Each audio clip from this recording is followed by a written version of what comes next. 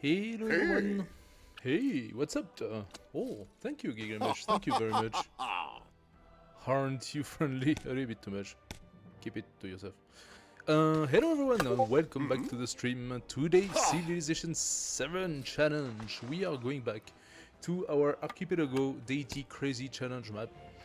But this time, we are abandoning Napoleon, who has been nerfed a little bit too much and doesn't really work for us. And we're gonna try this brand new shiny and beautiful Gilgamesh. Yes, thank you, Gilgamesh.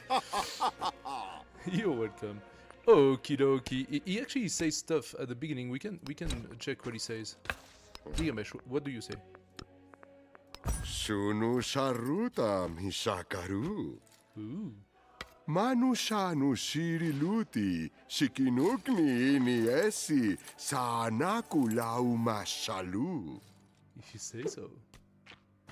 Ooh, what posture, what elegance, what... Ooh, hairy torso. Anyway. Gilgamesh, brand new character. Look at this. He's playing the real lover, I don't know what. Militaristic diplomat, interesting. A brand new set of skills. We can actually review them right now. +2 war support when in only one alliance. This is what we are going to use. When one of your military unit defeats an enemy unit, gain influence equal to 50% of the defeated unit's combat strength, which is very interesting. That gives us influence through killing other units.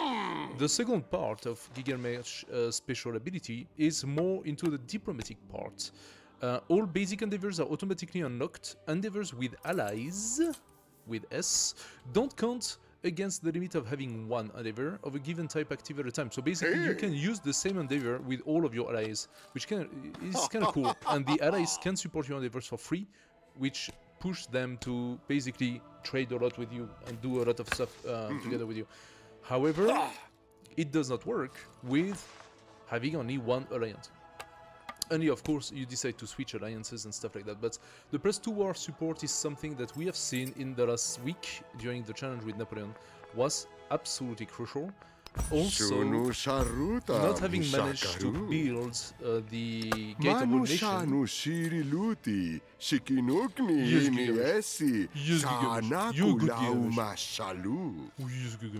Yes, you're good, Gilgamesh. Persia seems to be the obvious choice because we get 30% production for the Gate of All Nation and the +3 combat strength for infantry unit when attacking makes sense. It actually makes complete sense. And having the Gate of All Nations for the extra +1 or +2 on war effort, we saw the last week that the war effort was what destroyed us. Okay, with Napoleon things did not go really well, and also what didn't go well was having Persia and obviously Xerxes as an immediate neighbor.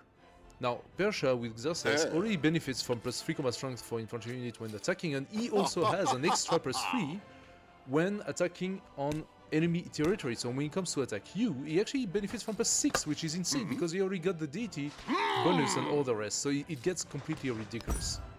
So what we're gonna do, we're gonna keep the difficulty on custom, so they only get +5 and not +8, because +8 is beyond dumb and I don't know what to do with this. The game speed online is still good. We are not going continent on island, we are going for Archipelago Huge.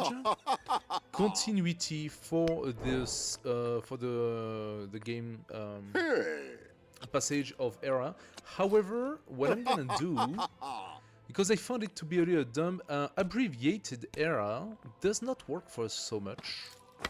Abbreviated era makes it so that upgrading your units it doesn't really work. It doesn't really do anything for you. So where are we? Game speed online, age length standard. So it can be standard, it can be long or abbreviated, right? Now, what does that mean is that the ages pass faster, they end faster, but you can literally not do anything with this. So I'm gonna keep it on standard and see if at least that do something for us or not. And end of age countdown, having 10 turns to count down, do we want that? Or do we want to just switch? Having the countdown allows you to prepare your last 10 turns a little better. not having the countdown makes it so that you just continue the game a little bit more.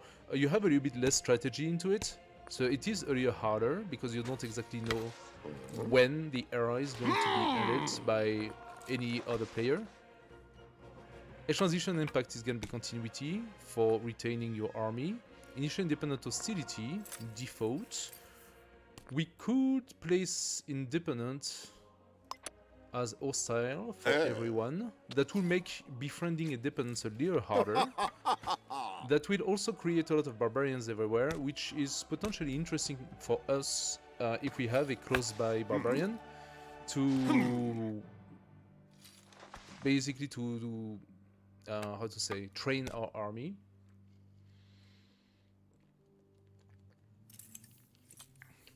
Bypass civilization unlock is necessary because we are doing a challenge. So I'm gonna keep all the rest, I think, the same. Disaster frequency, well, light, they really don't happen much. I think I'm gonna put them on moderate. The last time we enabled the revolt crisis, it was fun, but it did not really do much for us. I'm gonna disable the crisis. They are not doing a lot for us right now. Now there is one thing I forgot to do, and that is to give him his how do you call those? Mementos. So as a memento, Gilgamesh is diplomatic, militaristic. That means that if you go and validate his story, you will eventually gain some attribute points on diplomacy or on militaristic. Now, one of the militaristic attribute points will give us the war awareness, and the other one will give us the, not war awareness, the war support, basically. The other one will give us +5 against independence. I think taking it, at least for the first age, is a necessity. Now, he does not have any sort of bonus or malus when it comes to science or anything else.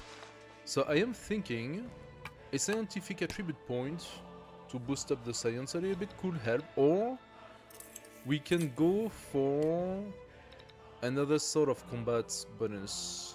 Now we are going archipelago, so plain, desert, or I don't know what, it's not gonna do anything. +5 combat strength against 45 district for all you need during celebration, that makes it really tough. If your happiness is in the gutter because of war awareness, then you never get a half celebration. And if you never get a half celebration, you take something like that, that means you're never gonna be able to use it. Naval unit, we don't do Navi. That's part of the challenge. So, yeah, remembrance. So, last week's challenge, Archipelago huge map. Total domination if possible, or at least total war. No boat allowed. So, we are gonna have to use our army into the sea and try to basically make it work so that our army does not get completely wiped while going into the sea, which is extremely difficult. -1 gold maintenance on cavalry units, that would be fun, but not really useful right now. +2 combat strength defending in friendly territory can be useful if we go for the defense. Now, going for the defense can be as efficient as going for the attack. In terms of gaining experience, you set up the bulwark, you build fortification and stuff like that. So, but looking a little bit at those cards, I think we are not gonna go for that first. I think the settlement limit per age is interesting, but +50% compared to city cost is quite hard, unless you really manage to make good money. We could start with 200 gold. That's a nice boost at the beginning to immediately build a little bit of army, but I think I'm gonna go for the scientific for now. We go back to this. We're gonna go Persia, we're gonna go with our setup. Let's go.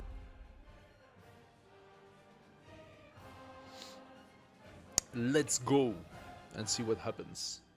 Hello Kick, how are you doing today? It is kinda nice to see that the first person connecting is on Kick. I actually I need to learn how to promote Kick and how to make it work, because, well, let's be honest, Twitch has been extremely silent. None love life more than you, Gilgamesh. People are not interested in First of heroes and best of friends. The cedar groves shake with your laughter. The Tigris floods with your tears, and your foes tremble at your approach. A new challenge awaits. Come now, and write a new verse to your epic. Okay, valid. I like how they represented Gilgamesh. So Gilgamesh was, I think he was a Persian, if I'm not mistaken. And he did have like this sort of weird ass beard and stuff like that. Not at all, it's not just Gilgamesh, it's also the other big ones. What are the names? Like, it's not like Agamemnon, it's like those guys that you see in movies that are absolutely not well represented. But yeah, that's a little bit like the style that they had at the time. Lots of bronze. They did not have so much gold, or they did not have so much iron or whatever, but it was the Bronze Age, so they had like a lot of bronze. And long beard with a lot of decoration and stuff like that. Kind of cool. Okie dokie, let's see how that goes. Ah, the settler is looking good. But those should be Persian settler, right? Okay, so we are starting on a desert tile. That sucks, but we are surrounded by oasis, which is kind of nice. That means that most of those tiles should be on fresh water. Yes. Nearby tiles from the oasis are usually on fresh water. Now, we do not need to be in immediate vicinity of the sea, but it's good to not be too far. What I'm thinking is that we might want to work those oases. They will make for clay pits. We also have a tile for a mine, so we can definitely go in that direction. We have quite a few tiles of forest around, and we have those four resources. If I settle on the clay pit itself, am I gonna lose the benefit of the clay pit? That's the thing I don't know. That tile has food and gold. Now the clay pit will give me also production, right? Now what I'm seeing is that we got some reef over there, and I really want to work those reefs. But here's the thing, if I come on this tile, I would not destroy the clay pit, I still have access to all of this, and on third, I will also have access to the reef. Now those reefs will be the only fish tile I will have. I would open more fish on this side if I settle here than here. Those two tiles still validate those four resources, so I think I'm gonna do that.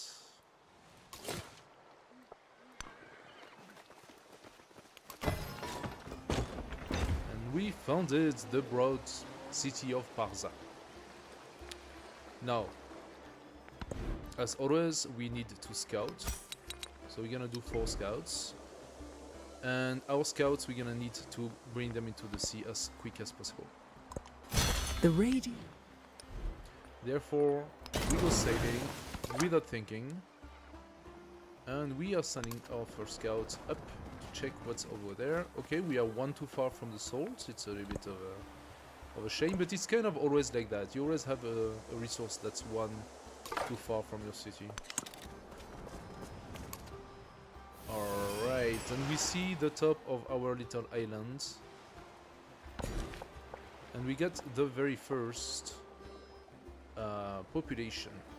Actually, validating the clay pit will boost up our gold early, and that's actually quite interesting. Now, we could set up a farm here that gives us happiness as well as production and food.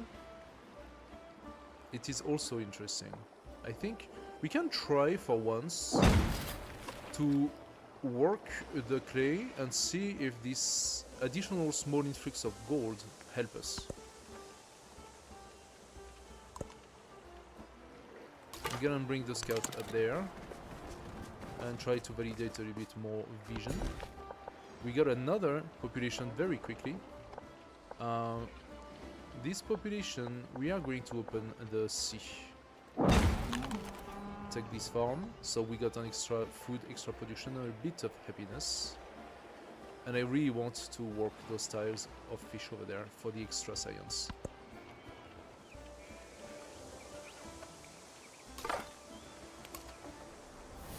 Okay, we have seen absolutely no tribal hut so far. Oh, I think we are on a very tiny island. Which is cool. I protect thee with this flame, and I drive away the foe and the sand from thy feet. Okay, so we unlocked the chieftain very first civic. Let's have a fair look. breeze And blew. also sailing, excellent. Let's have a look before we put the policy. I mean, I can put the policy. No. Let's have a look first at what sort of civic tree we have for Persia. I don't know it by memory, so the Achaemenid Persian civics. Let's check that. So we have Spada, Satrapis with its mastery, and Basis with its mastery. It's actually a very small, very small tree. Now, interestingly, we have Gate of All Nation as Satrapis, so as the second civic. If I was to go here, the Gate of All Nation would be at Discipline, which is the next one. No, it is the mastery of the next one. Here it is the second one, but that takes more time, I think, because this one I would need 7 turns for Spada, while I just need 6 turns for Discipline. So let's go Discipline. Also, we have our cards to place. Let's get the 5 combat strength against independent for now, and then the next time we will put the +1 for support, war support. So those cards are very slow for now. Okay, we found the first tribal hut. And already we can go into the sea, which is good. And our very first story. Alright, so let's see how things go. Also, I need to double check if the stream is up and running on everywhere. Oh no, I did not even finish settling. I'm so sorry, I didn't even finish setting the YouTube live, so the thumbnail is good.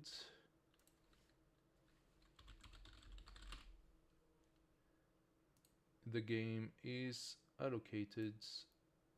There we go. If I forget to prep, things are not gonna work. Okie dokie, so now the stream is going. Alright. So YouTube is up and running. Kick is up and running.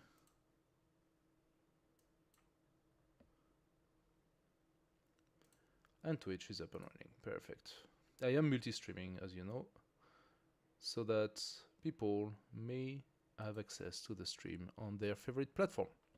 Okay, so a bull in the palace. As Gilgamesh's court grows, so do its duties, and so does its drudgery.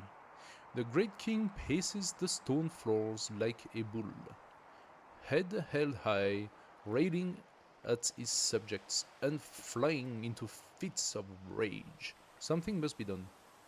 What's happening, Gilgamesh? New horizon, new faces, new experiences distract from the dullness of home, and I have sun in my face that distracts me from the reading of Civ 7 stories. Yeah, the light is fine, so that is no trouble. New horizon, etc. Activate 3 more discoveries. Oh, that is definitely doable. It will give me 3 influence on Palace now. That's strong. That is strong. Use the Levy unit action on the city-state, the Drums of Wars, the Clash of Bronze Coal. That will give me 15% production toward training cavalry. Okay. That would be good for a big flat map, but not so much for Archipelago. The Stylus and Clay Tablet, the Hush of the Library Call. A +12 science, so 1 turn of science early. It's nice, but I do like the idea of the +3 influence on Palace. So we activated sailing. Now we do see we have camp, pasture, camp, camp, and we are 1 away Ah. Had I known, I could have come down one, and I would have gotten the wool. Well... Oh wow, actually if I had gone on this tile instead, I would have had 6 resources. It's impossible to know, of course. But I would have had an extra camel and an extra salt if I came here. And that was actually a similarly okay tile. Huh. A little bit of a shame, but hey, it is what it is. I could set up another city around here actually that has a lot of potential. If I settle here, that means this city and Parsa, or capital, will have 2 tiles in common. But I could decide to completely focus Parsa on the southern part, and to have this secondary city here focus entirely on all the fishing. So... if I settle here on the island, I could go and catch the salt, but I would forfeit the camel. Which might be something. I mean, I could even settle here. Maybe there is something good in that direction. So if I do that, I could catch the salt, work all those fishing tiles, and not go too much into... not at all, actually. If I settle here, I would be at 6 different. So I can play the tall game with Parsa if I want to, and redevelop the city. So I should do pottery first, to boost up my clay pit with production. Okay. We are going despotism, of course, training infantry units and getting science. On celebration. And let's go for a little bit more production. Because, I mean, I could also try to go culture in order for me to unlock the wonder faster. But then, am I gonna have the necessary production? I don't know. Let's do that. See if that shows maybe 1 turn. It did. We went from 6 to 4. Okay. Let's check. There is another resource up there. Okay, so this is a valid tile for a city here. That would be a small town. It will never be a city. It will become a fishing town. But that fishing town has a lot of potential. Also blocks the passage here. So it is an interesting tile to consider. Let's check with this scout on this side. As for this scout, he's gonna go into the sea, and we're gonna try to catch this discovery quick. Okay, we have the granary open, and it will become a necessity, the granary. But maybe I buy it. The granary costs 108 gold. Taking over the clay pit maybe will give me quickest gold generation. I think it's not necessarily a stupid idea. I'm gonna go here and check. Okay, there's another island on the right. This guy is gonna go up there. Ah, okay. So let's go for the extra point of science, but also the 2 food and 1 point.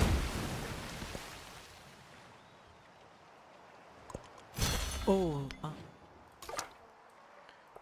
You go south, and you're gonna clear all of this. Okay, since I am still a few turns from... I could already do brickyard immediately. Are those tiles very valuable? I think not.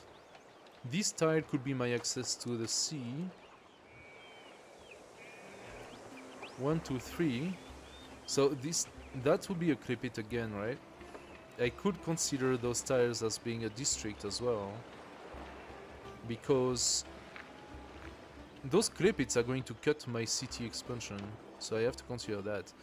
1, 2, 3, that also could be an interesting tile for city development next to 2 resources. Now, what are the tiles that are next to 2 resources? Let's check it. We have this tile here.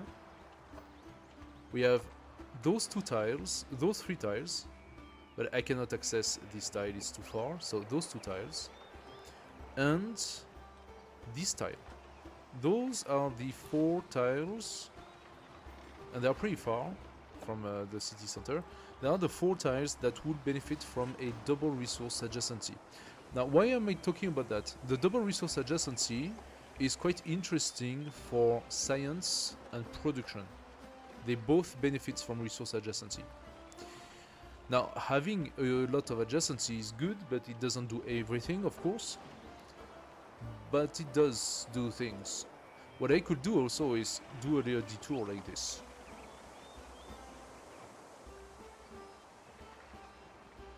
So I could definitely open that tile with the granary or brickyard, open that tile with granary or brickyard, and then the thing is, if I want my city to grow in that direction, I will have to sacrifice this tile, so that will not be a clip it. We might consider this. We might consider it. We do not have any mountains, which means our culture is not going to benefit from any adjacency. And so does our happiness. So culture and happiness benefits from mountain, science and production benefits from resources. So I am considering the reach around, because this is a very strong tile with 3 sea coast adjacency, so that makes it a good food and gold production. And so is this tile. So we have 2 tiles that benefit from 3 coast adjacency. And then those coasts can be a port, fishing quay, whatever stuff. From this city, we are going to reach 1, 2, 3. So we are going to reach 4. Because this is open ocean and we don't reach this one, unfortunately. So 4 sea tiles on this side and 3 sea tiles on this side. That's 7 fishing. That's okay, good in terms of food production, but I think we're gonna do farming as well. So let's start. We have a little bit of food, a little bit of production. What I want is up my production in preparation for the wonder. This will be a gold and food tile. This will most likely be a port or something like that, right? That means I could consider this tile to be a wonder.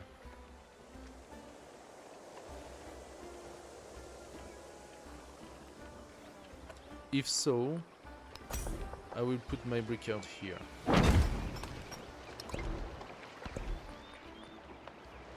Animal husbandry to unlock the pasture. Production on camp and woodcutter, yes. That makes sense. We also have camp soon, so definitely, let's do that. Okay. Interesting over there.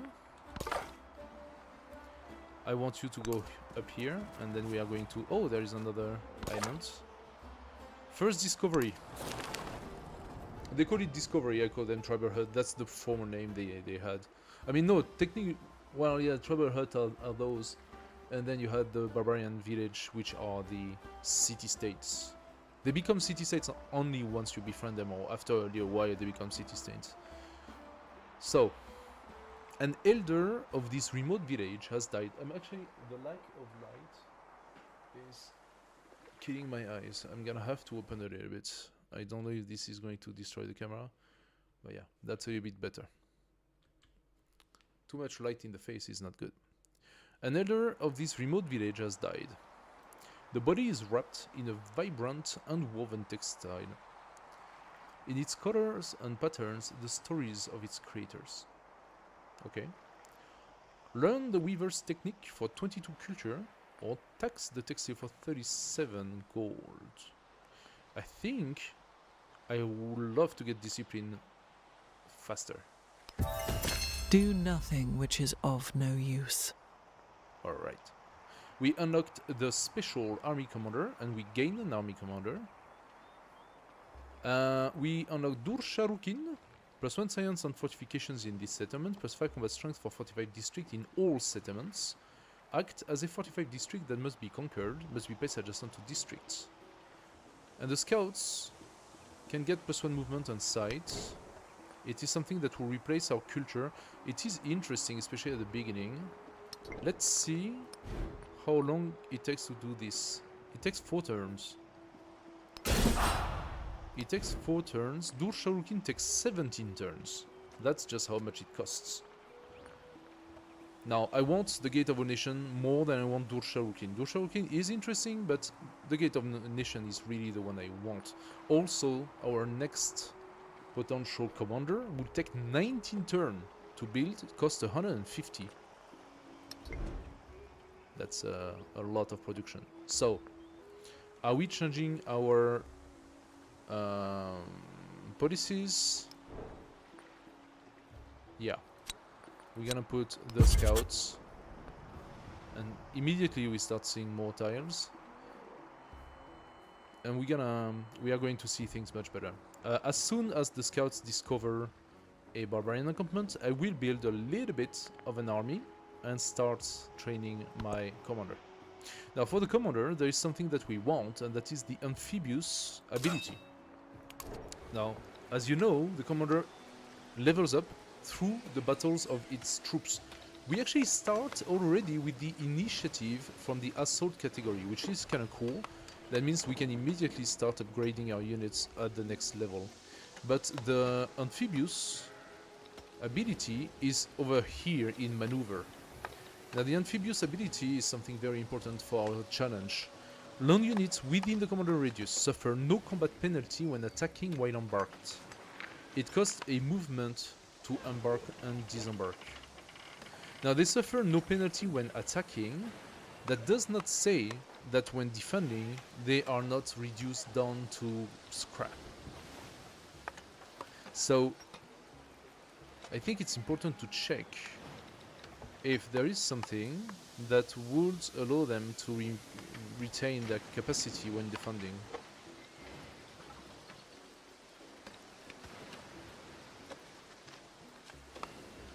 The answer is no, there is not. On the commendation points, second wind, duty,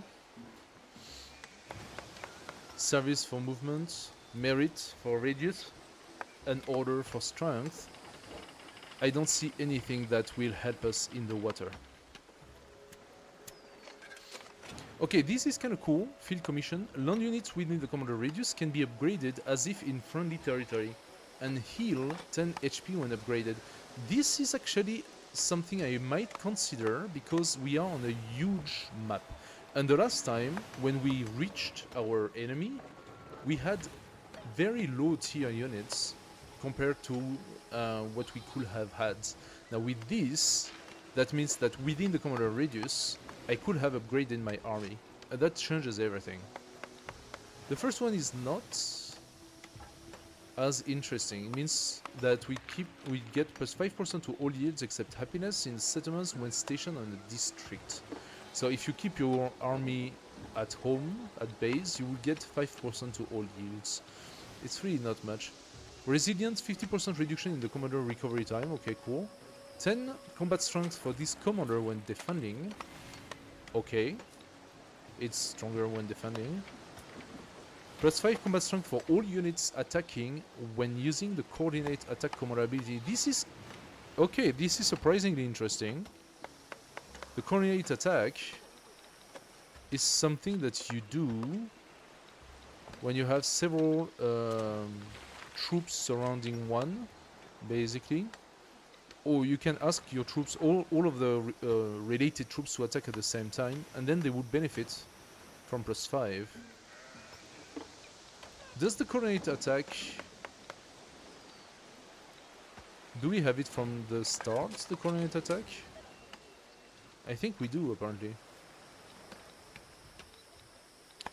Okay, I never really looked at the leadership tree because I thought it was not as good as the other trees. I mean, they might have reworked it to make it a little bit more useful. Barrage, 5 combat strength for all units attacking when using the focus fire commander ability. So, coordinated attack would be for melee, focus fire would be for range units. And they would gain plus 5. Now you have to understand that when you do this, you literally tell all of your units of the same type, focus your fire on this one unit. It could be also on the city, for example. So if you focus fire, run how you say that? Not range, siege units on the city, then they would benefit from a lot of. You could probably destroy the walls in one turn using that. That's interesting, really. But the assaults, if you go with siege, you also want to have the extra +3, right?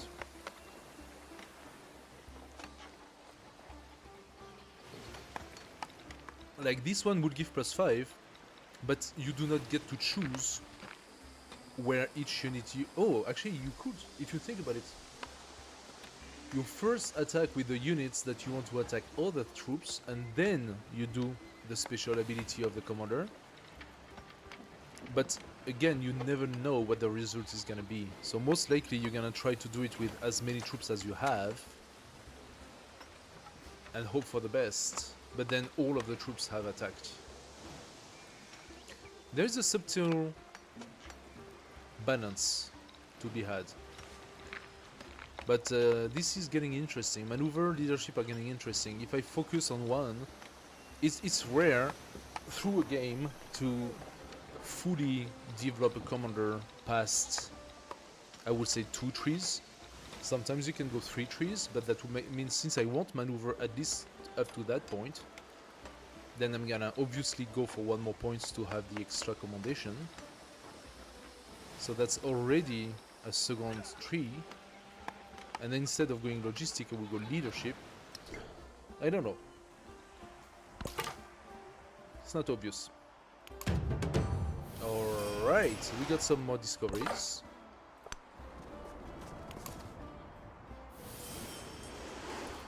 Okay, so there is actually nothing in that direction.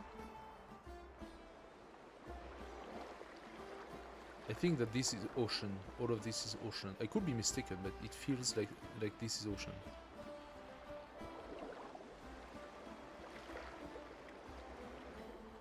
So I'm gonna send that scout in this direction now.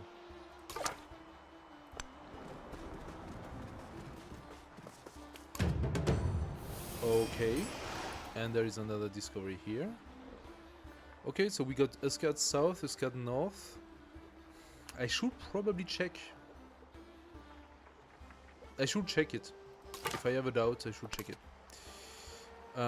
This scout cannot pass here. The only way to pass is here. So I'm gonna wait for that guy to come here. So this scout will go left. As for you, you slip. Okay. Move 1. Check the tiles. Okay, you can continue to go south. There is definitely something on the left.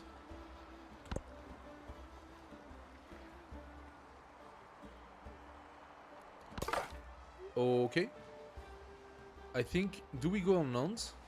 This is coastal. Maybe we go faster if we stay coastal for now.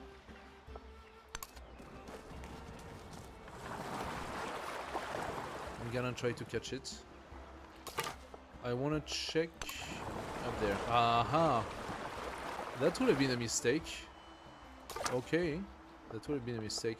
So instead of going left, you're gonna go back up. I'm gonna need an extra scout. How much is a scout? 60. I could purchase it next turn if I want to.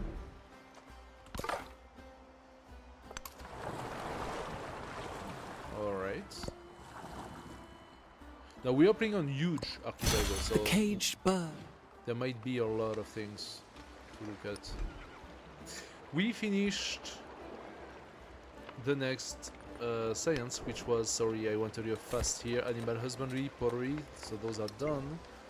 I should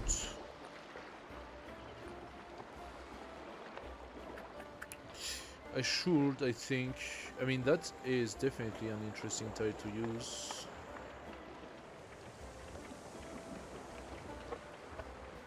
This one too, actually, and it's already available. It's not available, I need to go through this. So either I forfeit the mine, or I need to go from below.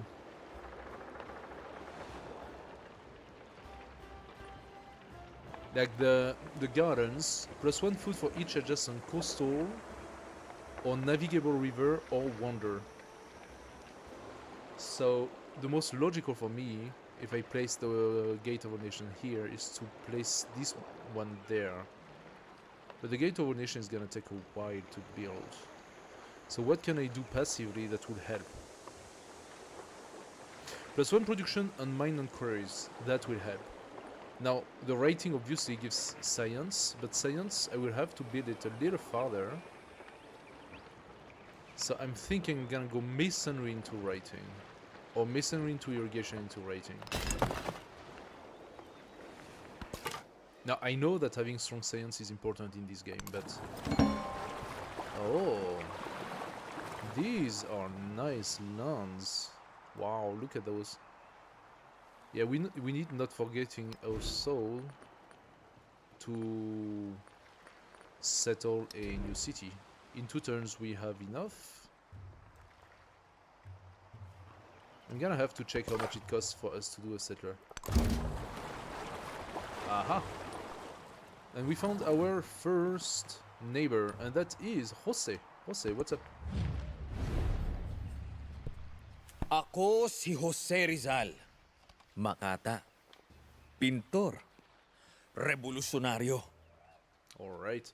Now, remember that we want to have exactly 1 ally to begin with. It depends entirely what Jose's agenda is gonna be. But I'm thinking we are going to give him a friendly greeting.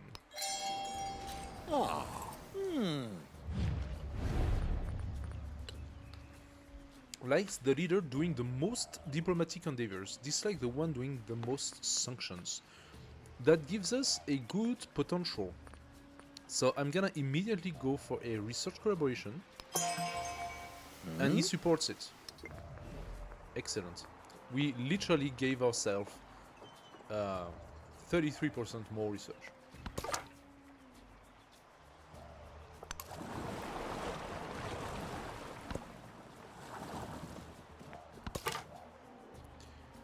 I want you to come here.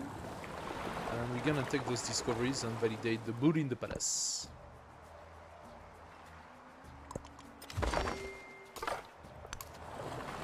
Oh, and that might be a secondary island for us as well.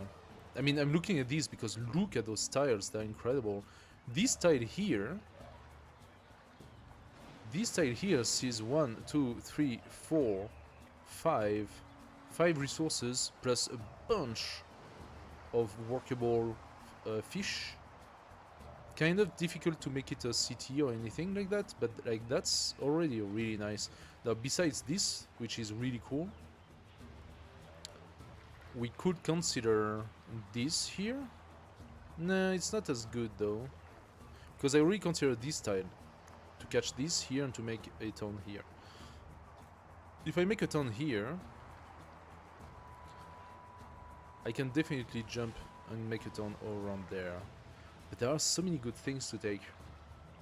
If I go 1 up, I will lose access to the dye, but gain access to the wool. And with only 1 population, or 1 harbor, whatever, access the land for further construction. So I think this tile here actually has even more potential.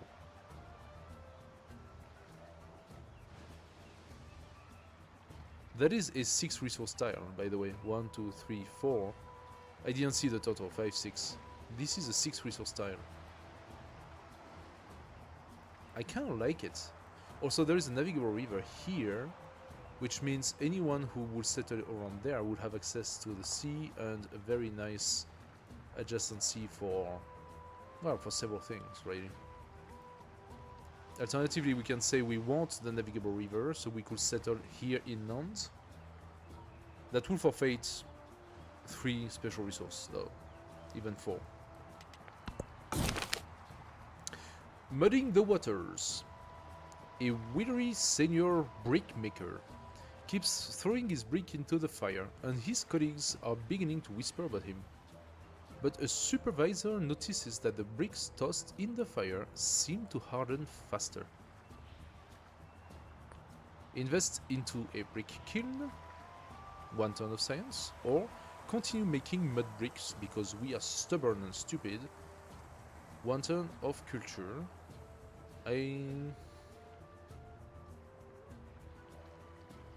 Did I finish producing? I just did, right? So I'm gonna be stubborn and stupid and validate Do nothing which is the of Gate of no Nation use. 1 ton faster. At the moment, we are not gonna place honor. What we're gonna do is an 11 turn Gate of All Nations right here. Now hear me out. I'm gonna try to catch as much production as I can to do this wonder, because it's really tough in Deity to manage to get a wonder. Maybe either we go mysticism and try to maybe catch a pantheon, or we go spada. We are not. I mean, the production for training infantry unit is good.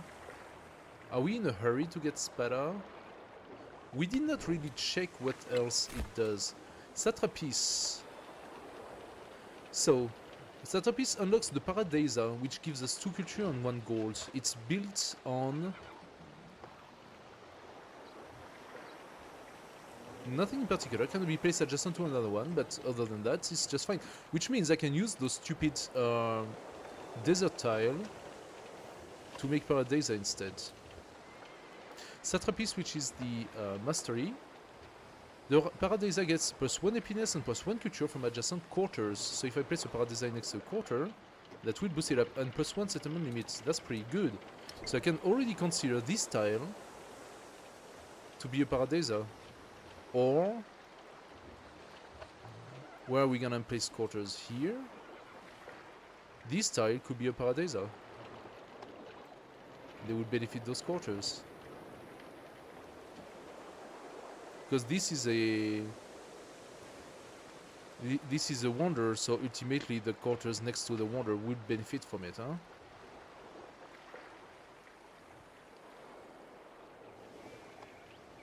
If I place quarters here. Then if I place quarters here, we have a resource, yes, but I could place a Paradisa here, and that could be a quarter. The way I'm seeing it right now, I want those 3 to become quarters. So this one for the gold and food. This one will be something else, I don't know. And this one will be our production and science. So I can definitely put a Paradisa here for sure. Now, I'm not going to replace those by Paradisa, I think. Because they provide me with the production, right?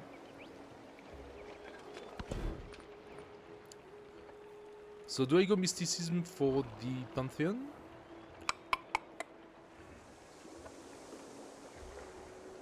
Or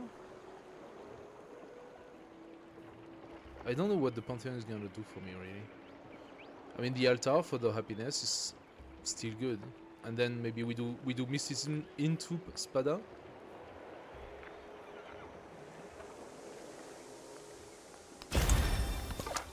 Yeah, we can do that. And we found...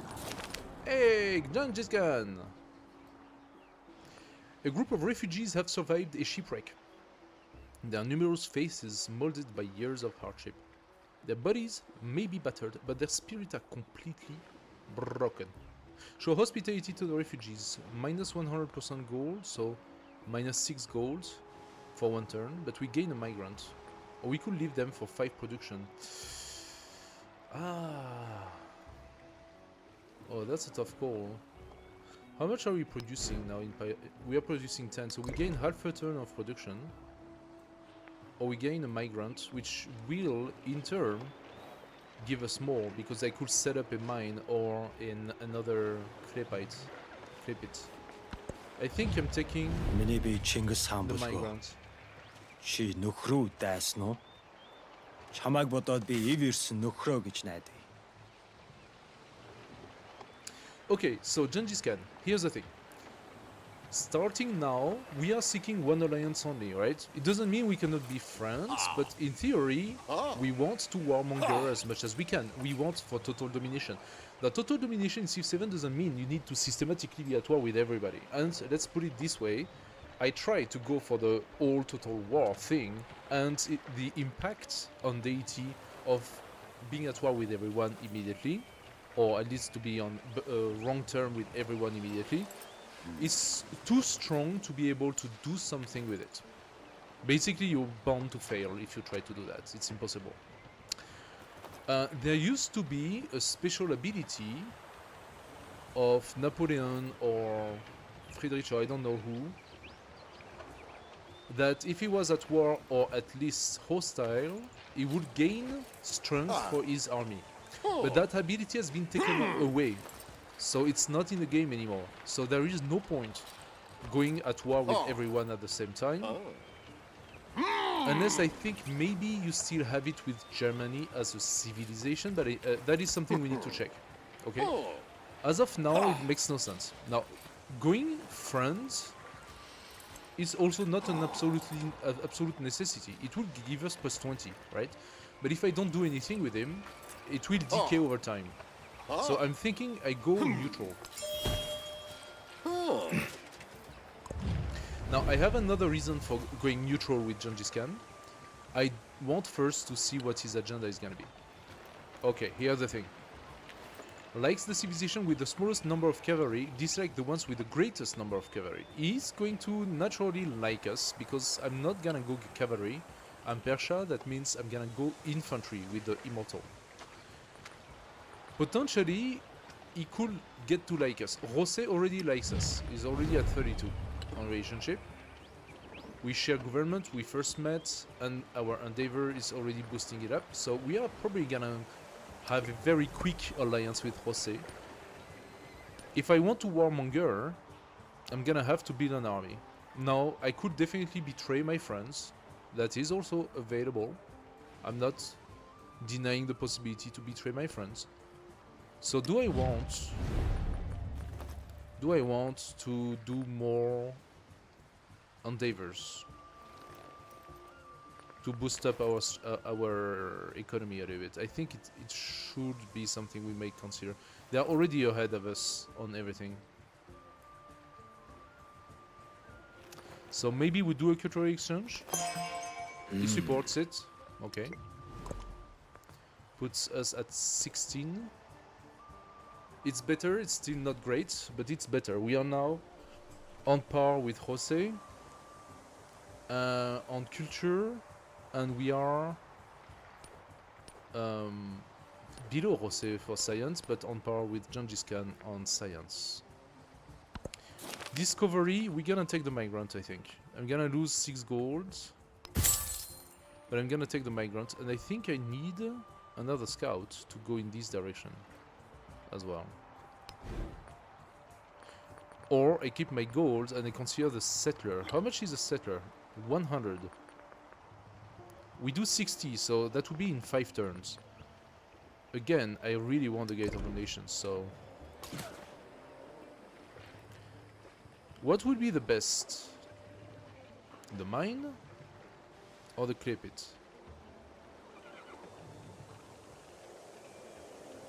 The mine should give us 3, right? But let's give the clay pit so we also have the boost in gold on top of it. Oh, true. The migrant, you don't need to activate the migrant on the tile. You just need to activate it in your city. Okay. So we do that. I'm gonna go back up and check a little bit what's there. We also have a discovery to take here. Back. Let's go and see if maybe we can capture that discovery. Did I already check? No, I did not, huh? There we go. So we got a bit of tundra. The bottom of the map is really close.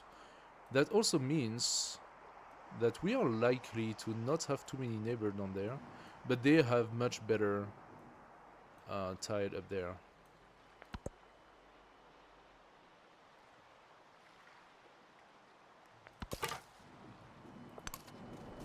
Look at that.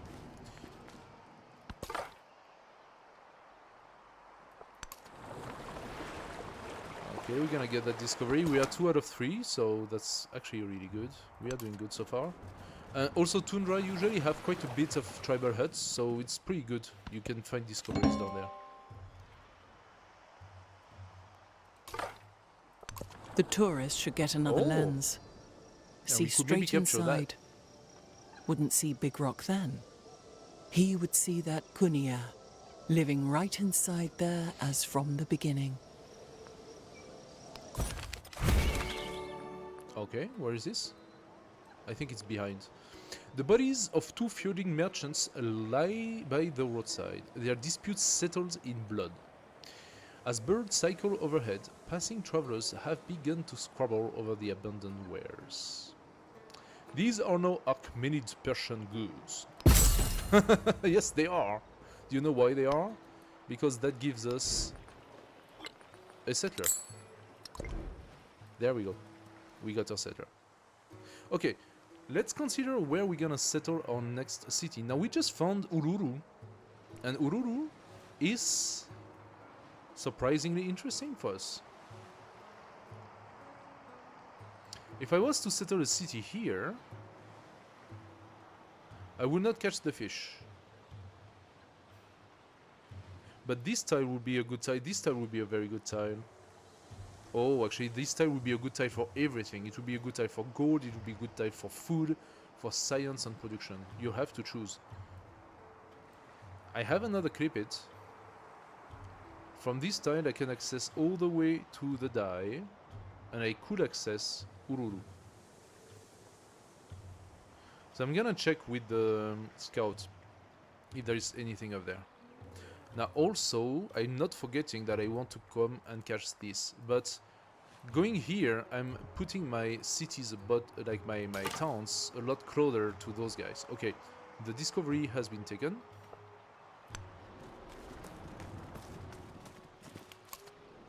Aha!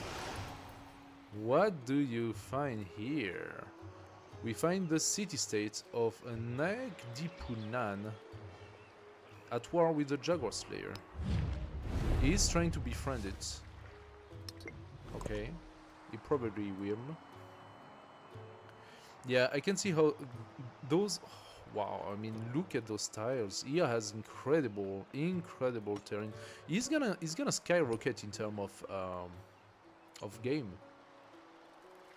Like, just think about that. Okay, he take this one. Eventually, he could incorporate it. Even that would be a superb city here.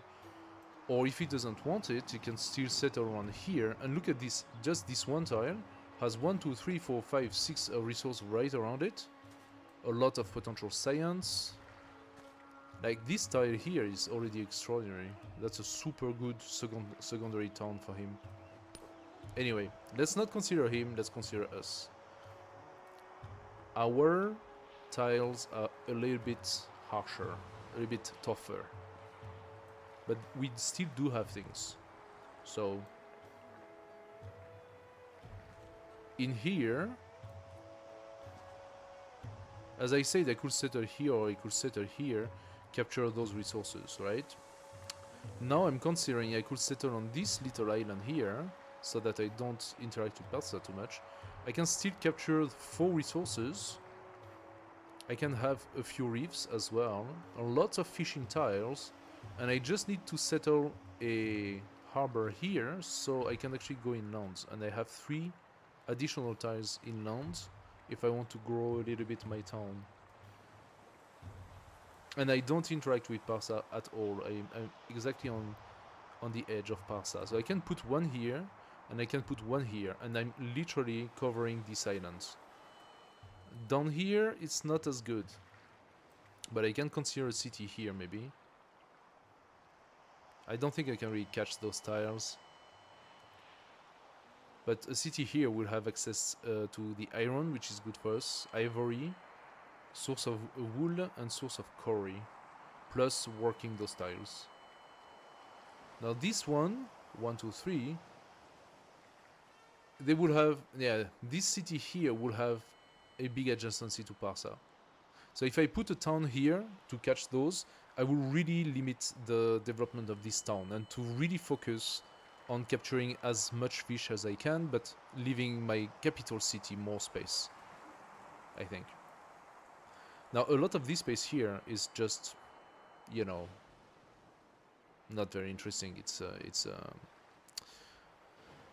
desert, but desert tile, if you think about it, could be good city tile. So if I consider, for example, placing a wonder on this tile, then all of those tiles around it becomes interesting potential city tiles, right? So I don't know. A bull in the palace, that has been validated. Gilgamesh has seen the world, uncovered its secret, and yet still yearns for a foe worthy of his might, or perhaps a friend. +3 influence per turn. That is really strong. It's like having the villa already. Worshippers have congregated under the torchlight of a shrine. The image of their deity looks down on them from a pedestal, forgotten by some, but not all. We could exalt the deity, gain 22 culture, nice influx, or tear down the statue and gain 37 gold.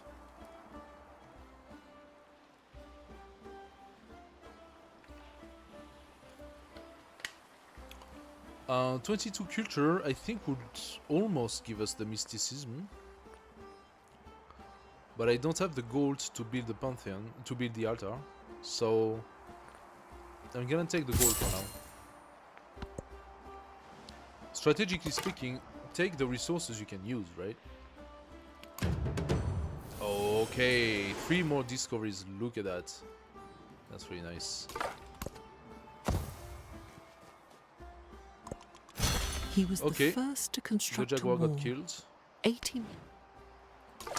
Let's go into the water. I want to explore those guns.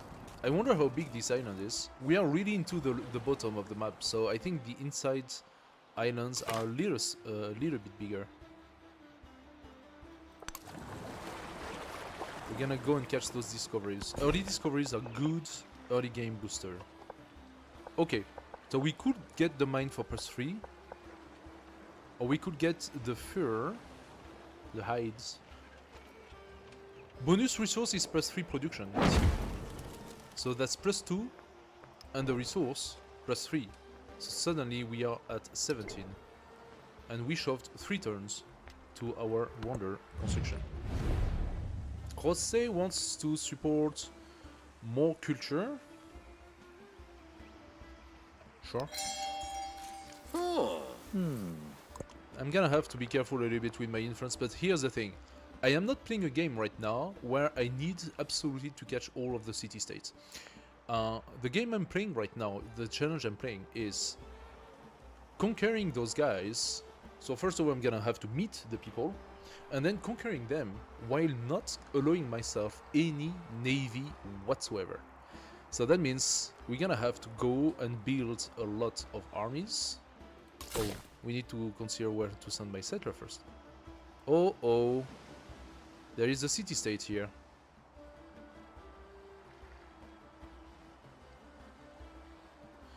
There is a city-state here. So that means we need Wasukani. It's not close. It's not too closed. That I could not settle, but I think I'm gonna use it to fight. I'm gonna build up my army and I'm gonna come here and use it to fight. So my first town. Look at that. This is really gorgeous. I could consider this is actually fresh water. If I come in here,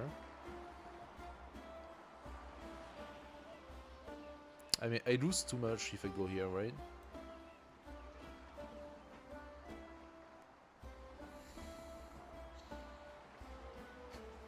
I want to make him a friend, and I don't know what will happen if I settle here. Is this going to be like settled too close to my capital or stuff? I don't know what's the threshold for that. But he could also come here, settle, and forward settle me, and then that's going to be a problem. I could alternatively settle my first town in that direction and then the second town over there. Huh. I am really tempted by this one though. I am really tempted by this one. How long? 8 turns to go there.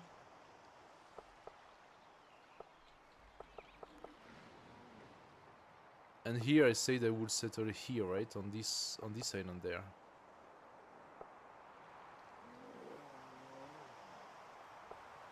This one is 3 turns. Let's do the intermediary one first. Okay. Now we are offered to research masonry level 2, +1 production and production buildings, or irrigation, +1 settlement limit. We cannot really benefit from that yet. Or we go library for unlocking the science, but we don't really have access to that first. I think irrigation for the garden, and then writing. But masonry would give me +1 production, so that's gonna be masonry into irrigation into library. I am curious about what's on there, but there is also another place here. Aha, this is a small island. Okay, I'm gonna clean the fog. Is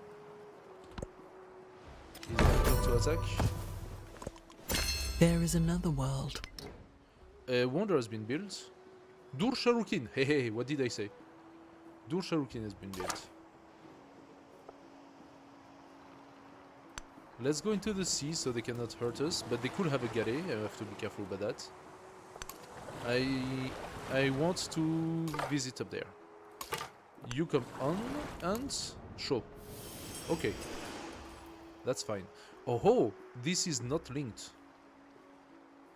So those two are not linked together. Interesting. So we're gonna go back down and visit this area.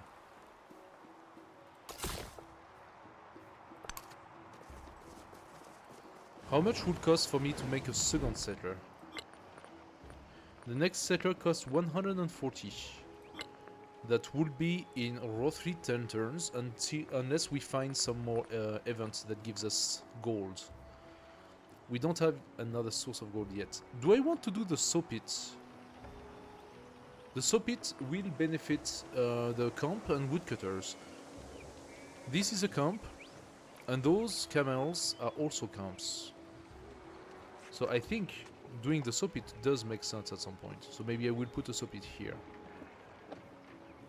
I did not forget about the granary. We will want to grow that city faster, but for now at least I'm trying to get this wonder.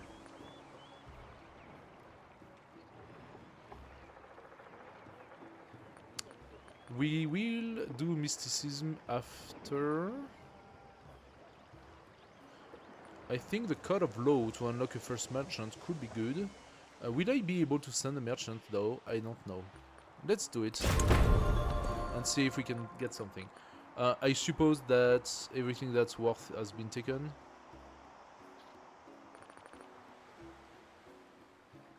+2 influence on the altar.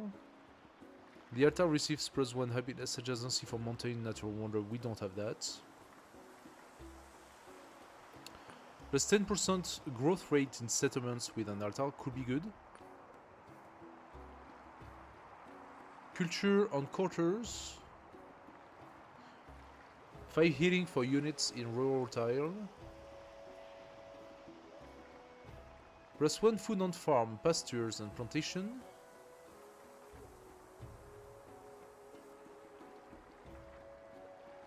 I just have a pasture, that's all. +1 gold on camp and woodcutters. That is possible. +10 production toward constructing buildings. +1 production on fishing boats. Oh, now that is...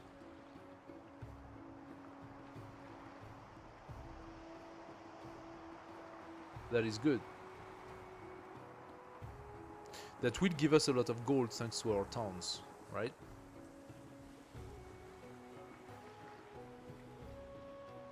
We could kickstart the gold thanks to that. God of the Sun is a small bonus. 1 science on quarters in settlement with an altar is not bad, because we can close up quarters quite fast, so we would have science. Do we want science or do we want gold? If we want to play with a large army, I think gold is something we're gonna need.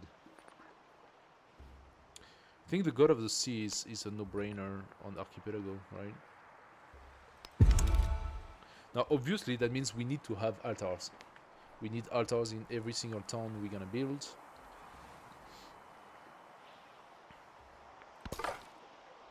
I will kickstart the army soon. Surveyors have devised a specialized rod for measuring coastlines, sizing up the world 1 calculation at a time. Mapmaker will be eager to test its worth. We can study the tool and gain 1 turn of science, okay, or celebrate the surveyor's wisdom for a bit of happiness. I haven't had a celebration yet. 1 turn until the next one. That is quite a few turns of happiness. I have only 7 on happiness right now. While the science boost is not that great. Give me the happiness.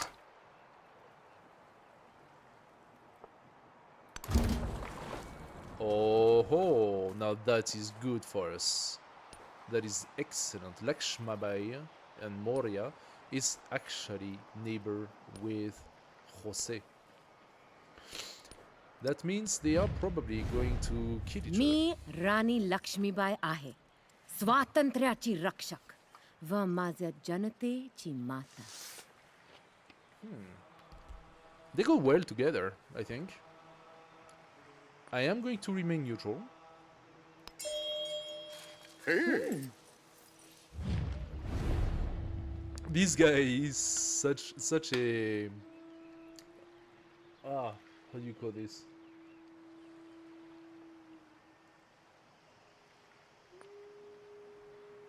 It's not persuasion, it's oh my god, I literally just lost the term while thinking about it. But when you look at his face, he's like a charmer. He's such a charmer, the guy. Likes the civilization with the highest influence. So we start with a +3 on our influence, which makes us the highest. She might like us. Gengis Khan? I didn't do anything. Oh yes, we do. We have a cultural exchange. But yeah, no, at the moment his agenda is not changing. Okay.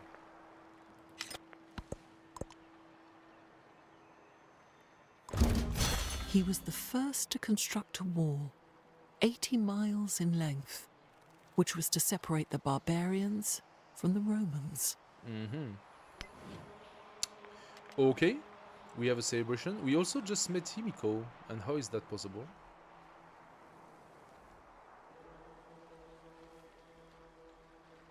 To be more precise, oh ho! Now there's a town here. There is a town here. Pushing my town there makes me close to Gengis Khan. Himiko is over there. Oh, could it be that Himiko is on Gengis Khan's side? Now I like that. There is also... Is that all one island? If that's the case, that's an enormous one. そなたが来ることは骨の占いによれば知っておった。 I wouldn't say better, darling. I love the little scratch of his previous mistress, you know? That was done yesterday night. +2 happiness per age on happiness and diplomatic buildings, doubled if a building is both, so she has high happiness. 50% production towards constructing happiness and diplomatic building, doubled if a building is both. She's gonna have insanely good happiness and diplomacy. 38 already. Oh yeah, we have 7, she has 38. Actually, Jose has 43. Jose, look at this. Jose's styles are absolutely insane. What is this? That's his palace. His styles are insane. He really started really strong. Yeah, well. We're gonna make him a friend and we're gonna see what happens out of it. He wants to give us happiness. Oh, he wants happiness, more happiness.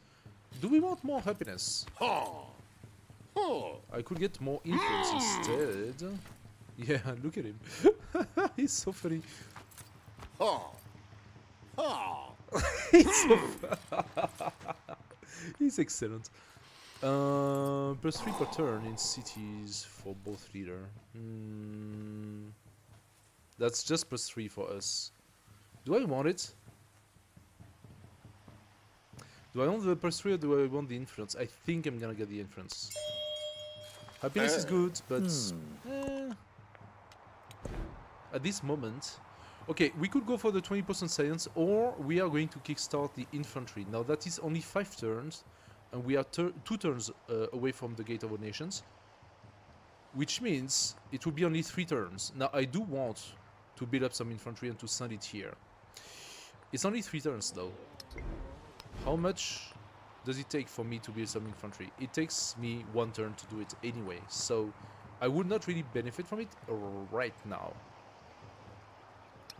So we're gonna go for the science gain at the moment. Now once our infantry gets to the next level, and that's gonna be done soon. Oh, let's take the money for now.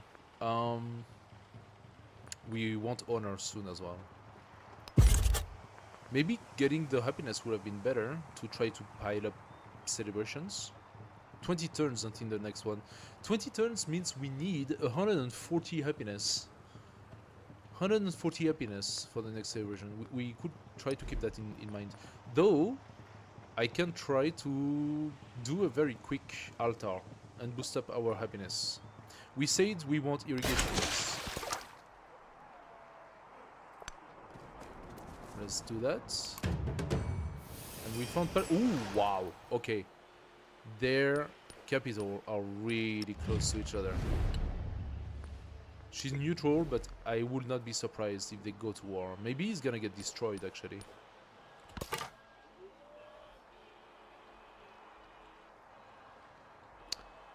We said we go back down, so let's go here. There could be a path over here, I'm not sure. And we're gonna build our town next turn. Okay, that took a lot longer than I thought. 1, 2, 3, 4. It's gonna take 5 turns for me to come here. I'm not forfeiting this one. It still looks really good. I'm not forfeiting it. I'm still considering this one, so we have 2, and I'm still considering this one, that makes 3. So that would be a logical path for us. I would like to see what's up there.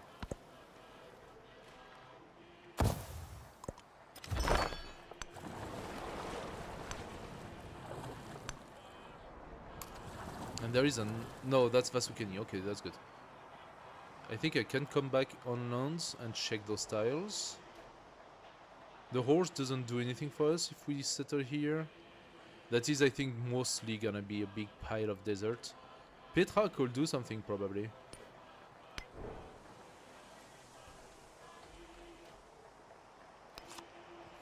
+1 production on improvements, and +1 gold on districts on desert terrain in the settlement.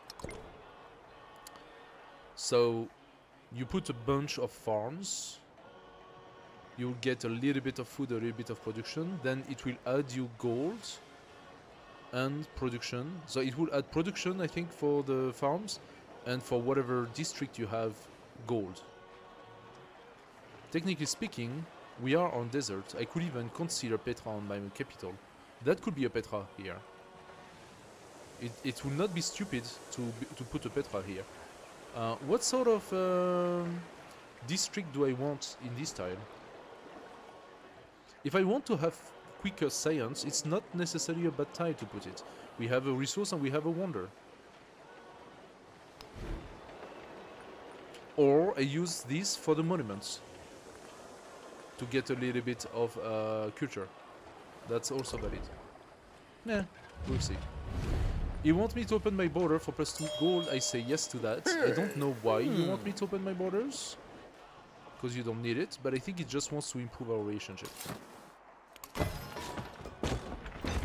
Now we build the city, the town of Tarsus. The altar would cost 180, the harbor 108. So the harbor is the next to be built because we need those fishing tiles to start producing gold for us. And we're immediately gonna start with the first one. Surveyors have discovered a source of gypsum, soft stone perfect for fine carving. But the stone rests under a wealthy family ancestral shrine. We can move the shrine stone, the tile would become a gypsum resource, or we could take what gypsum is lying on the ground and give ourselves a bit of culture. Do I care for this to be a gypsum? Absolutely not. So let's go for the culture.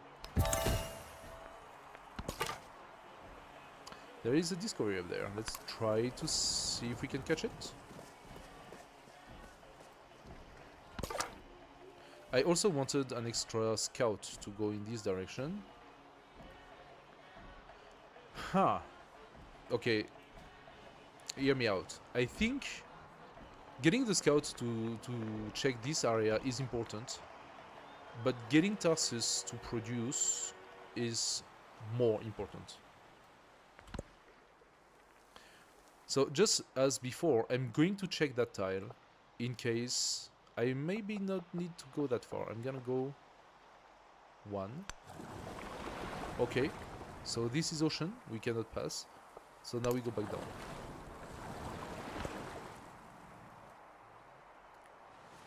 No man is foolish enough to We got it? desire war over peace. For in peace, Hello guys! sons bury fathers. But in war, fathers bury sons. Okay, this time we got the Gate of a Nation. Probably the most important wonder you want to have if you want to go for a domination game. +2 happiness, +1 war support on all wars. Ages must be placed adjacent to a district. Fine. We're gonna have the irrigation in 2 turns. That means we are immediately starting on our altar.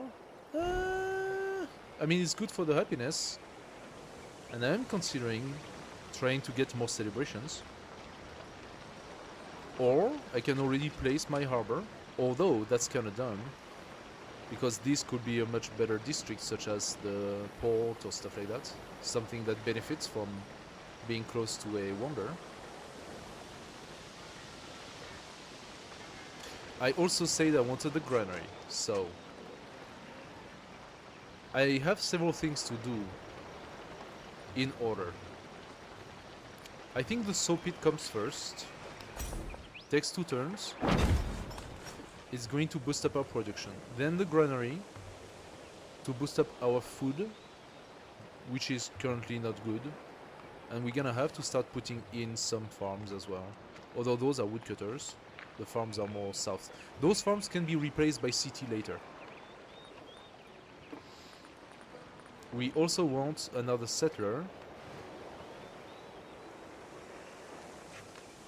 And then we want to kickstart our army. So for me to get the immortal, I need bronze working, which is after irrigation. Can I have bronze working without writing? I cannot. So I'm gonna go irrigation into writing. Actually, he decided to put writing first. I don't want writing first. I want irrigation first. Okay, I cannot decide the order. I can just click on this one, which would do the tree, but that's not what I want. So irrigation first, into writing, into bronze working. And then I will build directly, I will build immortals. He wants to receive combat strength. I don't need it right now, so give me the gold. Gengis Khan wants combat strength already. Does that mean that he is at war? No, he's not at war with Miko, but he might have some barbarians around, and he wants this. Eventually, that would be a good endeavor for us to have later. Also, we do have now enough influence. We cannot get this one because he's already halfway. Can we get another one? The only one that I see that's available to us is Vasukani, but I want to use it to fight. So we're gonna keep our influence for now. Let's try to capture that.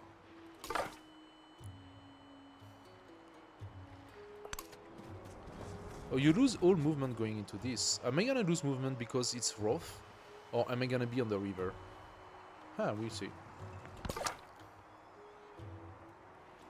Okay, we go back here.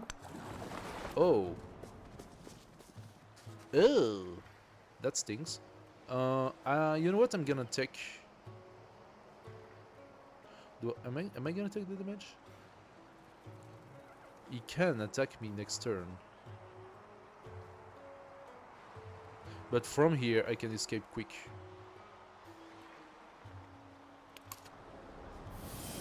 Okay, so now we have vision. This is not... I mean, besides the whole desert part of this, this is not too shabby. I could reconsider the placement of my town now that I have good vision. Because I was considering here. For what reason? Because it's 3 away from that and catch 4 resources, right? Also has this very good tile. But hear me out. If I place here instead, I lose the fish, but I gain 1, 2, 3, 4, 5 resources and access to Ururu. We have a large amount of space to develop. We are catching all of those fish tile around, all the way here, all those. So for future development from here, it's really good. And we still have access to this tile. But we also have access to this tile if we want. We are 1 away from the water. So going here will allow us to develop a large city. And we could then consider putting in another town here, even on this tiny island to catch the wine, if you want to.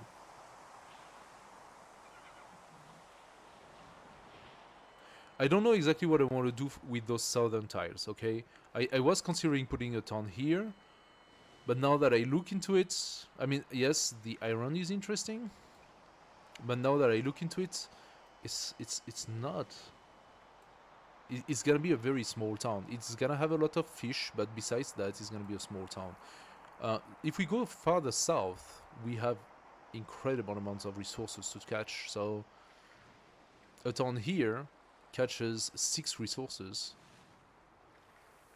Actually, if I place it here, I catch 7 resources. That's enormous. And then we can consider this small island here. A town here catches 1, 2, 3, 4, 5, and if we go down 6, so we could do 6 here and 6 here. With 2 towns, we would have 12 resources. Now, why am I talking so much about those resources? Well, each resource has its own benefit, and if not allocated to your towns and whatever stuff, they stay here, and they still produce gold and happiness. If you get 12 of them, that's still a very big gain. So, besides the fact that they're usually a little stronger tile, right? This tile here, because it has the resources, it's a 2 food, 2 happiness instead of a 1 food, 1 happiness. So, resources matter a lot in Civ 7. You really want to catch resources as much as you can. Let's go down and check. Okay, so we have seen the limit of this area. This scout is now gonna come all the way here. Now we should have enough. Yes, okay, we were attacked. That is not a surprise.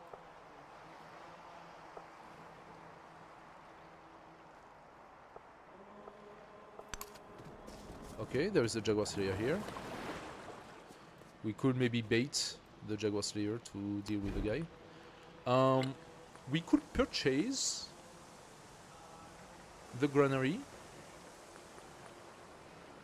or I wait 2 turns to purchase a settler, so I can pump a settler and purchase a settler at the same time, and we build up 2 quick settlements. Also, I was doing the Code of Law now, but now I'm regretting not going for the satrapies because then we have the settlement limit. I'm gonna need it. I'm gonna try to build a bit of an empire so I can pump out more armies quicker.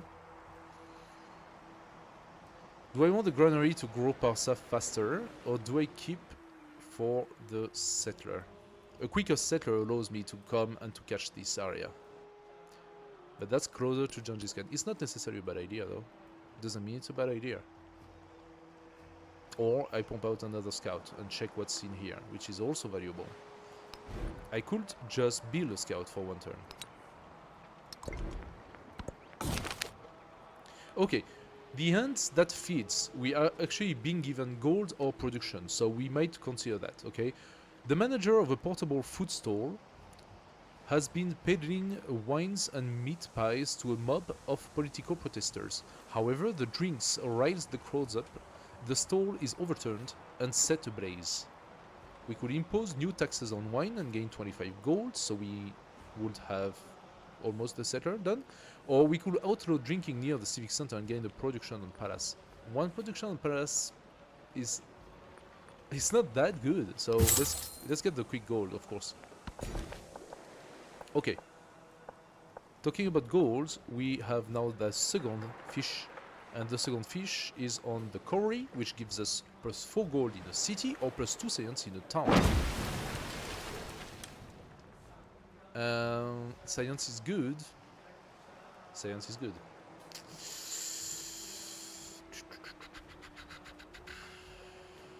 Four gold place us to 20 gold per turn. Science gives us a boost of plus 2. I could validate a bit more science. I know that the value of gold is not as good as the value of science, but it's 4 against 2, so it is arguable. I'm gonna go for the gold right now, and I'm gonna offer whoever has less science. That would be Genghis Khan right now. A research collaboration. Actually, no. I might want. He's neutral to action by. We are very far, very close to having the alliance. Actually, 60 is the threshold, right? And we already have stuff going on. I don't need to do anything with him. Let's do the research collaboration. And if I'm not mistaken, thanks to that, because he's gonna be my ally, I will be able to do another research collaboration with him. I might be mistaken on this one. We're gonna try it. Let's take that. Okay. A beloved prophet has been exposed as a charlatan by followers who claim they were bled of all their wealth. So he was a guru. They don't care about the money, they say, only justice. We could bring the charlatan to justice. Our scout will take 75 damage, so he will not be dead, but he would take a serious amount of time to recover. We would gain 50 gold immediately, or we could leave justice to the gods and get 25 happiness. Now, why do we get happiness by leaving justice to the gods? I'm not so sure, because the only one being happy would be the guru.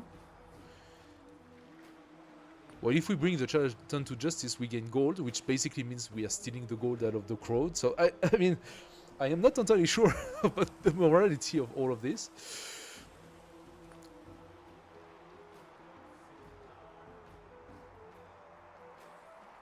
We get our next settler next turn.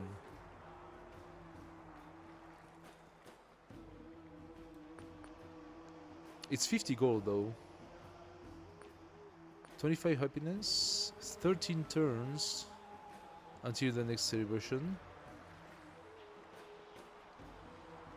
We get 20% bonus right now for 2 turns, and we already got the +6 thanks to our supported endeavor, which means for us to get 22 only, we need all those bonuses. It's not that easy. So the happiness gives us what, 4 turns? 25. 25 divided by 9, that's how much? That's 3. 3 turns of happiness.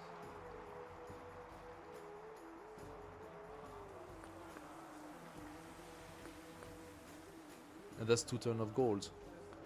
But the gold can be used. The gold can be used if I get enough to buy myself a altar into the town. Yeah. I'm gonna take the gold. Now he got some damage, which means I'm gonna have to wait for him to heal. Ah, yeah, now the rose terrain is blocking our way. Oh, that's unfortunate. The essence. Okay. I'm actually gonna go on this tile first. Validate the vision and then take the discovery. Oh, okay, Gengis Khan. He wants to give me food. Actually, oh, in towns only. I have only 1 turn, but that would help the town grow. Or we get 2.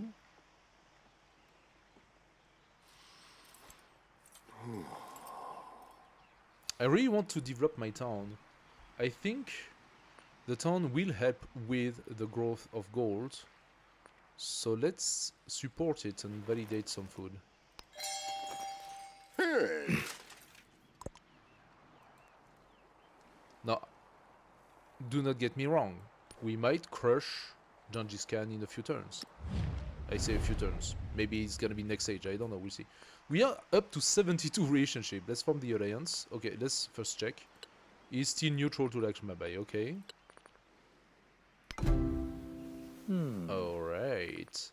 Now, this just activates +2 war support. So if he goes to war with Lakshmabai, she could become our very first enemy for us to crush. We would benefit from +2 war support, being into the alliance with him. And then when my military unit defeats an enemy unit, I would gain influence equal to 50% of the defeated unit's combat strength. So the plan here is, I'm thinking Lakshmabai will eventually go to war with him, because they are too close to each other. I do a scout, I'm gonna scout this area. I'm starting to prepare for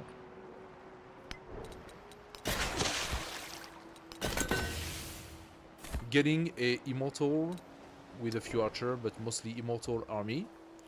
Eventually I can start looking at how much will cost another one. 7 turns for my next commander.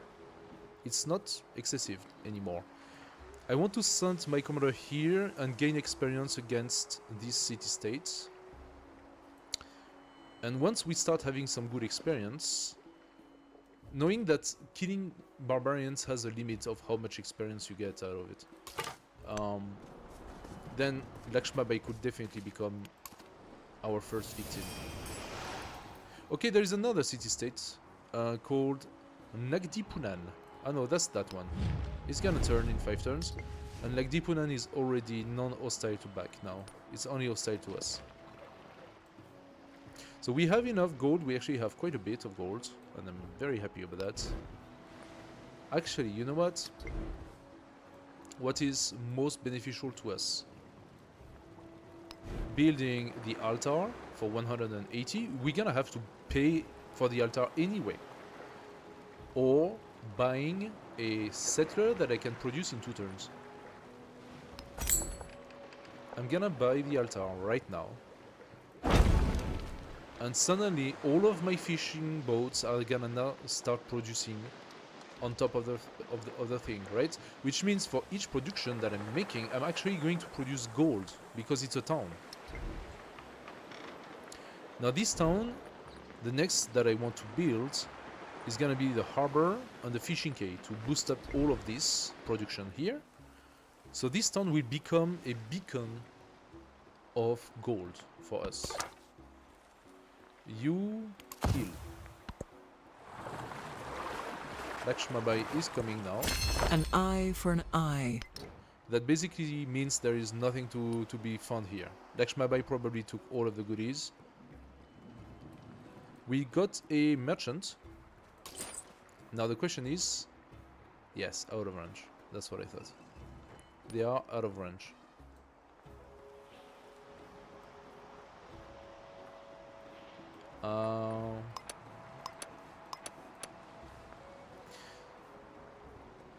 So how are we going to unblock that situation? The color of law 2? No. I think now we have to go and validate our Persian tree.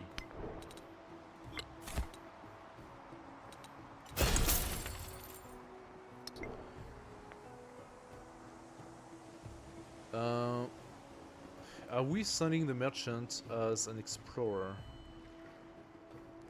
Maybe once I set up my my town here or here, it will be easier to. I mean, I should be able. There is a passage here. I should be able to trade with back.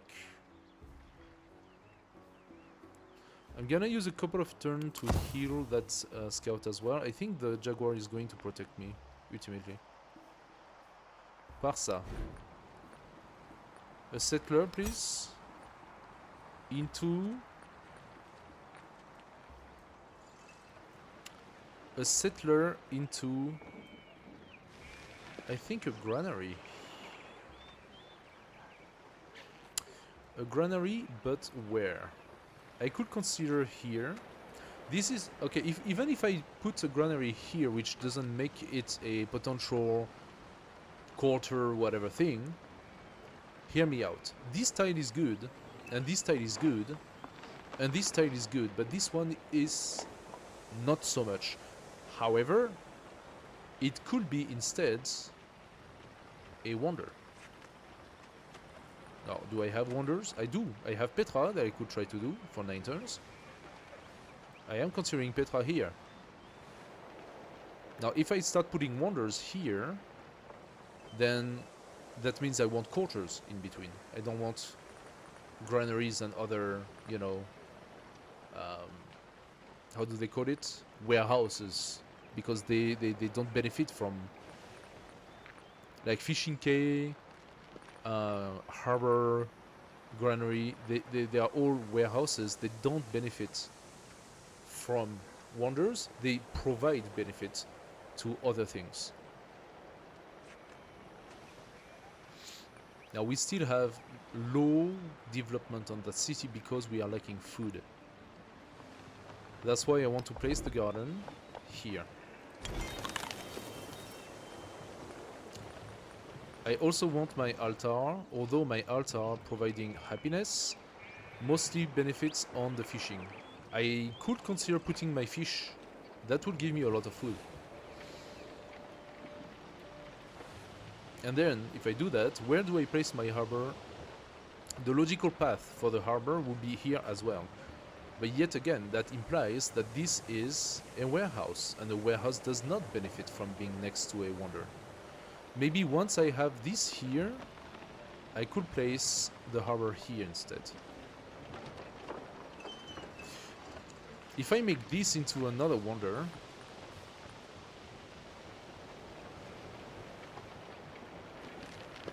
must be placed adjacent to river. Petra must be placed on desert, no? Yes. So I cannot place Petra here. Adjacent to river means I would... Oh, but that's adjacent to river. Hanging garden. I could place it here. Do you think I could actually manage? Could I manage to get the hanging garden and Petra? That's a lot of investment in wonders, while I do need to build my army. But I want to wait to get to bronze working, so let's consider the idea that we are putting the hanging garden here. Do you think that's possible?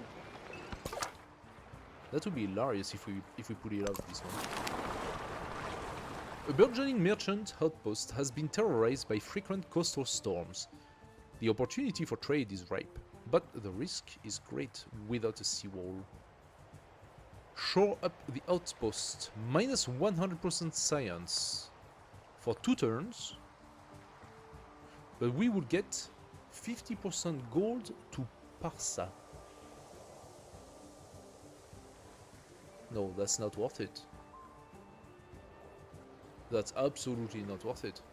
You don't exchange 40 science for 50 gold.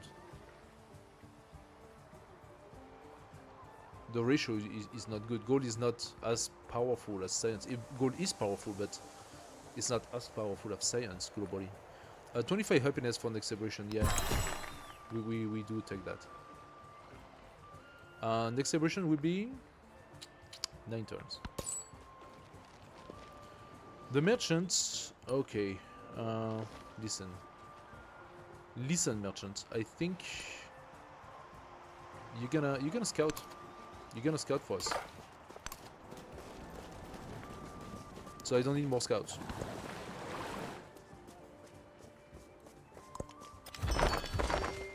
Okay. The agenda of Lakshmabai has changed my relationship. Positively. Okay. As I said, she could like me. Gengis Khan likes me a lot. Because we are exchanging. Doesn't mean I'm not going to betray him. I will not make more than one alliance. That's what I already decided, right?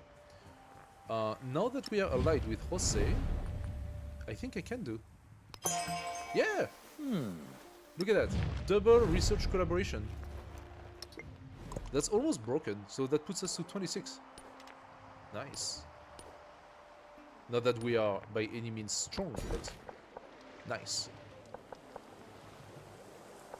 Okay, we could go for the pearls. Happiness in capital, happiness in any other city. But I'm gonna take the science for now.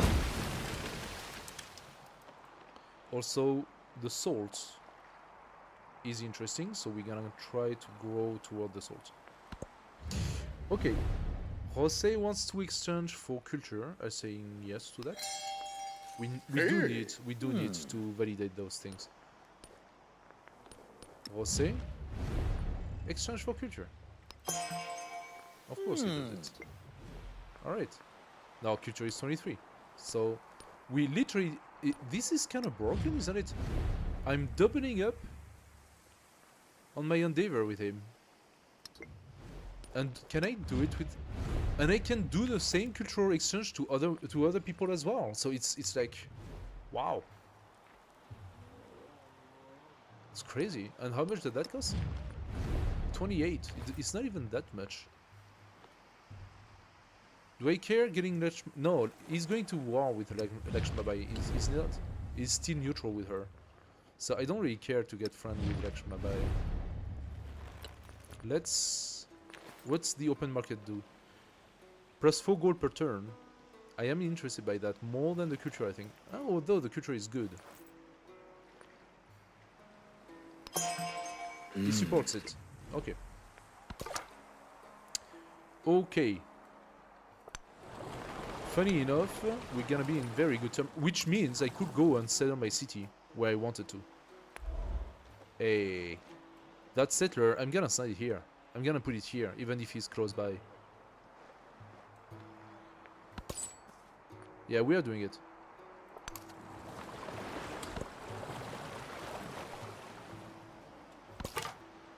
Alright, let's go and check this out. Okay, so we have a hard limit here. I think that all of this is ocean. We have a hard limit here. We are on the bottom of the map. I have a feeling the top of the map is much farther. So I should probably send scouts up there. I have that scout that's gonna go up. And that scout is currently hitting. There are other people's scouts, so yeah, I won't be able to catch anything anymore, but maybe there are a few things on this side. Give me the settler. The spoken word. Hello guys, so for those who just arrived, in case you don't know it, so we are doing a Archipelago challenge in which we are testing the new, the great, the beautiful, the charming Gilgamesh, released yesterday by Firaxis. Gilgamesh is for free to any person who actually purchased the game. You now have a new leader for free. It's a well-known leader, Gilgamesh. We had it in Civ 7, in Civ 6, in Civ 5, so people know him. His capacity is war support when in only one alliance, gain influence equal to 50% of defeated units. So this is what we are going to go for. All basic endeavors are automatically unlocked, and endeavors with allies don't count against the limit of having another endeavor with someone else. Which means, as you just saw it, I have my alliance with Jose that allows me to double up all of the endeavors with other people, which I'm currently doing with Gengis Khan. So I'm doubling up science and culture with those two guys. But I'm gonna keep only one alliance because I ultimately want to go for a total war, which means I will attack the other people and conquer them. However, we did put ourselves a little bit more difficulty in this challenge. We are on a huge archipelago map, and no boats are allowed during the entire game. Not a navy at all, which means our armies are gonna have to cross the oceans and eventually get killed. But we'll see how that goes. We are playing on Deity difficulty with a reduction of army strength down to Immortal difficulty, which is 5, not 8. I think that they should nerf the Deity army strength down to 5 because +5 is already ridiculously strong and +8 is impossible. I don't know what the other players think of this, but playing against AI on Deity difficulty, you cannot go to war if you play against AI at +8. It's so disproportionate that you cannot even go to war. It's ridiculous. So that is the setup for all of those who just joined, so now you know exactly what we are doing. Popular missives. A scribe shows his colleagues the clay cylinder he has prepared to send a message to the Persian people. Any kind of document may be inscribed upon it to share among the citizenry. They must be taught hard lessons from the past. 12 culture, which is half a turn, and goes into Persian stuff. Or they should hear prophecies of a bright future. 12 science, which is a little bit less than half a turn, that goes towards getting our stuff. Hey Radakar, what's up? The +8 is rough, you hate it. Yeah, rather they make more units, honestly. I agree. Oh, don't worry, they do. Don't you know the detail of the Deity difficulty? They double up. They are +80% production. So yes, they are making more units. They are they are producing units at a ridiculous rate. They have +80% on production. They have +60 or 80%. No, I'm saying something wrong. They are doubling up almost on production, research and stuff, but they are also producing at 40% less time, which means that it's not exactly that they are producing 2 times faster than you are, but close to it. They are paying 60% of the costs while producing almost twice what you make. It's ridiculous. And if you try to take a city, they also have, in Deity difficulty, they have access to 5 walls for free for cities and towns. And so the walls are automatically applied to their cities. They don't even have to buy them or build them. And when you try to get the city, they can produce almost 2 units per turn. That's how quickly they produce. It's ridiculous. So it just goes too fast. It just goes too far. I have modified, and I only play on custom difficulty, where I reduced the +8 down to +5, and I nullified the research and culture reduction speed that they have. So basically, I decide that the AI research and develop their culture, their policies, with the same cost as me, but they still benefit from +80% research and culture.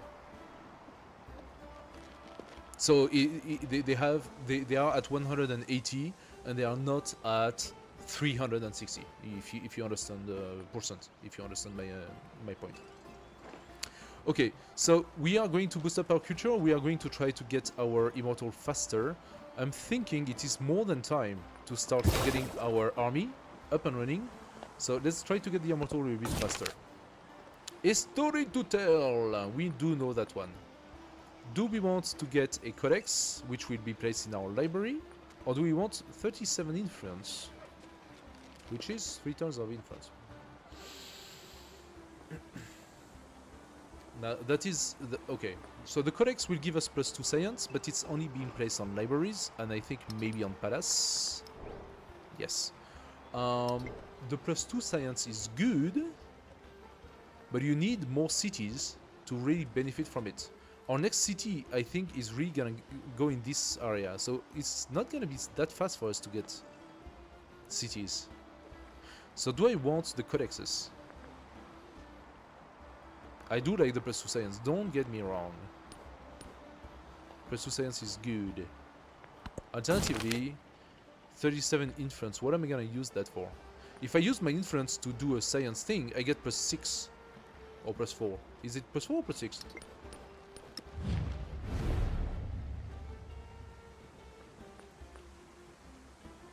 Supported, it's +6. Non-supported, it's +4. And at the moment, I'm being supported. So, you could argue that influence is good for Gilgamesh. Also, I could befriend Vasukani, but I need a training ground.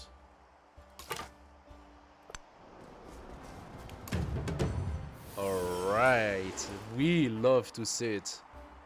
2 new discoveries for our scouts.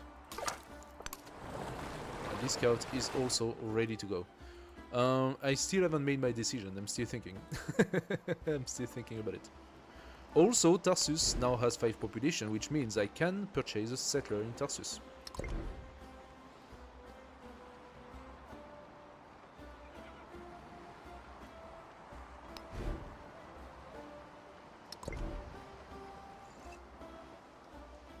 I don't need to, though.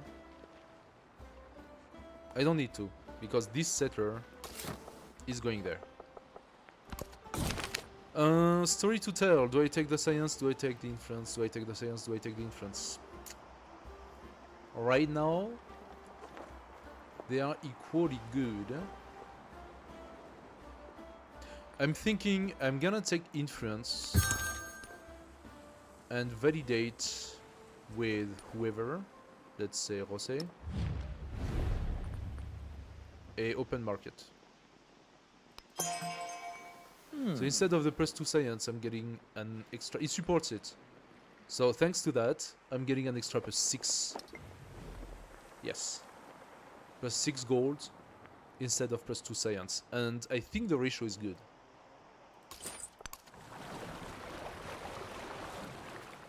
And we will check when the merchant can actually do something.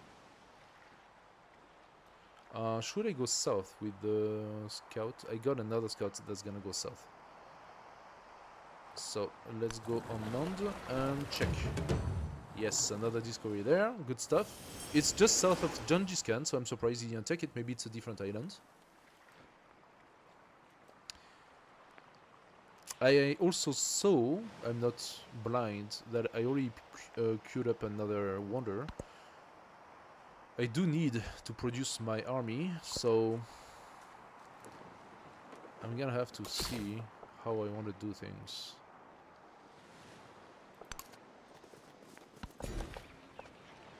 Okay. We could get the horse, which is an extra resource. We could go for the camel by taking the clipit, or we could go and get ourselves a little bit more food, and I think that's what I'm gonna do for now. 2 food, 1 production, 1 science. I want Parsa to grow, and Parsa is growing a little slow right now. I will need to place my harbor at some point. And now that I'm thinking about it, either it's here, if I get a wonder here, or here, changes really nothing. So, okay, we got the gold. How much is the next settler? It's 180. Oh, 2 turns of gold for the next settler, or we continue to develop Tarsus, and I think that's what I'm gonna do now. I'm gonna continue to develop Tarsus. First, we're gonna go fishing K, so that Tarsus grows even faster. And I'm opening those tiles, so we can put stuff on it with Tarsus. 2 tiles. So now Tarsus has 3 additional tiles. When we develop with the port, we'll be able to place a port and to catch yet another tile. For all of the warehouses, that makes sense, right? So Tarsus will have the altar, but it will also have the harbor and the fishing quay together. It will have the port, and potentially I think there is the shipyard that goes with the port, and maybe some other warehouse that boosts up the production, basically. So for now, Tarsus needs to grow, and that's the reason why Tarsus stays on Growing Town, right? But once Tarsus will have like a lot of those fishing boats put in place, we will turn it into a fishing town, and that will provide food for all our other settlements.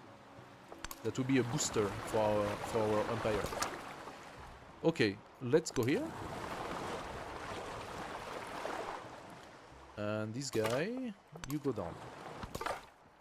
This guy, you go here.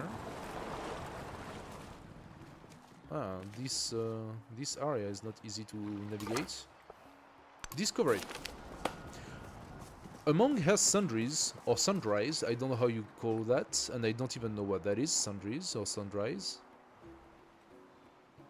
I think... Isn't it basically something that you let dry by the sun? So you will say sundries, right? Like leaving your clothes outside, right? So among her sundries, a merchant has long held an assortment of texts in an unusual script. Wary of what they might say, she offers the manuscripts to any who's willing to take them. We could attempt to translate the strange language for 25 gold, and you gain the earliest available technology, which means we will have bronze working. Nah, earliest available would be writing 2. Or we give the strange text to Scholar for Study, which gives us a little bit of gold. Since we didn't have the gold, the choice was made for us. What are we gonna use our gold for next? Be eager. I think the harbor. I think the harbor comes next. Okay, we got our beautiful garden right here. Plus 7 food. Now suddenly Parsa is gonna grow. We shoved... so we were at 10, so we went down to 9. So we shoved 3 turns of production on the Parsa. Now we have a lot of beautiful, 3 food, 1 production, 1 gold tiles. Let's take this one so we can catch the pearls. And then we want also to go toward the tin, which gives production in cities and production in town.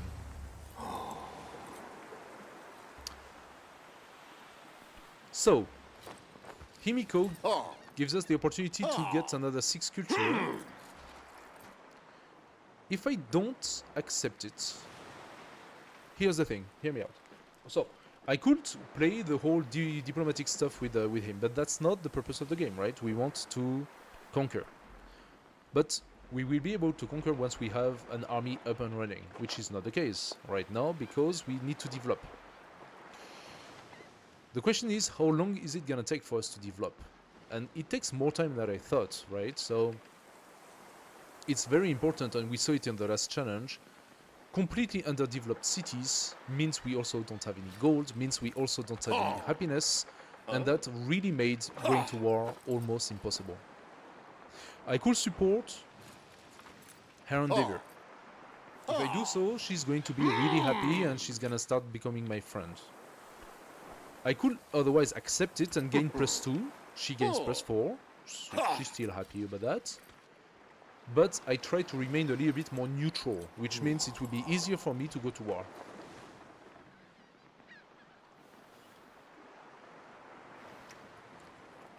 Now, why does that matter?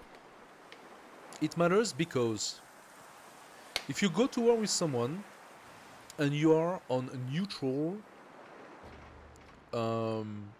friendship, you still declare a surprise war, but the impact, I think it's -4 or something like that. If you go to war with somebody who's friendly with you, I think the minus you get is -5 or -6. However, if you sour the relationship first and you make it that you become hostile, the surprise war transforms into a formal war. And you go to war without penalty. Especially, or only -2. Especially since we have war support, it will be much beneficial for us to first be hostile to the person we go to war with. So I don't want to develop my relationship too much with either Himiko or Lakshmabai for now, because I need praise. I need people I'm gonna start going to war with and develop my empire through war with them.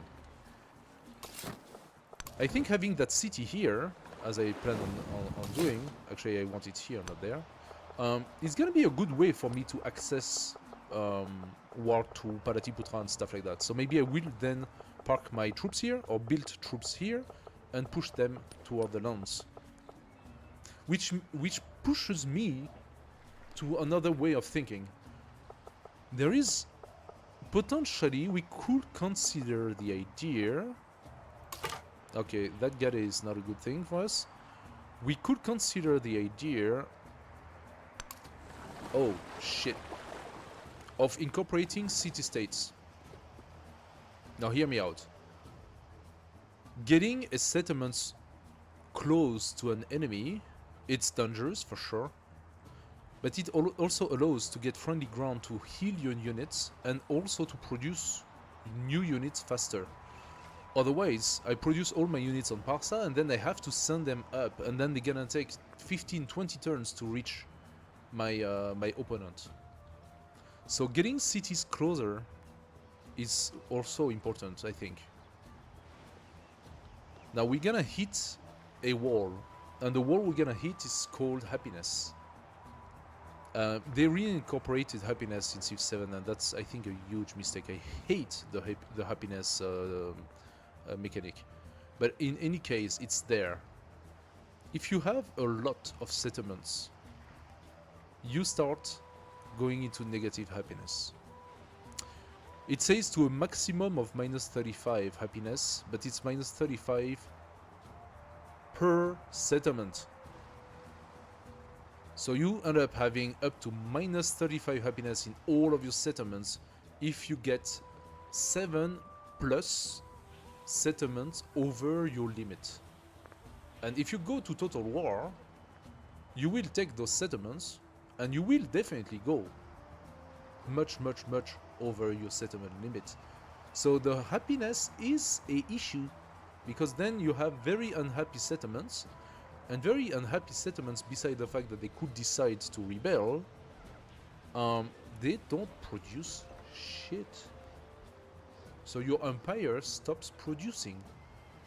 And that's why I don't like that mechanic, because that means that the game basically tells you you don't have the right to go and conquer everyone. Okay, why not?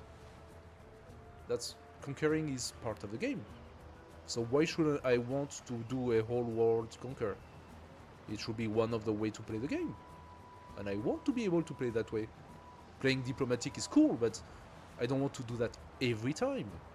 I also might want to go and be a little bit more aggressive, you know. And that was the case in Civ 5. You didn't have that problem in Civ 5. And in Civ 6, they didn't put the happiness or whatever stuff like that in the same way. That was a mechanic from Civilization 4. And in Civilization 4, it was impossible to go to war. You would go to war with an enemy, and in C4 you had a lot of settlements everywhere, because you did not have that mechanic of using all the tiles around you, like you have in Civ 6 and Civ 7. So the settlements were built a lot closer to each other, and you had a lot of them. And so you would go to war and you will start catching up settlements after settlements after settlements after settlements and grow your empire, and suddenly your happiness is completely in the negative and everything stops. Your production stops, your food, your growth, your incapacity to build anything, your army is completely demoralized, you lose people, your gold generation is catastrophic. Everything stops. You go to war with somebody and your game stops. And I was like, what the heck? So I played Civilization for a few times, and then I was just so disgusted by this mechanic that I stopped playing the game. That's actually what happened. And then Civilization V came out, and they had taken this mechanic out, and suddenly, oh, the breather. Suddenly I could breathe, suddenly I could play the game, and suddenly I could really start to get to understand how things work. And I thought I would never see that again, because I thought really that's a mechanic that destroys everything. So playing with this, playing with the happiness thing, now they created this celebration stuff, and I don't know what, it's dangerous, guys. And if there is any dev or any modo from Firaxis watching, it's dangerous. Seriously. When I saw that it was a component in the game, I was thinking, oh my god, they didn't do that. They didn't actually bring back the happiness. So yeah, you do need to have civilizations that do not get impacted by happiness negatives if they go to war. I am currently playing Gilgamesh, which is a warmonger. So the war support here, this is what impacts happiness at war. But that also means you cannot capture too many settlements. So you have to raise a lot of settlements, otherwise you just destroy your settlement limit, and that destroys your happiness.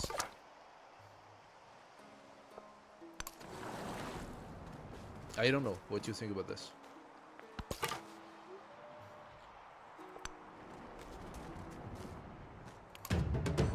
Oh! Hey! Oh! Wait a second. Jose is still on a one city.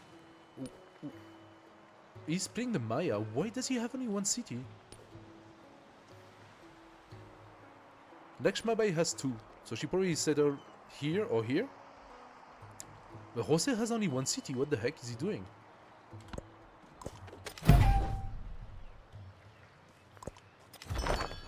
Okay, he got Naktipunan. Yeah, we knew that.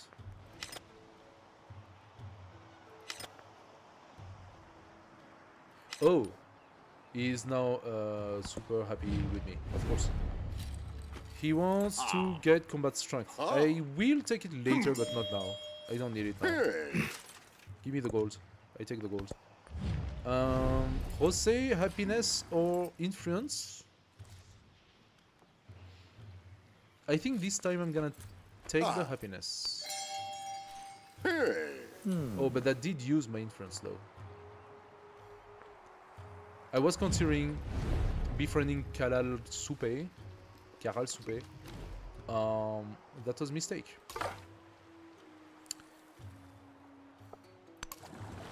Oh, Teuma, there is another city-state. I hope he doesn't see me. He probably does.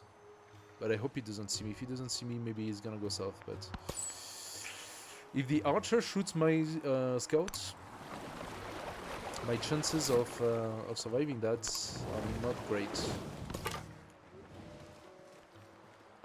Okay, I'm gonna take the discovery anyway. Okay, there is nothing here. Another city-state, by the way, is coming. This place of respite has sheltered countless travelers, a symbol of humanity's perseverance in spite of a hostile wilderness. Stay a while for a bit of happiness and culture, or get some influence. Okay, I just used influence. Should I go for the happiness and culture? I'm gonna have celebration in one turn.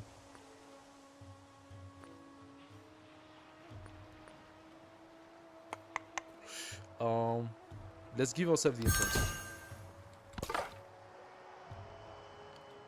Okay. I'm gonna go here and validate the view. Yes. Okay, we see those discoveries, but I think they are on distant land. Yeah, they are on distant land. I cannot reach them. We're gonna go for this one. A lonely shepherd has carved a flute from a hollow reed. Its melodies ride the wind, inviting those who long for home to follow its call. How poetic. 37 happiness for next celebration, which we're gonna have next turn. It does cumulate, that means it will be for the celebration after that. Or culture. I'm gonna take the culture this time. We show one turn. Let's go on nonce. I need to pass that mountain, otherwise I won't be able to see anything. Aye. He heard these horrors and his spirit stirred, and spurred to action he sheathed his skin in burnished bronze. Okay. Bronze working, unlocking the immortal and the archer, as well as the barrack.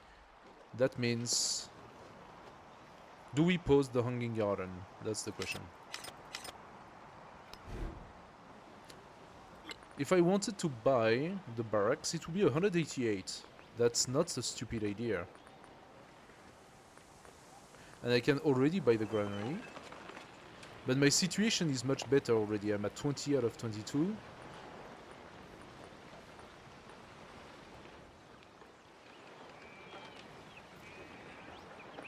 I could also buy the harbor. The barracks would take how many turns? 3 turns to build. Ah. And the library also will come after.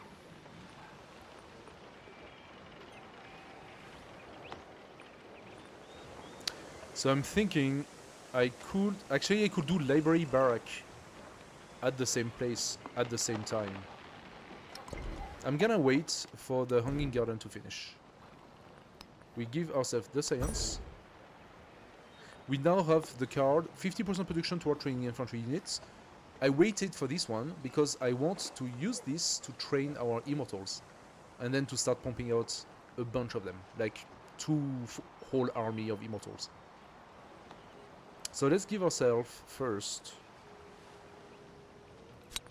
2 more influence. Next, we could take the wheel to obtain the chariot and ballista. Bronze working plus 3 combat strength for infantry unit. That seems like strong. Currency will also be good because that will give us the bath and market, and we could place the market and the bath both here or here. How do I reach that tie? I would have to go over my clip it. I don't like that so much. The clip it is good, it's not transcendental either. So I could give myself the codex first. Although I don't have the library yet, but I will. Okay, the archers saw us, but did not shoot yet. That gives us a turn to go away. That's what we're gonna do. We're gonna go away. Even if he comes here, that's gonna end its movement, so I have the time to flee. This merchant still cannot do anything with those guys. So I'm gonna continue using it as a scout. Okay, so it was the slinger that shot us. I could go here. The slinger will have another shot at us, but if we are unarmed, the warrior will most likely also hurt us. I hope that if I go on that tie, I'm not gonna lose movement. If I do, then my scout is dead. Alternatively, I could go first on water, and that's probably what I should do. I could also just accept to take another attack and try to see the next tiles. I could flee because even if he comes here, I can move all the way here, and then the slinger cannot follow. So let's do that. Okay. So that means the city-state is either here or here. Moche. I think he's gonna attack again, but I'm gonna go in and flee into the sea. We're gonna go on this little piece of land here and here.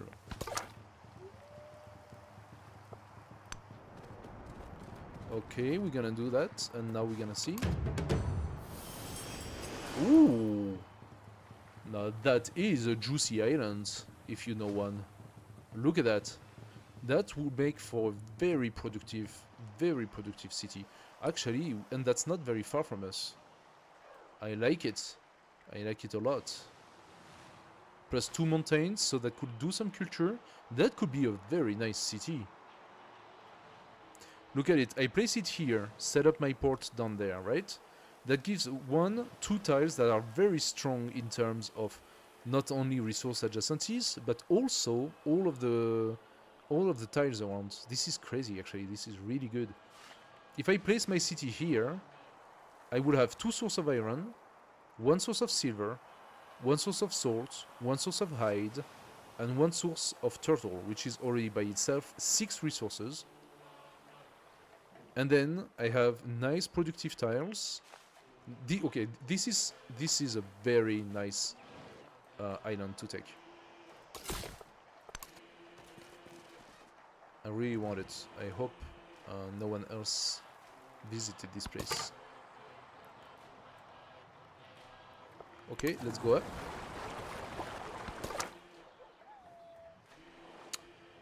I think we just took a discovery here, right? So let's go up and check. Okay, we are seeing the tundra from the north, which means that this should be our limit, our map limit.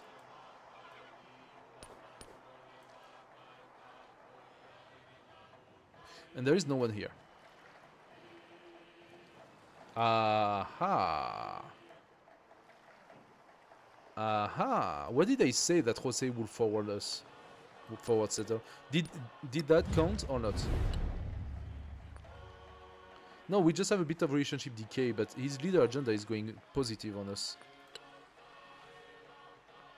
So there's absolutely no trouble. I'm gonna wait. I want to befriend Caral Soupe. That's a scientific city-state that will give us a bonus on science. And it's far. And also will give us, potentially, if we integrate it, that would give us a interesting position. It seems to be a terrible placement, don't get me wrong. Between 2 mountains, it's horrible. There is another slinger here, I don't like that so much. This slinger should not be able to shoot at us because he's in the forest.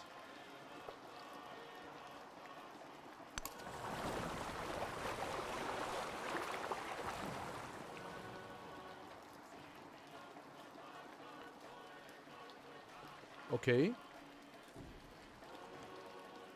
So all is not lost for this set for this scout. We could place it here. 168. I said I wanted to wait 180 and purchase the barracks, right? But we want to purchase the barracks at the same time as we go for the library, which means that I currently have money I could use, and I could purchase myself a first immortal. That's 4 turns. 4 turns difference. It's not absurd. How long does it take now to make another? Still 7 turns.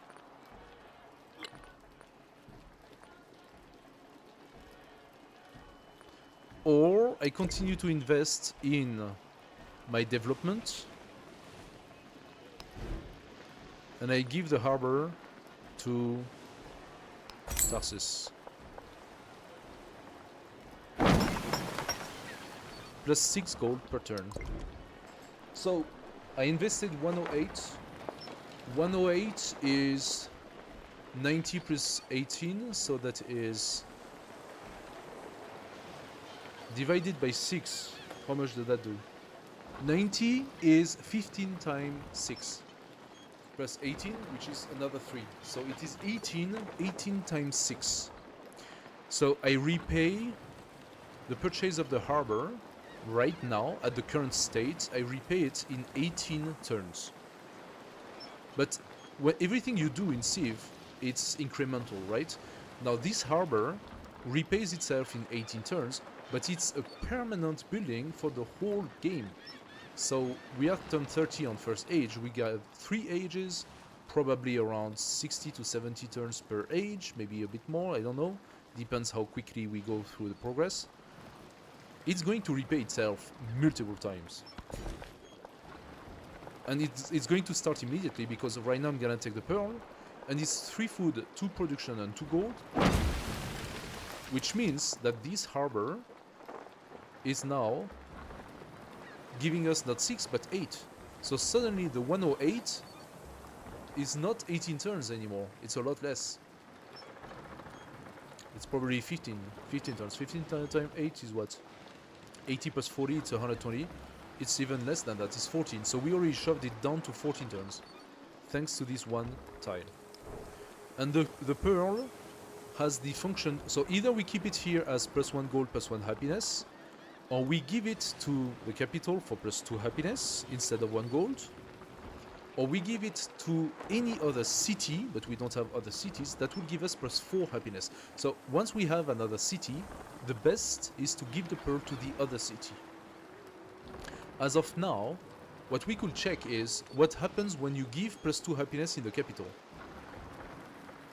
So the happiness influence the productivity of your people.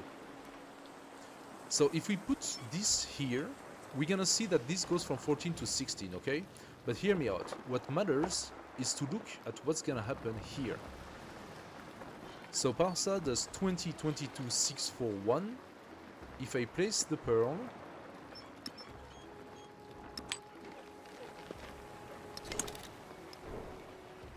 (20, 22, 6, 4, 1). So at that amount, nothing changes. Which means, since the percentage is not good enough, I'm gonna keep it here, because here it actually gives me an extra gold. Unless the numbers were just not refreshed. As you can see, the numbers are not being refreshed right now. Maybe I should check what's written here. 26.3, 25, 17, 15, 44.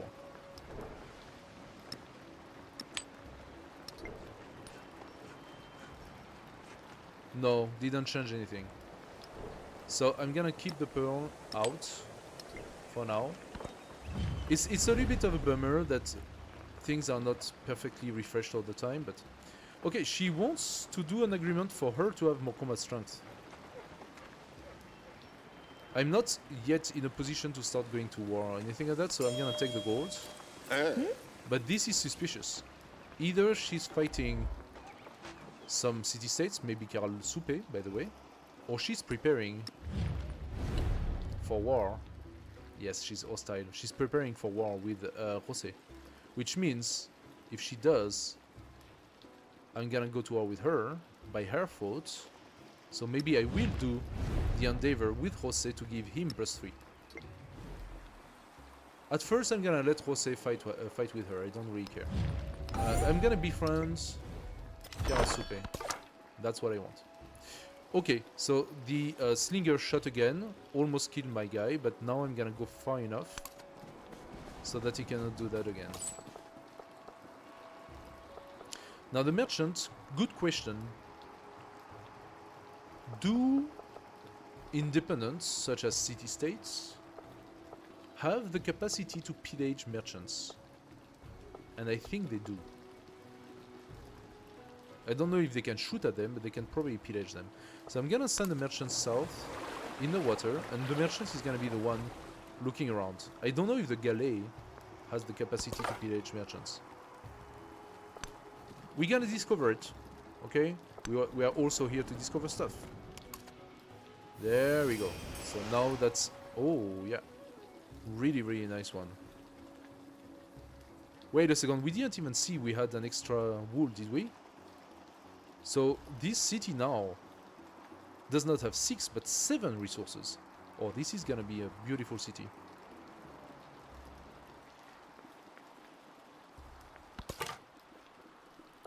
We continue in that direction. We're gonna go north.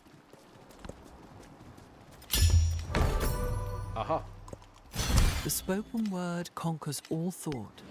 I don't like that sound. I'm afraid that means the Hanging Garden has been done. No! Pyramids. Okay. I'm fine with that. So we got the Codex in the palace. That's +2 science for us. Gengis Khan loves us, but I don't care. I'm not going to go as an alliance with him. Unless Jose gets defeated, I will not go and get another alliance with another character. But what I'm gonna do now that I'm befriending this city-state, I'm gonna catch a little bit more influence. And give... Oh shit, she's blocking us. You stupid Imiko! You're blocking us away. Like now he can shoot us here, here or here. And if I go back... I can go one down.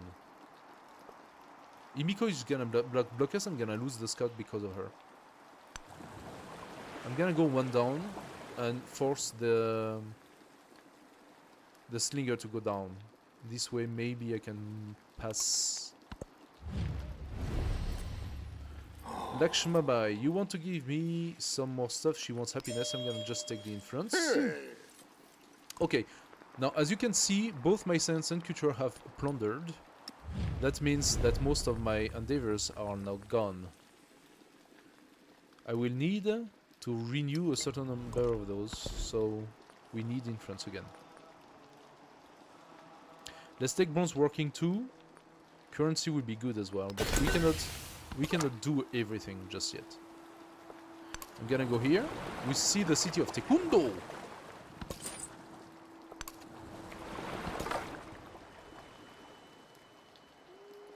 Let's bring him down and try to see a little bit better. Okay. Blacksmiths at this seaside forge have taken to using salt brine to quench their metal. Traders will clamber for this superior silk. +5 production and 15 science per hour. That's pretty good. What are we producing? The wonder? Okay. Or increase production by 37 gold, which is 1 ton of gold. It's not bad. But I kind of like the idea of giving us a little bit more chance to get the wonder. We shove 1 turn of science and yeah, just a little bit more production. I'm gonna go here. Oh,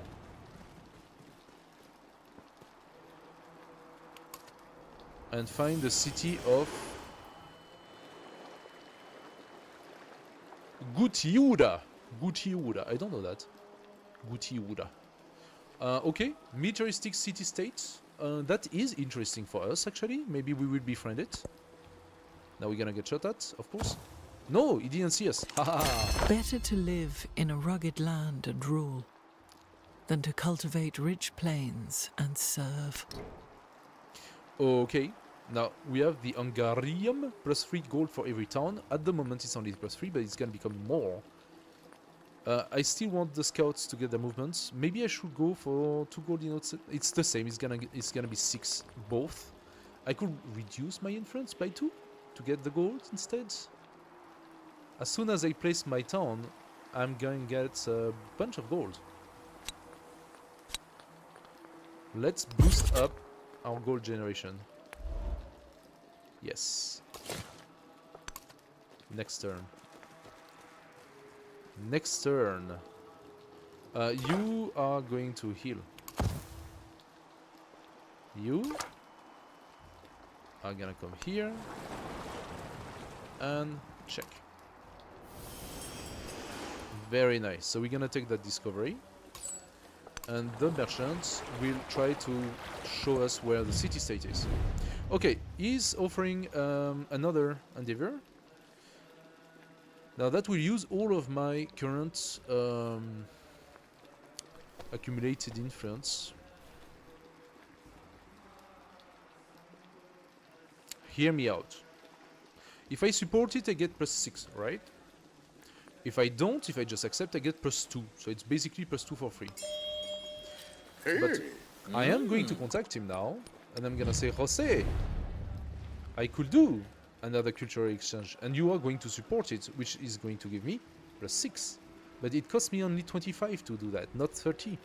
So I gain 5 influence to do so. But right now what I need more is the science. So, Jose, science. Thank you. Now we are back to 28. Okay. What do we do next, guys? Satrapist 2, I believe, is the one. The settler is gonna do soon. Oh, we have a hostile galley coming from Vasukani. Yeah, it is paramount that I start pumping out an army. Immortals takes 2 turns. I will need to place the card. I will absolutely need to place the card.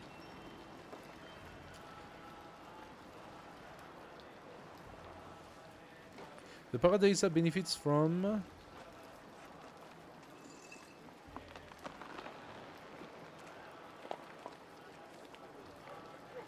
Paradisa. Why does it not indicate that it gets more stuff from being next to... Oh, is it an effect of this? Ah, yeah, it's an effect of this. +1 happiness and +1 culture from adjacent quarters. So this is a quarter. I could place it here. This is a quarter. No, it's not. I need something else in my city center to make it a quarter.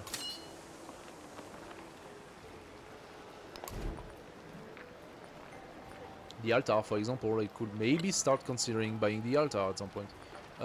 For the happiness, but also to start boosting up my fish. Paradisa could then be placed here and produce culture. I will lose the Crepit.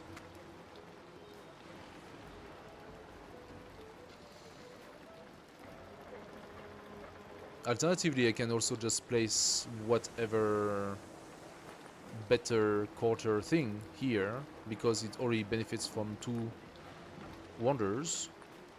So I think the monument and maybe even the altar. No, the altar is...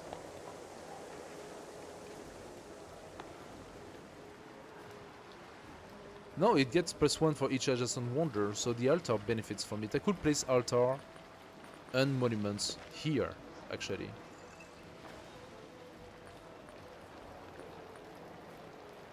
I wonder where I'm gonna place those Paradisa.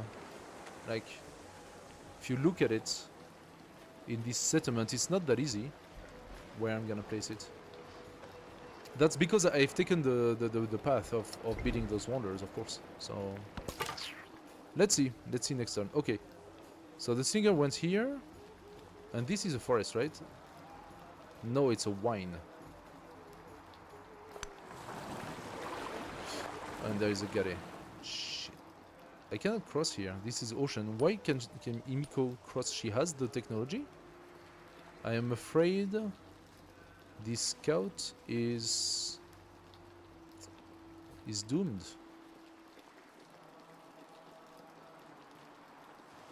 Let's try going back south, but I'm afraid this scout is doomed. I'm gonna have to flee from the south, but I don't know what else to do.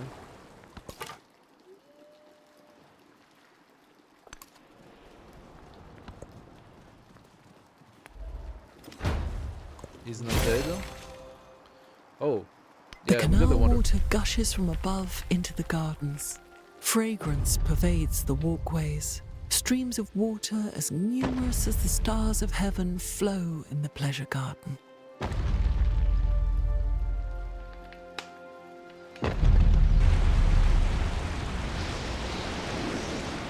Beautiful, beautiful wonder. Okay, we have pulled off something pretty damn good here.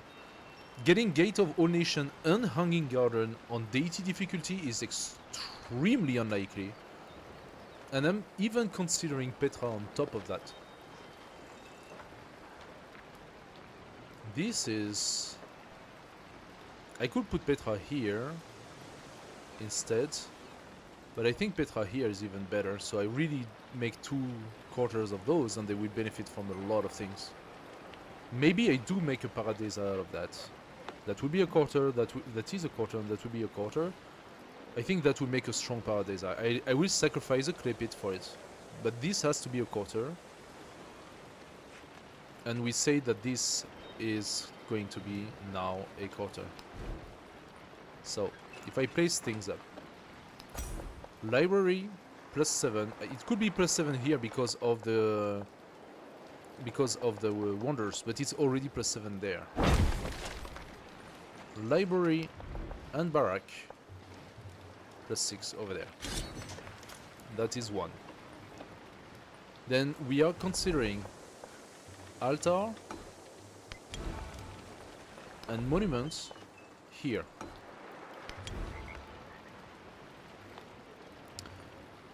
In this case, the Paradisa would go here.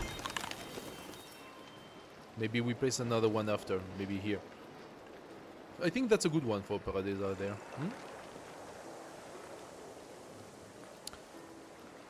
We are considering the harbor and the fishing quay on this side. I still have not placed my granary, which I could actually have in the city center. Other things that benefits from wonders will probably be better, but at some point you need to make a decision and place it somewhere, right? So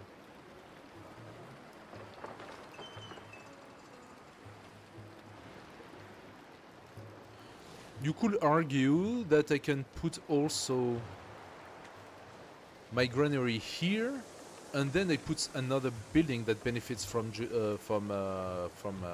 adjacency. So only one of the 2 buildings will benefit from the adjacency, but there are plenty of more buildings in the ages to come. So I'm thinking granary in the center, ancient wall on the center, and that's basically how we would place our buildings.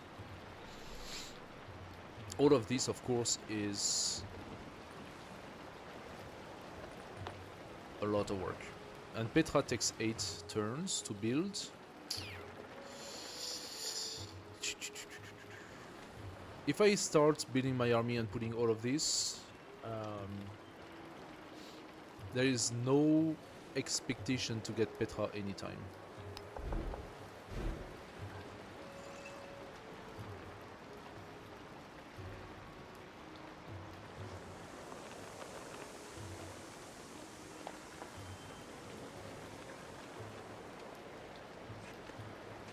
Actually, I need to open those tiles. So if I want Petra to be here, I need to put something here.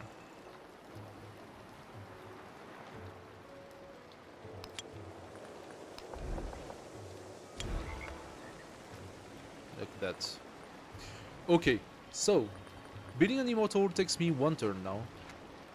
Therefore, I am gonna place... So I can also purchase immortals. And I'm not far, I think, of being able to use my gold now for purchasing stuff. Tarsus is under threat of the galley, but the galley just passed, right? The galley could pillage stuff. Should I just buy myself an archer?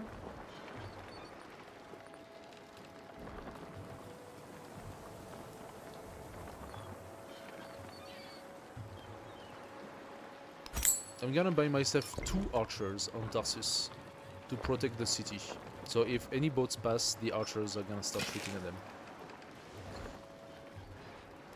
In Parza,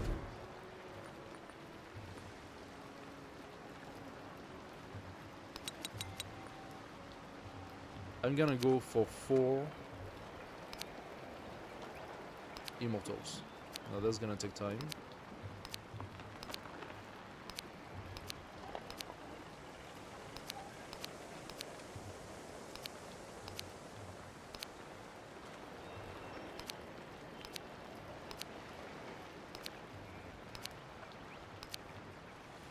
If they really only take a turn per production, I don't even need to place the 50% card. Unless that allows to produce 2 per turn. That would be really good.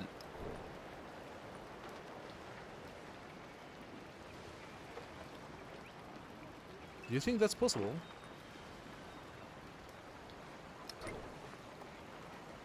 One turn left in celebration.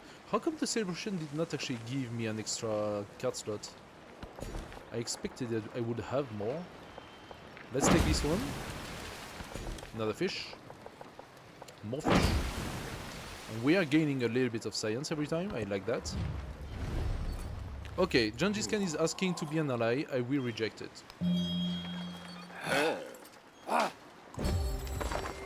I expected so. Aha! And that did something. I just got an expansionist card. Production for settler. Interesting. Expansionist card. But it's not an expansionist character. I'm very curious as to why I got that.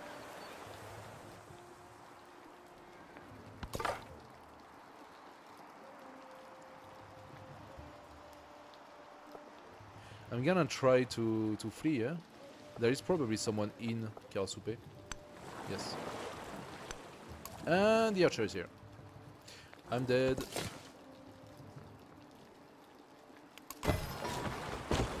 Alrighty, we found the settlements of Agmatana. Is she gonna... No, she doesn't hate it for that. Yet again, she will probably be our first victim.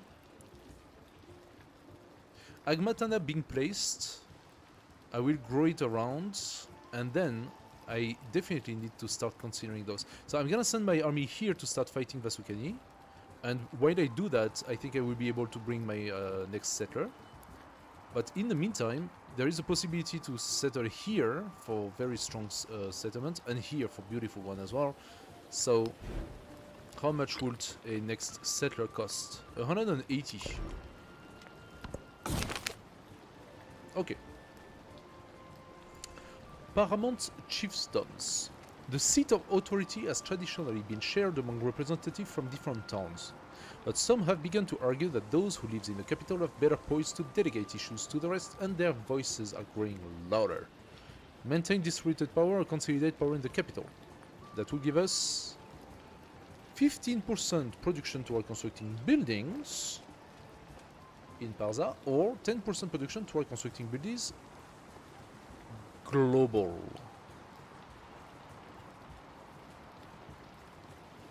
So if I had multiple cities, I would definitely go for that. But I am not yet ready to get multiple cities. That's gonna take some time. So I think the 15% production in Parza is really good. That's gonna allow Parza to basically reduce the cost of all that shit here, and I think it really did. As you can see, most of them are like 1 now. Wait a second. Why did the... Did I not put those first?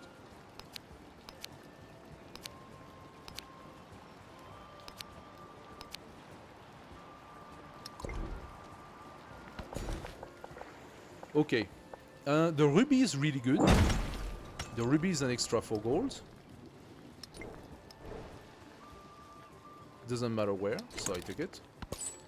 50 gold per turn means that we can also invest into new settlers in like 3 turns or something like that. Aha! Now, because we have the city of Agmatana, we can now actually commerce with Nagdipunan or Tekundo.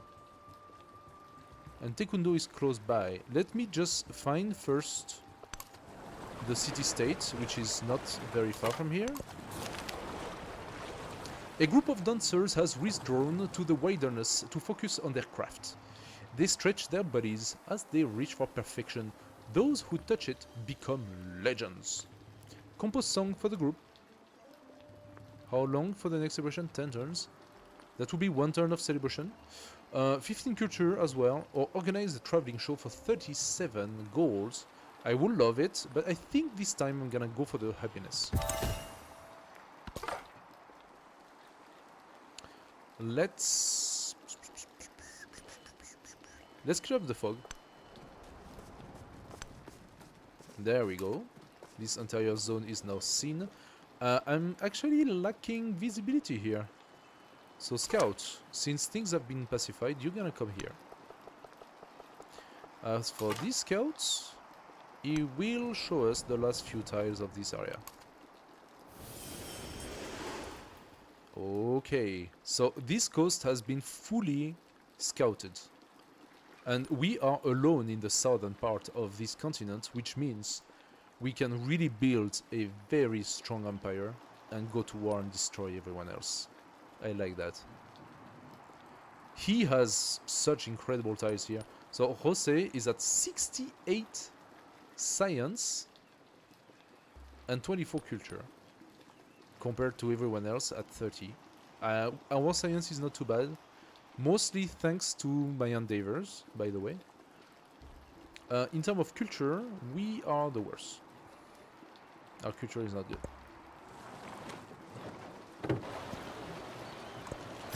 He heard these horrors. Okay. As I said, I'm gonna bring this archer here and fortify. And I'm going to purchase a second archer on Tarsus. Now this, they're gonna stay here. They're gonna protect this city. And also basically any ship that will want to pass by will be shot at by double archer. And that's gonna make things a little harder for them. I'm gonna immediately bring this army into the sea, so that each new recruit will go there. Now I need 2 turns for the next one. Maybe the card is worth putting.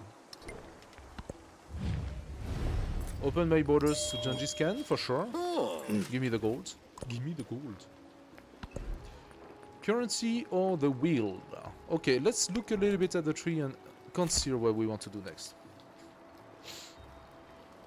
So the wheel will give us another codex. Currency will give us another codex. Navigation has the lighthouse, which is interesting, of course. +2 resource capacity, which is really good. The Great Lighthouse receive a free merchant, 15% naval trade route range, +1 sight to all naval units to use this first. But the other 2 is quite good, and +3 gold to begin with. It's also a coastal wonder. Now that's another wonder to build, and those wonders, they do require quite a bit to build. But I could go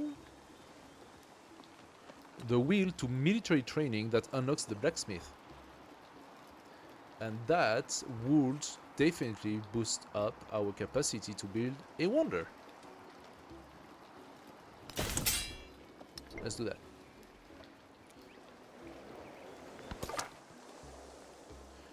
Somehow our scout is not dead. I do like that so very much. Carol Soupe, how long before you calm down? Okay, 4 more turns. We have an endeavor available.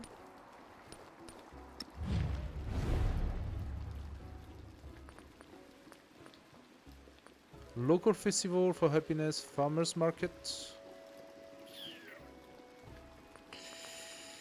No, I think I'm gonna go Jansi. She likes us.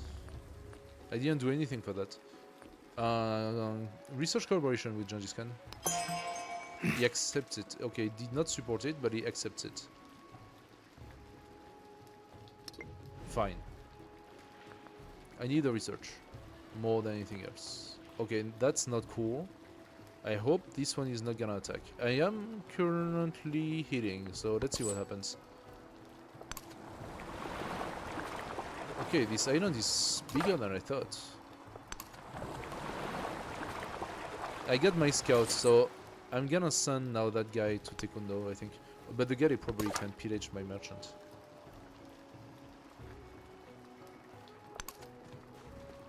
I'm gonna send my scouts south here and try to see a little bit better what's happening. Okay. Anara is at war. There we go. We are, of course, supporting Jose Rizal. जशी आई आपल्या मुलांचे रक्षण करते अगदी तसेच मी माझ्या साम्राज्याचे रक्षण करेन. We start with +3. She forced the war on us, and we have the bonus of +2 for having only one alliance and +1 for the Gate of All Nations. Okay, interesting. So, we haven't had yet the time to reinforce our army, but that means we could also start pumping out some troops on Agmatana and prepare a secondary army over there.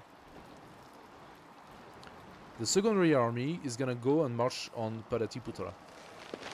That already has fortifications, by the way, on everything, so that's not gonna be easy. I'm gonna have to invest a lot of money on Agmatana now. And that's the reason why I wanted to have gold. Also, Agmatana, I'm not forgetting it, but you should also have your port. So, yeah. Harbor and fishing quay needs to be built. Each of them, of course, takes 2 turns. Gengis Khan, give me the gold. I need gold right now. Okay. Somehow that scout has survived. I'm very happy. I'm gonna go away. Give me In vision. an enchanted world, Mount the Fuji. sun bumps her head on Fuji's peak.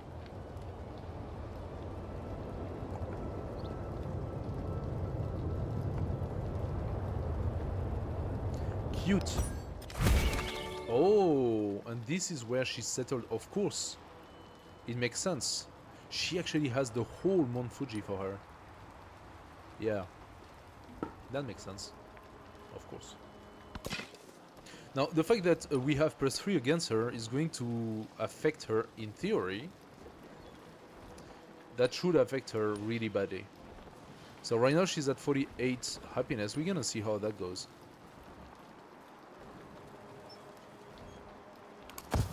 My archer is going to remain alert. And this guy is gonna pass.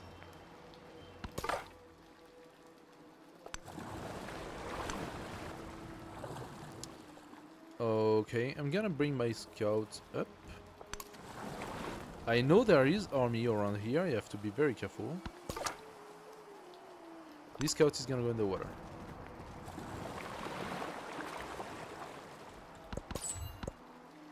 Okay, merchant, you gonna go all the way here. I'm just concerned that you get eventually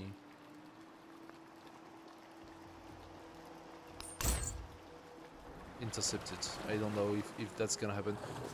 Can the AI intercept a empty merchant, or can it only intercept a trade route? I have a feeling... Oh wow, she invested heavily on the war readiness. Yeah, no. Not okay. You're gonna remain negative. And why does she have positive happiness? She just gained 7 happiness. You're kidding me.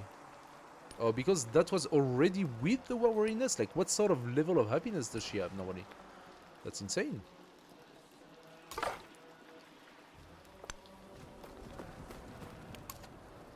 Okay. Okay, we are protected.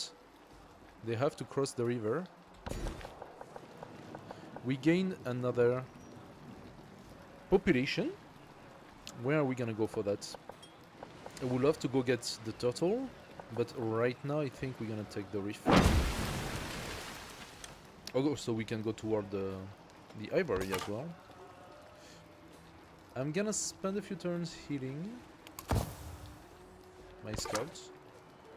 And these scouts, unfortunately, yes, we are not safe anymore. Oh, I think the scout must have been going there, but got intercepted. So bye-bye. I think she's gonna attack us. The second immortal is out. Agmatana.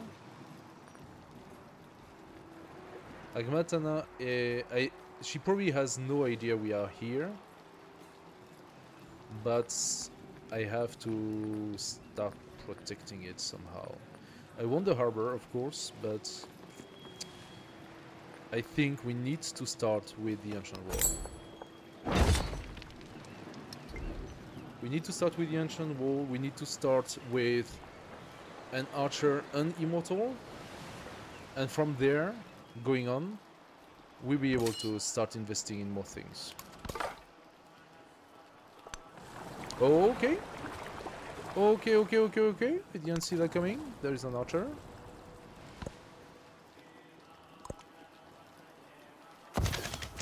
Ouch. That is not very nice, sir.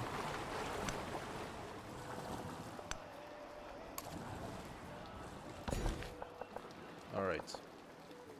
We got a new population in our fish town.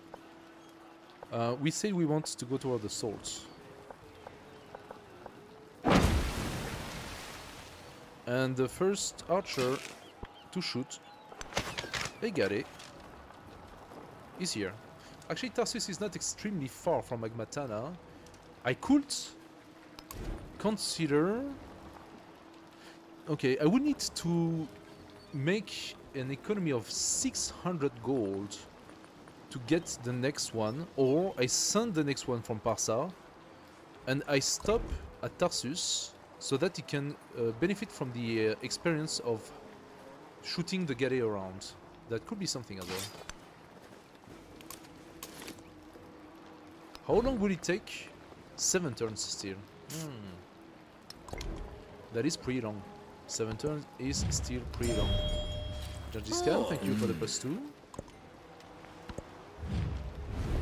Jose, thank you for the +2. I don't have enough influence right now.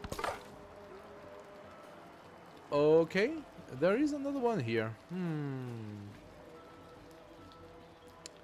I would love to go and visit this area, but if it's to put myself at risk, I think I'm gonna like go back with it, heal somewhere here, and then bring it up and start passing by the sea instead.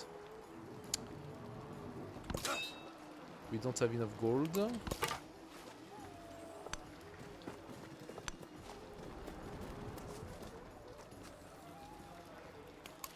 Aha! There we go. We found the city-state of Moche. I would need 85 to befriend it, but we are very far from it. How about Karal Soupe? Where are you? Okay, we befriend Karal Soupe in 1 turn. Better to live in a rugged land and rule than to cultivate inventor. Finally, we Now, can change policies.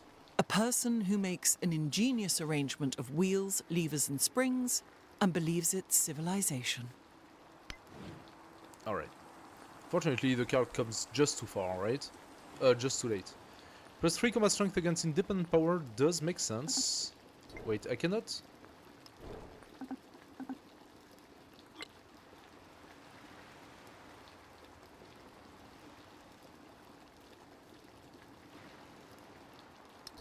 when is my next policy? Do I have to be in Civilization to be able to change my policy? Huh. No, that's not cool. +5 gold, +2 happiness, and +2 culture for every different civilization you have captured a settlement from. That is kinda cool for the future. That takes a lot of time to build though. I think there are other things I should do. Why does it take so long?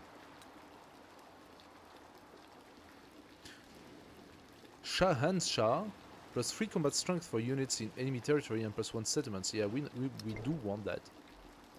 We absolutely... Oh, because my culture is in the gutter. That's why. Yeah, you support my culture. Thank you. 19. So it's down to 10. It was 15 and it's not 10. Destruction in the round. An ambitious group of workers unveiled their latest project. The biggest wheel ever constructed. but amid the celebration, the wheel rolls away down the hill, destroying everything in its path. As the crowd gathers to survey the ruined homes, angry cries for compensation drowns out the apologies. So the craftsmen will be fined 25 gold. Creative risks are worth what they cost, 12 culture. Take the culture. Take the culture. Let's try to get this Persian stuff. Civic. Okay.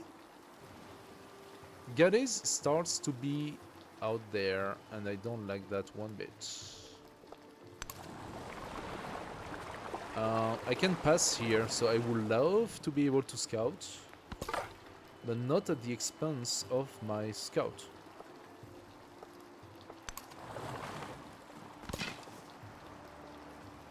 Okay, those Gade. Oh, they were from Karal Soupe. Are you kidding me? At least this one was from Karal Soupe. So I hope that Gade is gonna go up. So you go back to being alert.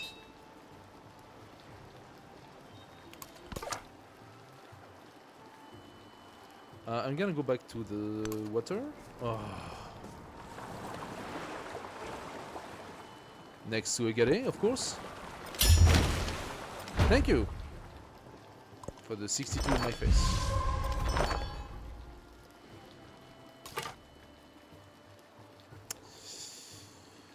Okay, now what can I do?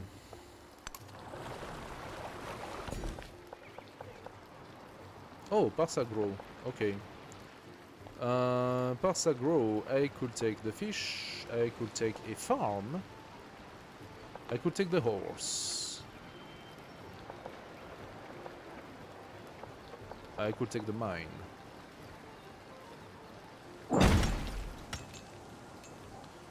Next I will take the camel.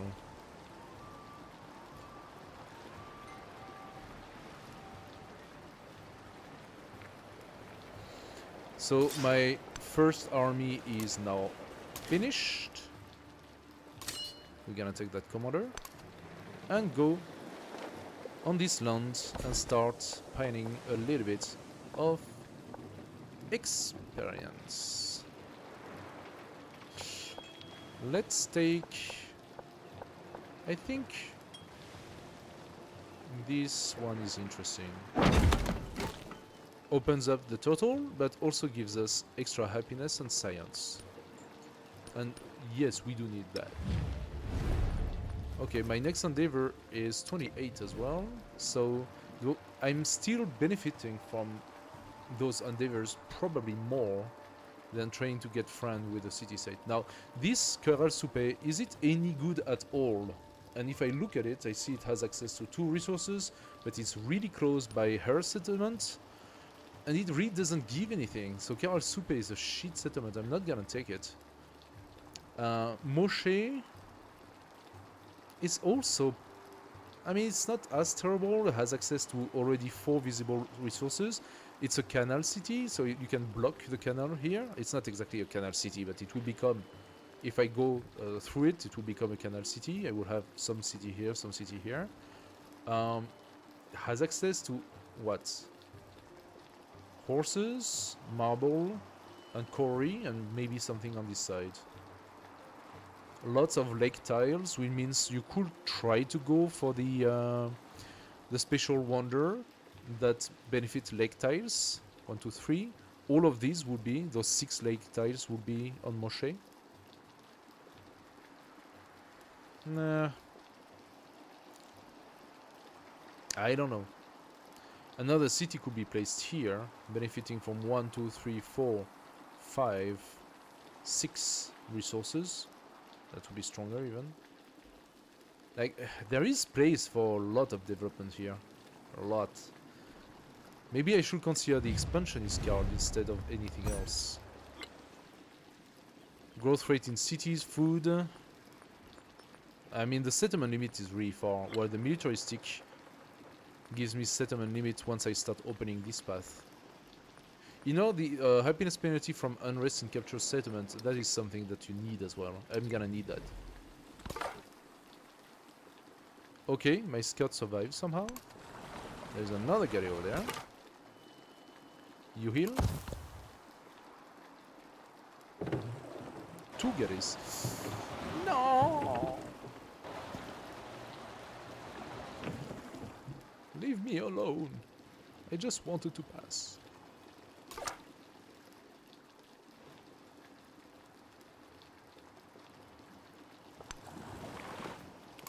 Let's try to heal a bit. I don't know if this archer is gonna want to shoot at me. Logically, the archer should not be able to see us. We are really too far. This Gary is nothing good for us. It's probably gonna attack and we cannot do much about it. That's gonna damage my entire army. I'm not a big fan of it.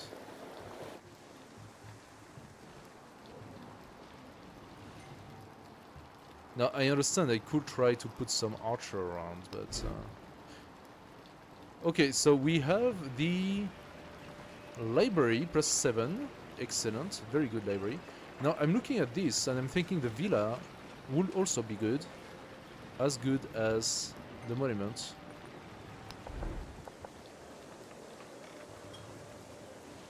Five happiness and 3 influence.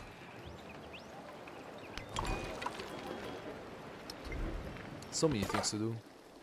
So many things to do. So this scout is now fully healed. Let's try to resume our journey. This scout is not dead, and that's always good. We're gonna come here and fully heal. Colossus has been built. Makes sense. Colossus is a good wonder for Archipelago. For whoever is gonna have navy, of course. We got some extra science, I like it. He did not touch us. Oh, now that is lucky. If I come here, am I gonna find myself surrounded? Should I already go on land? I think I should go on land.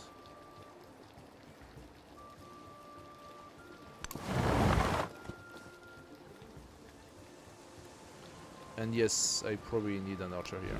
So, archer, thank you. And here, Agmatana, harbor.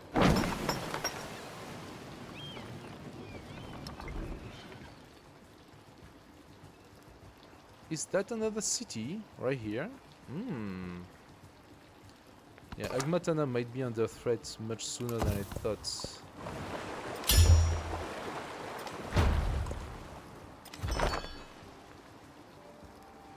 Great library being completed. Okay, that is passing the age.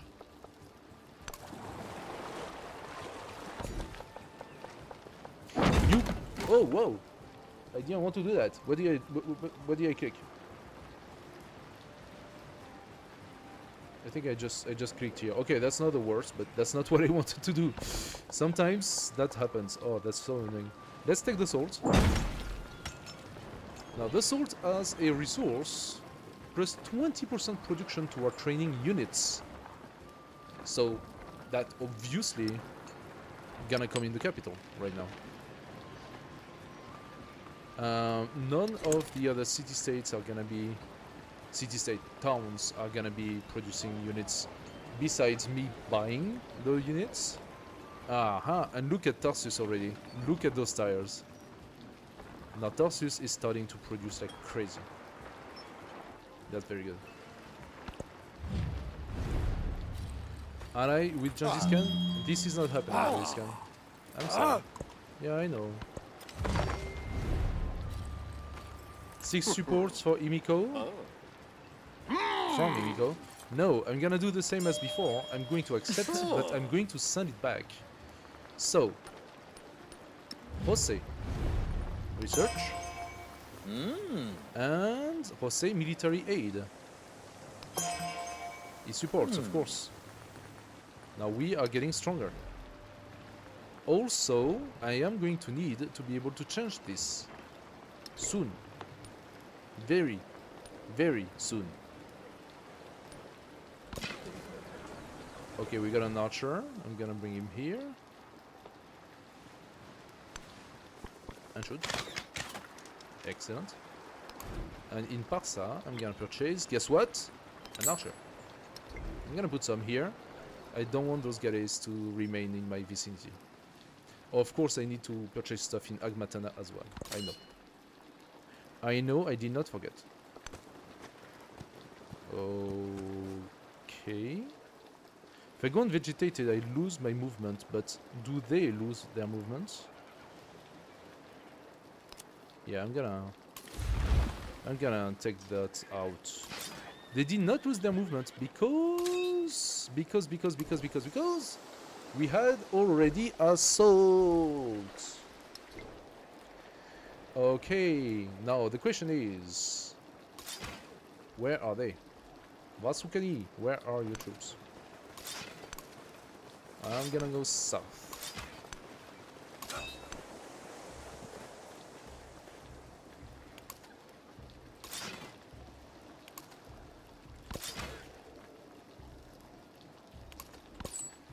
Okay, our very first trade route, yay, between Tekundo and Agmatana. Now Agmatana has a galley nearby, which is not good.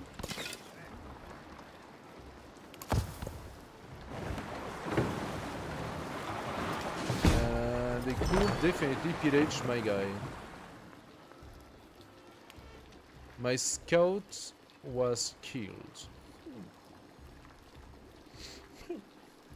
I tried to save him. I should have kept an eye on it because I asked him to heal. Of course there were galleys here. Oh no, the archer came. Yeah, of course the archer came. Asshole. Another leader is opposing my war. How dare you? Ashmabai. No. Next turn, this goes back.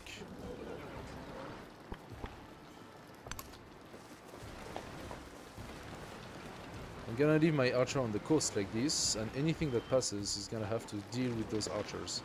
In the meantime, Parsa is finally starting to deal with its growth, which is a good thing. Also, a settler could be built in one turn.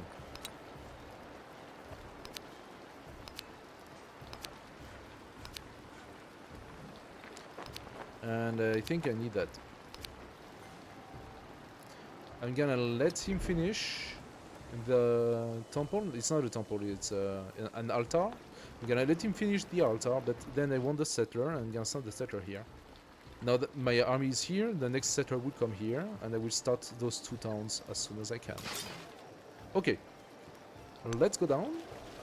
Where the heck did his army go? Hello. Okay, there's a guy here. Good to know you still have at least one guy. What the heck? Where are they? Did they all go into the water? That's probably what happened. Probably got into the butter.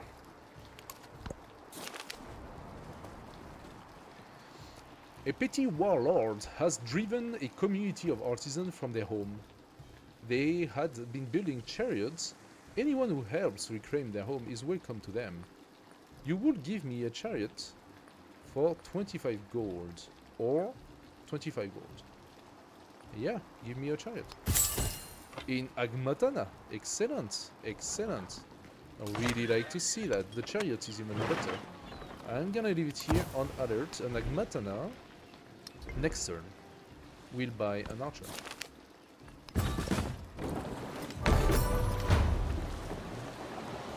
Scout attacked by Moshe. Ah. That is problematic. Oh! He cannot go on the other way. Oh no. Come on. I think this scout is dead.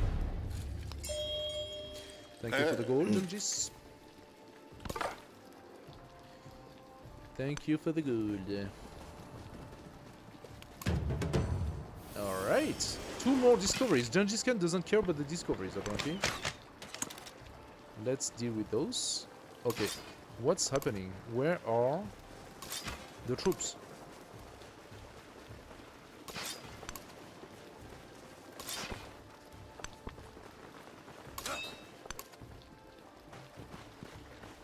He had built so many troops. What did he do with it?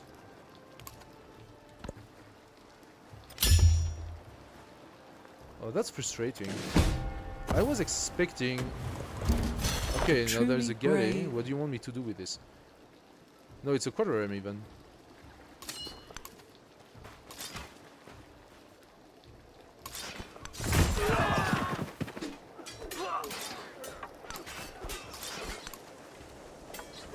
I think all of its troops went into the water somewhere else.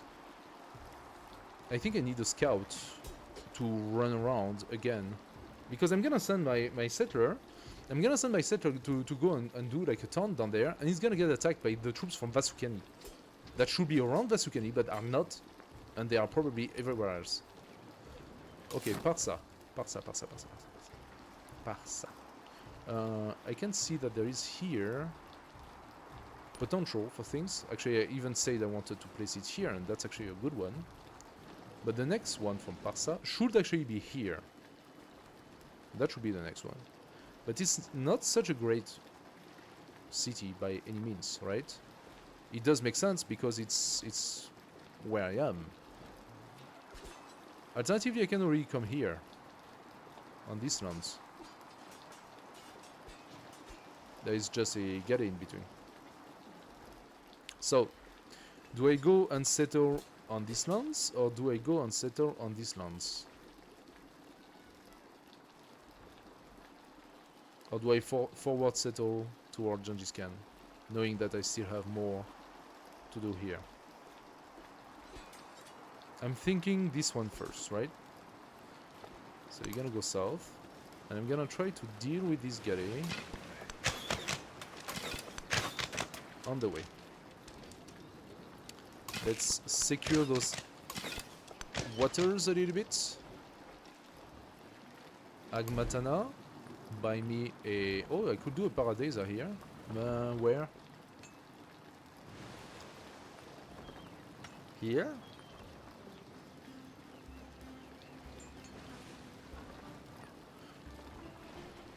Here? Next to this? Okay, I still want an archer. He wants me a Paradisa here. Exchanging the science. Does the Paradisa take away the previous things? Yes, it does, huh? Yeah. So it's not that it just adds up. It doesn't keep previously built stuff. I think I just met someone. Oh, Xerxes. Aiba kamerdahaya hadati bumaish madeya. Asti haucha mana asti. Okay, that's a cultural Xerxes. It's not a warmonger Xerxes. I'm gonna go neutral. Hey, I'm gonna go neutral. Xerxes. We actually do have a bit of influence right now. So, Rosé? Culture? Yes. Open markets? Yes. Thank you.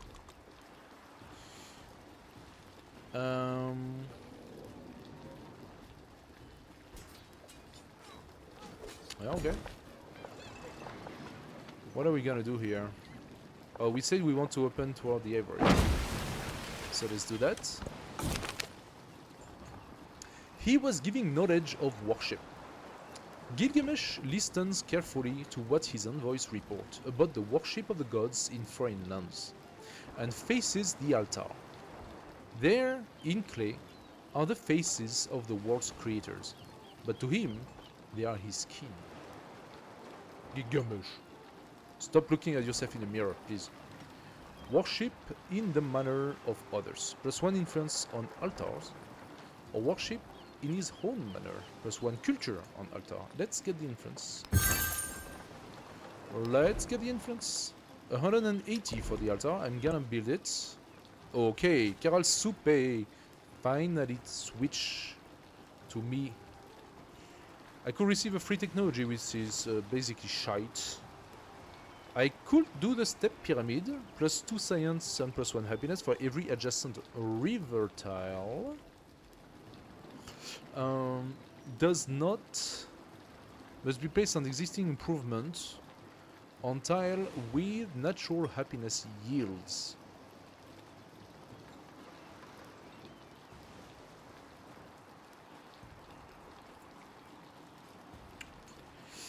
It doesn't say does not remove warehouse bonus.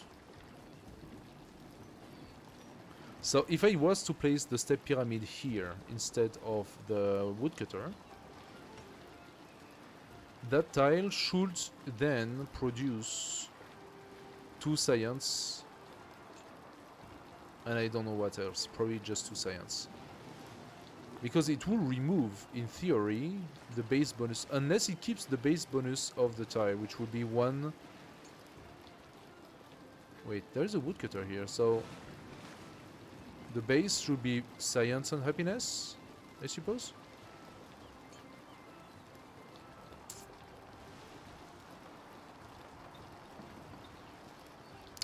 Yeah, I don't know.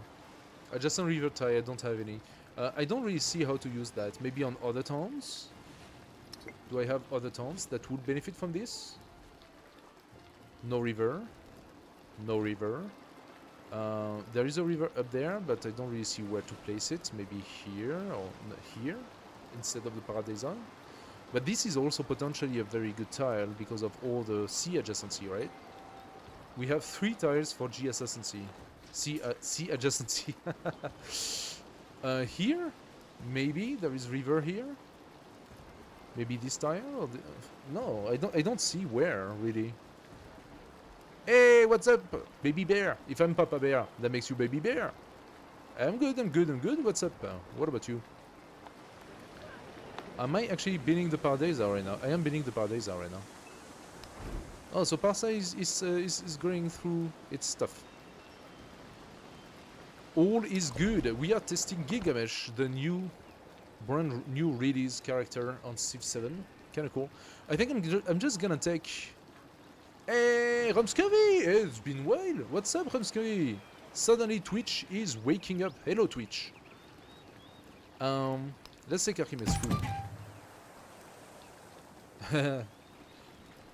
New day is finished for you.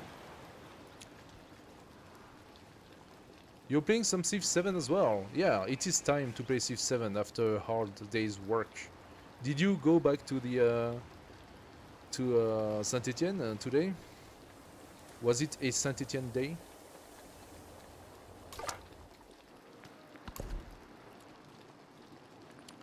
Iron working will boost up our immortals. Yeah, I see. So it is time to cool down. It is time to enjoy your life once again. I'm gonna take the Codex. Let's take the Codex. All weekdays are Saint Etienne days. Okay. Yeah. Well, hopefully it's gonna get better. Soon. Soon. It's gonna get better soon. We're gonna bring our scouts into the sea. And these scouts will come and take those discoveries. Let's go.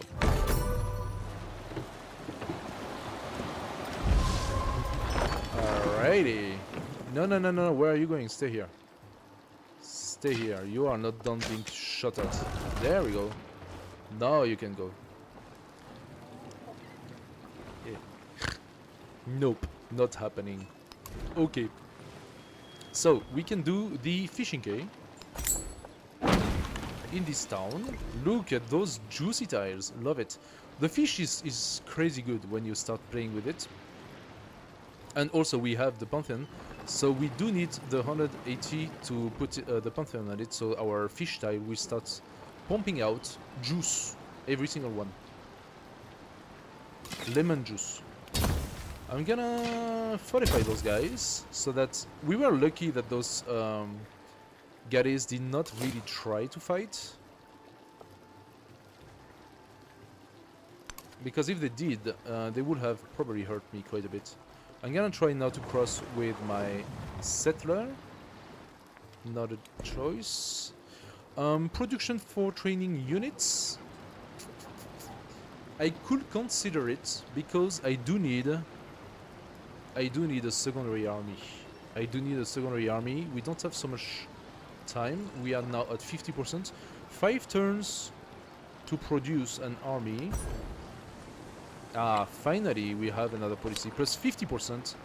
That should go really good. Now. 3 turns for the new commander.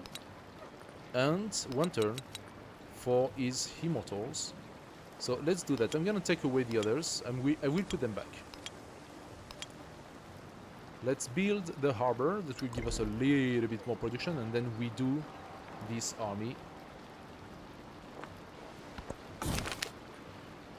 Orchard's pests. The luxurious scent of the Paradisa has dwindled of late.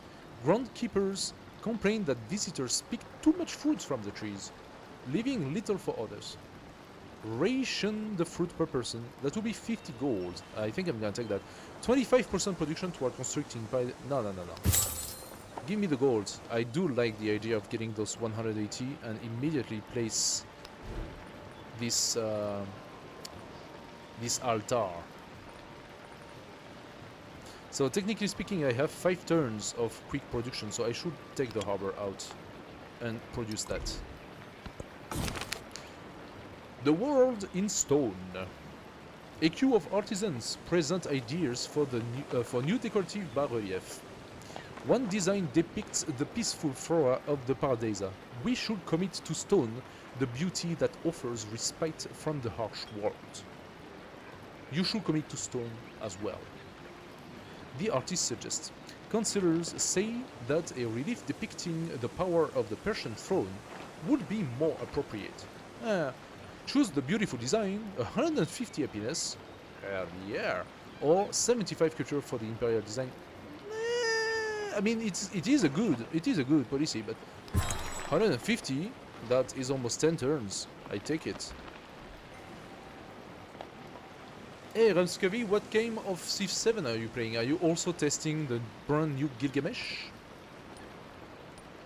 Are you also playing with Gilgabro? Gilgabro, as people love to call him. Let's culture research with this guy. He accepts it. That's good. That was not culture, that was science, by the way.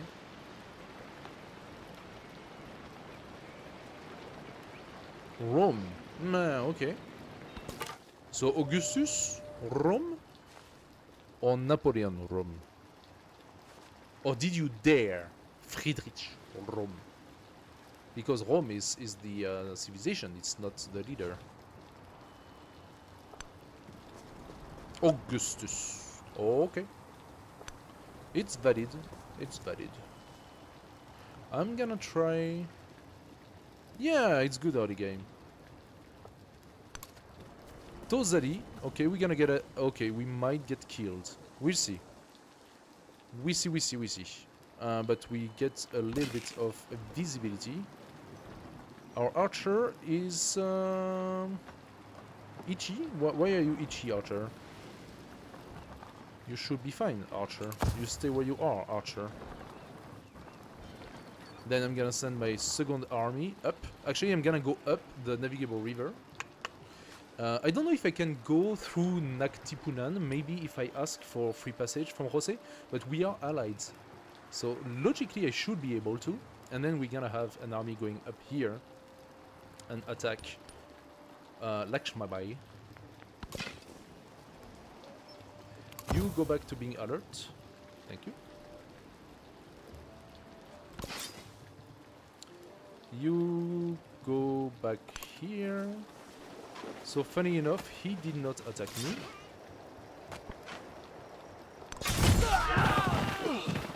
Okay. Vasukani has not done the work I hoped it would. Which is pumping out a lot of army. I was expecting to have a lot of army so I could work with it, right? I'm gonna... yeah, I'm dispersing it, getting the experience for this guy. We go combat strength for infantry, obviously. Obviously. Bring back the army in. Next turn I will. Actually, I'm gonna go up. Don't want to get shot at. Immortal Ambition. Ah, I think I just unlocked a new narrative. That's interesting. Let's check it. A young immortal. Oh, by the way, I wanted to check the demographic a little bit. We are 4 people on Twitch. Hello, Twitch. What's up, guys? Hey, my brother and Kick is still here. And a lot more on YouTube. YouTube is leading the way. Thank you, YouTube. Much appreciated. Very happy to have you guys. Immortal Ambition. A young immortal wishes to join the Elite 1000. What is Elite? Oh. Why is Elite written with a big E?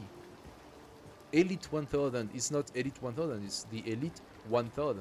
No? Like the thousandth sons or something like that? I don't know. And earn the gold-tipped spear of their rank. His commander says he must further improve himself on the battlefield by defeating an enemy who wields a sword or a bow. Defeat an infantry unit with an immortal or defeat a range unit with an immortal. Doesn't really matter much. We're gonna do both. So let's say infantry. Aha! New narrative. Steel versus steel. Wait a second. Something happened. I did not realize. I actually gained a militaristic card. Give me the war support. Thank you. Steel versus steel. In his quest to join the Elite 1000, the young immortal stalks the battlefield. Suddenly he turns and strikes down his prey, a hardened warrior with a shining sword. Oh, so it is retroactive. Okay.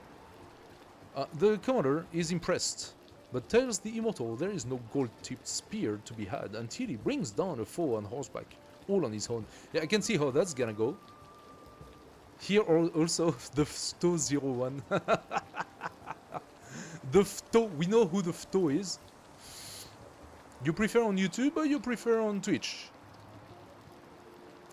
A rider's doom draws near. Defeat a cavalry unit with an immortal. Okay, that's a little bit harder. Cavalries are stronger. We got the militaristic attribute. Thank you. I'm gonna get the camel. There we go. Now the camel is an interesting resource that gives us access to more resource. +2 resource capacity in this city. Yep. We need to go into the sea. So go into the sea. We need to go and take that. Oh, there's another city-state. Tyr. Ah. My scout was... Should I pass you by and leave you lying there because of your war against us? Or should I set you up again because of your virtues? Plutarch. Inventor. Noun. Shut up. Okay. 3 combat strength against independent power could be useful, but not just now. The Tech Wrangler. Ambition drives innovation. With still so much to discover and explore, mastering a skill becomes the work of a lifetime. We could go for yet another codex. Mastery is found through meticulous research, or get a flat amount of science. Now, the codex gives us +2 science, which means you need 50 turns to repay the 100 science he's gonna give us, right? But the codex is also what you need, if you want, to boost up the science victory. 1 codex will actually unlock the first point, so we will not be on a dark age of science. We are not on a dark age of culture already, so we just need a few more things. I think getting the codex... Can I place it? I can place it. Getting the codex this time is worth it. Mostly for that. You can kick butt from time to time. Yes, you can, absolutely. And please do so, do not hesitate. Yeah, bots on Twitch, the absolute nightmare. I'm gonna go and take the discovery despite being next to a warrior, because I think I can escape. The dilapidated winery hasn't operated in quite some time, but its cellars contain a trove of untouched jars ripe for the pillaging. I could claim the wine for 37 gold or tear down the winery for 7 production. 7 production is not exactly worth it anymore. Parsa produces 40. Okay?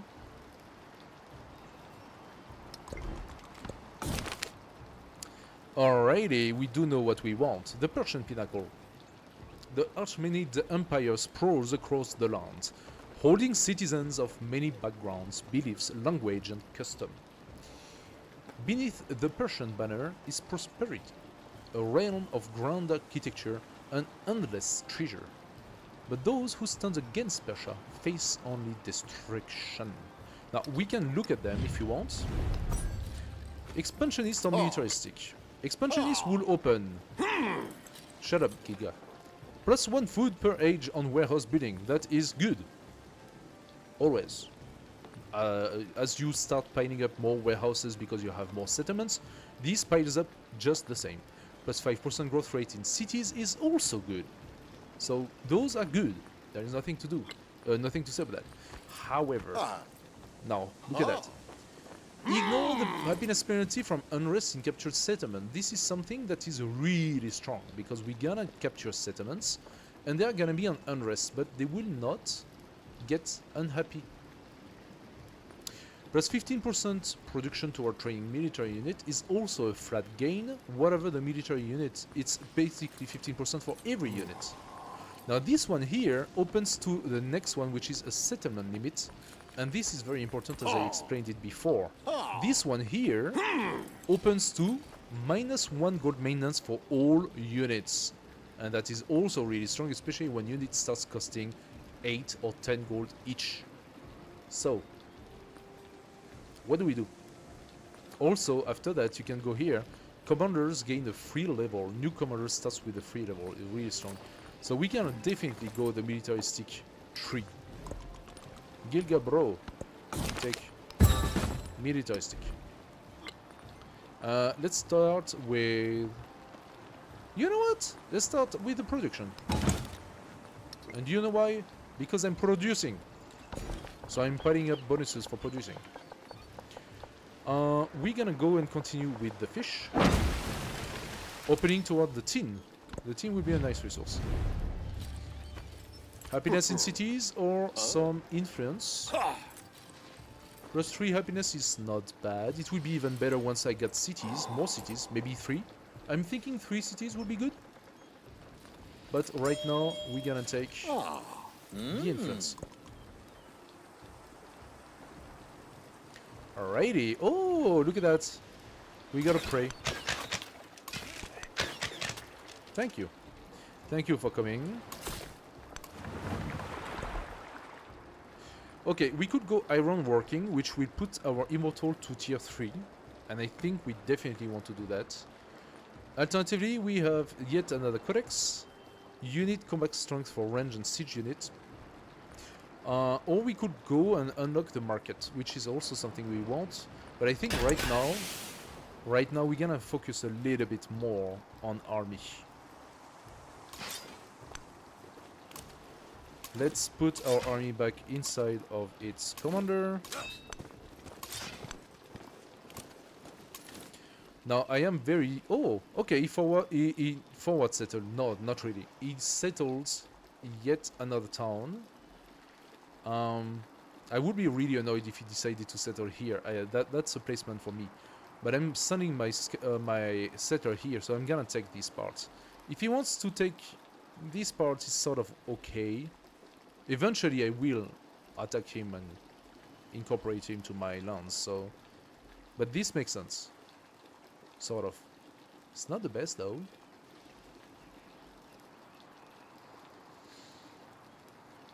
I say it makes sense, but it actually really does not. Settling here is really bad. What is it doing? What is it doing? Yes, he wants the forest, but what is it doing? Settling here. This is the place. Look at that.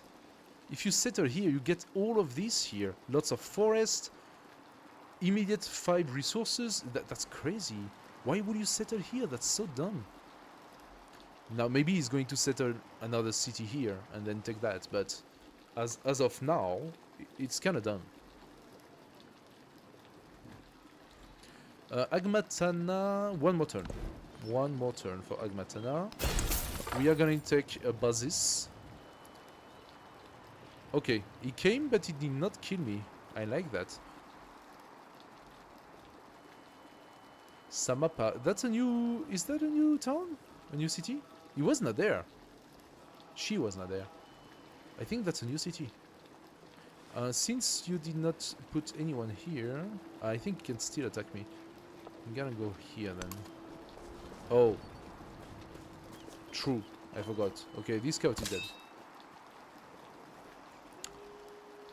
I think since there is nothing for me here... Oh, look what we are seeing here. There is a new player. Egypt. Amina.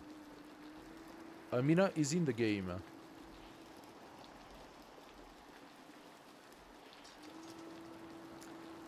I'm gonna send this army, but do I send it by the sea or do I send it by the lands? I think I'm gonna go by the lands. It's gonna take some time. Maybe I find some units on the way, that's why I'm doing that. Oh, he wanted to have the wine, that was the thing. But still, that's kinda dumb.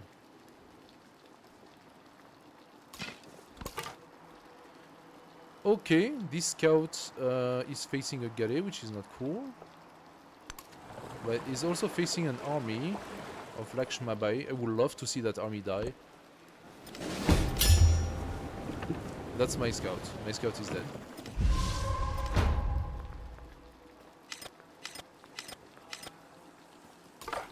No big surprise here.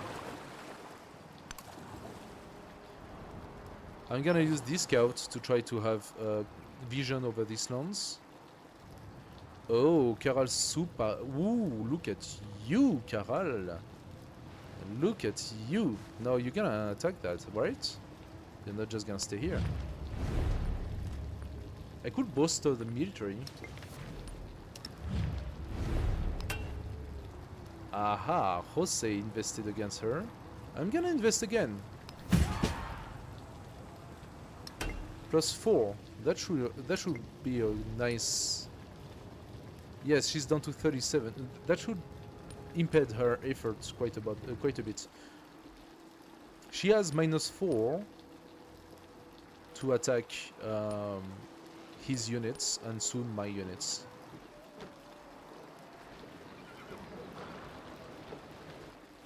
Okay, you come here.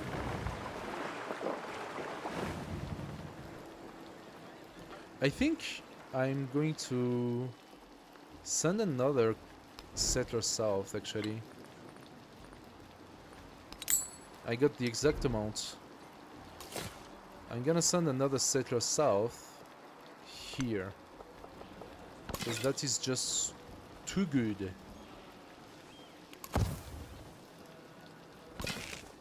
Okay, I'm remaining alert for when this guy comes back. This scout is not dead. That is good. I like it. I like very much the fact that this scout is not dead. You're gonna come here and do a little bit of a reach around. Pyramid of the Sun has been built. Oh, would you look at that? She's ready to give us a city. Ujjayini. I don't know which city that is.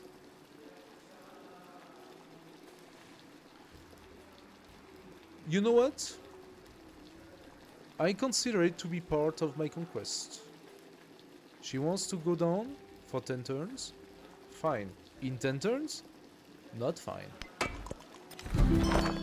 Give me your town. Where is it? Up here. Okay, it's a shit town, but we're gonna repair everything. And we are going to build a... Oh, it's completely isolated by the resources. That is weird. I can still do stuff. I can do stuff. It's actually a fairly okay city. I did not get access to Fuji. It's in Tosari. I will request Tosari next. The purpose being that I will incorporate her completely into my empire. 4 out of 5. 4 out of 5. Okay, the next...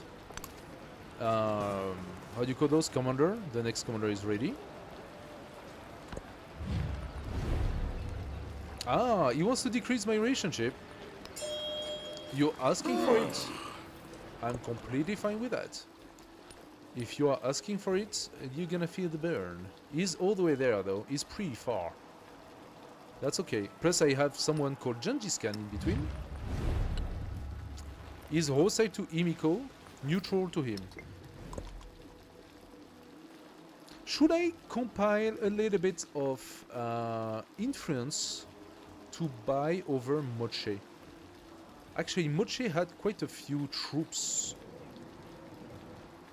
I could consider sending my army there to train. Or is that done? I don't know. Okay, doing the reach around now makes no sense. I'm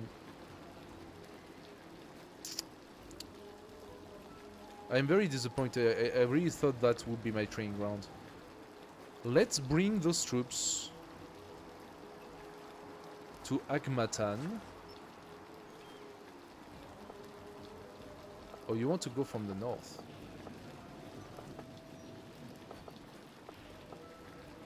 Seven turns if I go by Tarsus.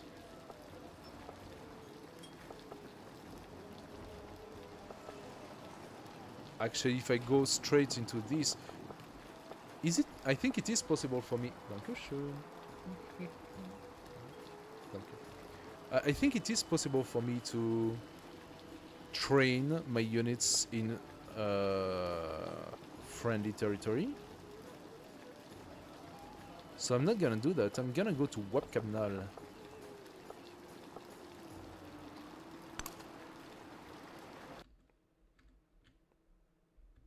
I'm gonna go to Wapkamnal. And I'm gonna train my army at Wapkamnal. Okay. He wants +3 combat strength, but he's not at war. I'm lacking just 1. I'm lacking just 1 influence. That's a little bit of a shame.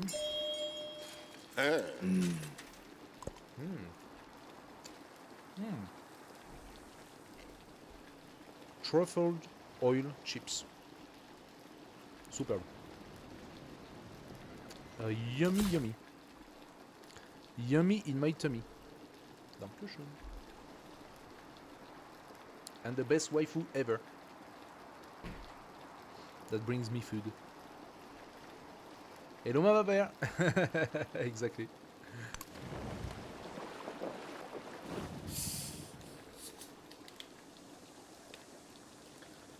Alright. Food and drink situation is under control. We can continue. Pearl will be for this city once this becomes a city. By the way,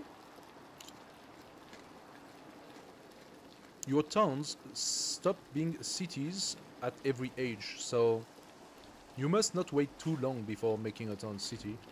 Do I want, for example, for Agmata to become a city? The answer is no. The development of this town into a city would not be... I would have to make all those tiles basically city tiles, right? Now, it does have good potential for growth. And this could definitely be some interesting productive tiles here. Or science or whatever.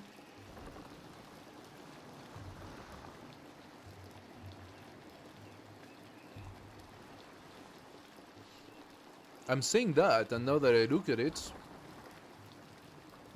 I'm thinking science production here.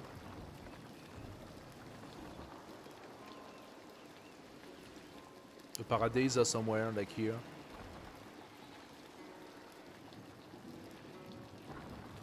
I don't know.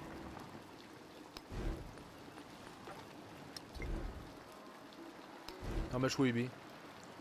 175 to change Agmatana from a town to a city. Currently producing 15 gold for us. Tarsus, 29 gold.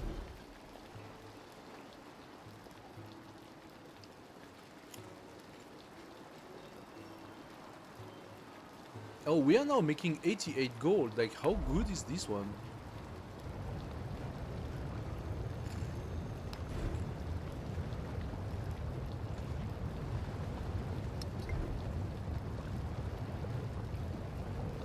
$11. That means I was at 77 before? Oh god, those chips. Delicious.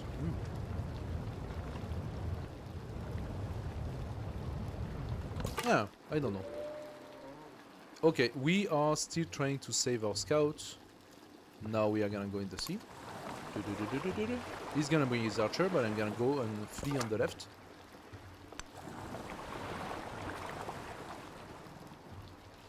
Should I go inland? Nah. I'm gonna go here and I'm gonna scout from here.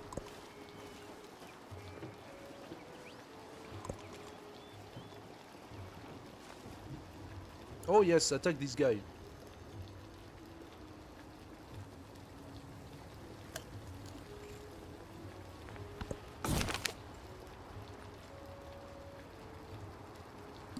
Sorry about that. I am enjoying my chips, you have no idea. They are really good.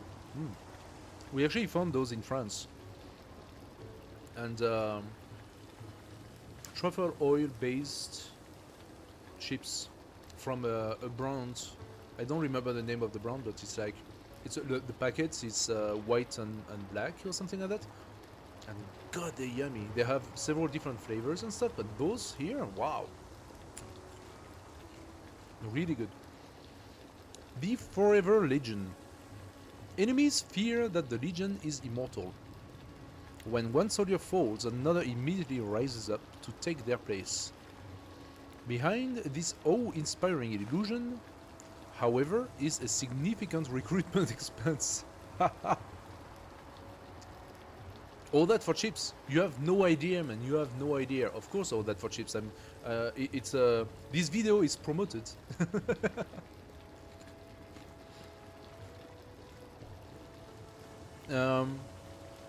It is worth it. Plus 2 immortals, but minus 37 gold. You're giving me 2 immortals for 37 gold? Yes. Absolutely. Hell yeah.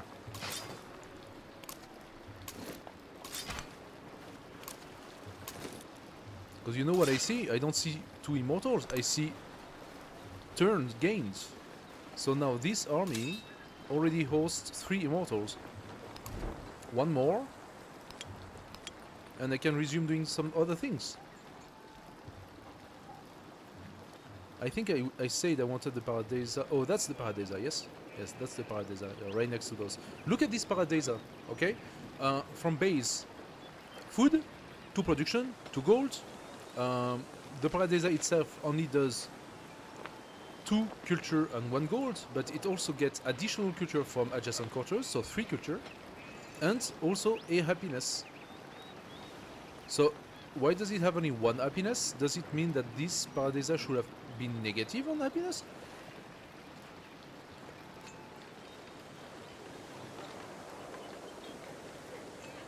That's weird. Should have 3 happiness. Or, yeah, no. Weird. The happiness is not indicated.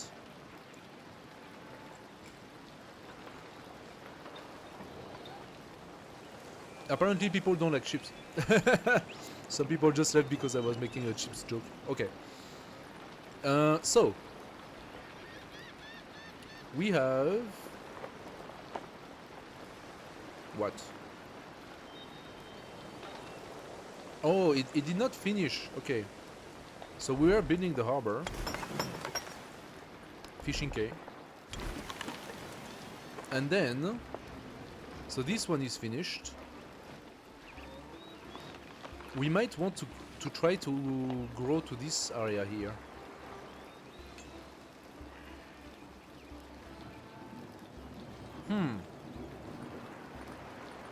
Where am I gonna place the blacksmith?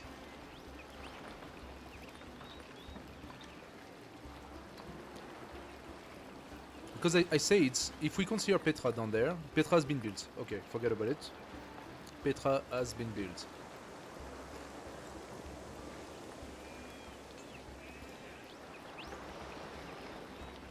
I was afraid that would happen.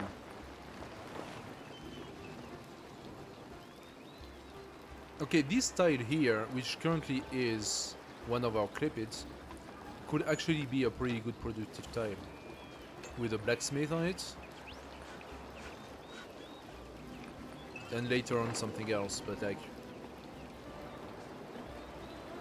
that could be a good tile. Plus this one actually has more production than this one. This one just has a little bit of gold on top. So yes, I do like my clipids, but at the end of the day, those clipids are just not strong enough compared to what else you can do, eh?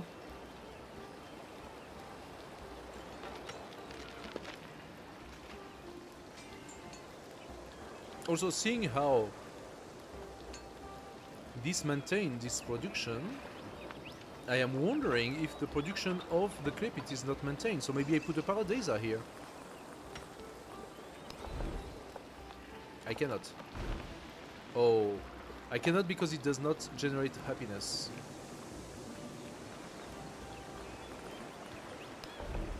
But I can hear, despite the fact that it does not generate happiness? I'm so confused here.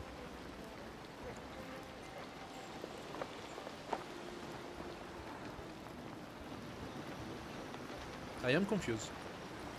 So, monument.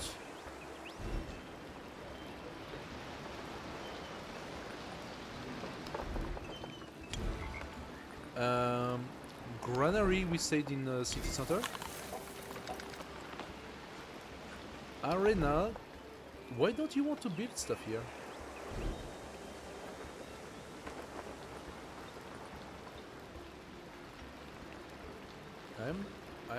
Me not understand. Me not understand. What's happening here? Why can I not place stuff on that tile?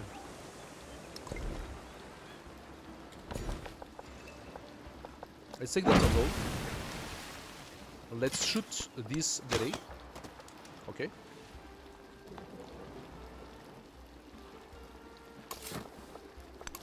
No! No, no, no, no, no, no, no, no, no! I don't want that. Don't juice, don't juice. Calm down, calm down. Imiko, yes, thank you for the +2.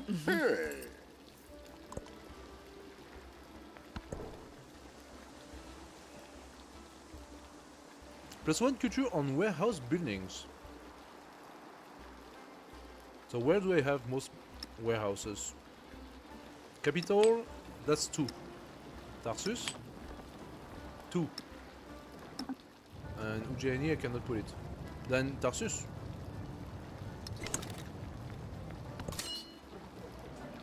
I mean, I'm gonna have more than 2 on the capital, of course.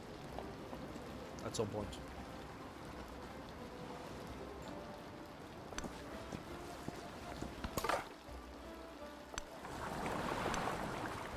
Oh wow, there are archers everywhere.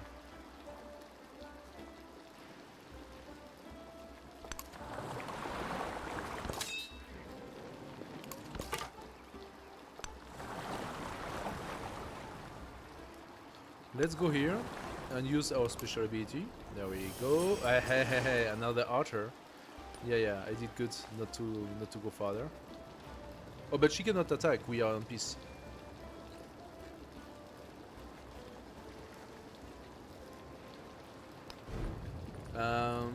I could do a Paradisa in Ujjaini. True. True. Where though? On one of those 2? The thing is, if I want to be able to access to the sea, considering that there is a wall of resource here, I have to go this way. And I do not think the Paradisa counts as a quarter of any sorts.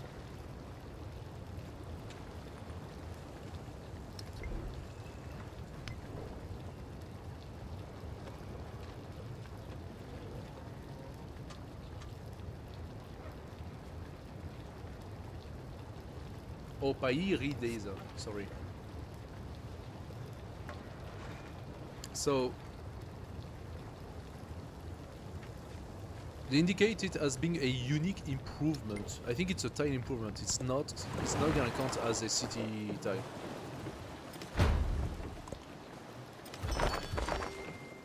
My setter was attacked. Oh my god, 76 damage. You gotta be shitting me. Come on. Oh, so much time wasted because of this stupid boat. Oh, she denounced me. Really?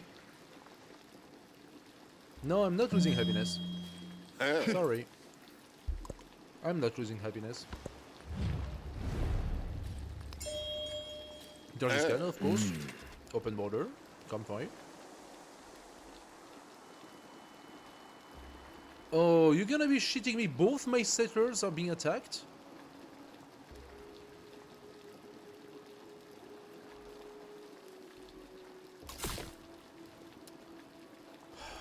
And of course they have a zone of control.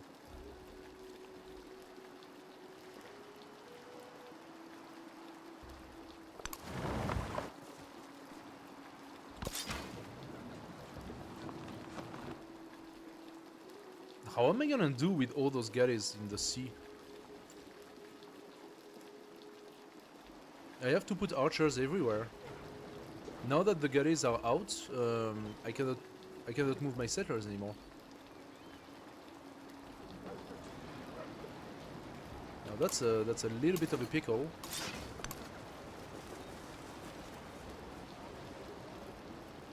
That's a little bit of a pickle, and that's kind of what I was talking about. That's part of the challenge, right? How the hell are we gonna do with an army in a challenge where it is not possible to use any navy? Well, I think the answer is we're gonna have to pump out a huge amount of archers and just put them a little bit everywhere.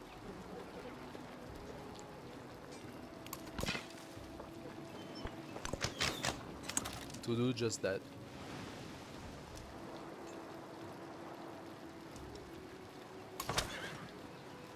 Should I bring my guy forward? No, not yet.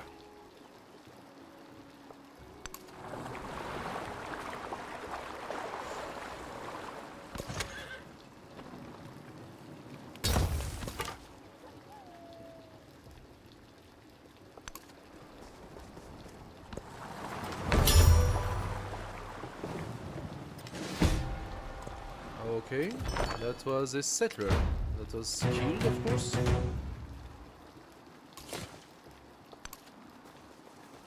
This settler, I can bring it down. If I see the galley going up, maybe I can bring the settler down from another way and still resume its course.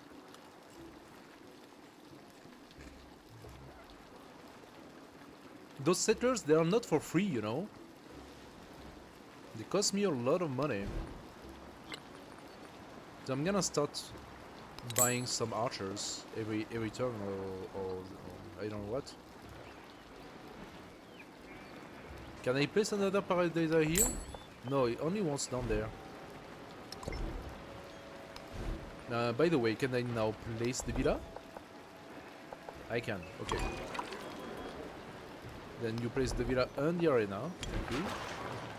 As for the blacksmith, I would love the blacksmith to be there. For the blacksmith to be there, I need something here.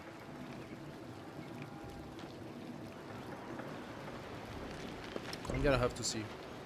I'm gonna have to see how we do the junction.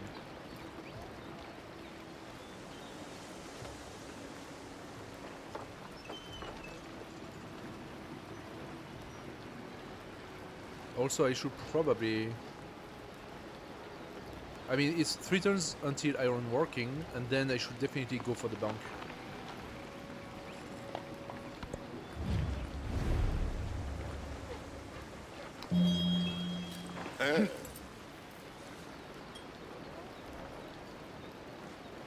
She's sincerely using all of her influence trying to impede me, but that's not gonna happen. Oh, Xerxes did, Petra. Asshole. It will be mine one day. It will be mine. Xerxes. You just build it for me, you just don't know that. Oh, okay. Now you go up to Agmatana, please.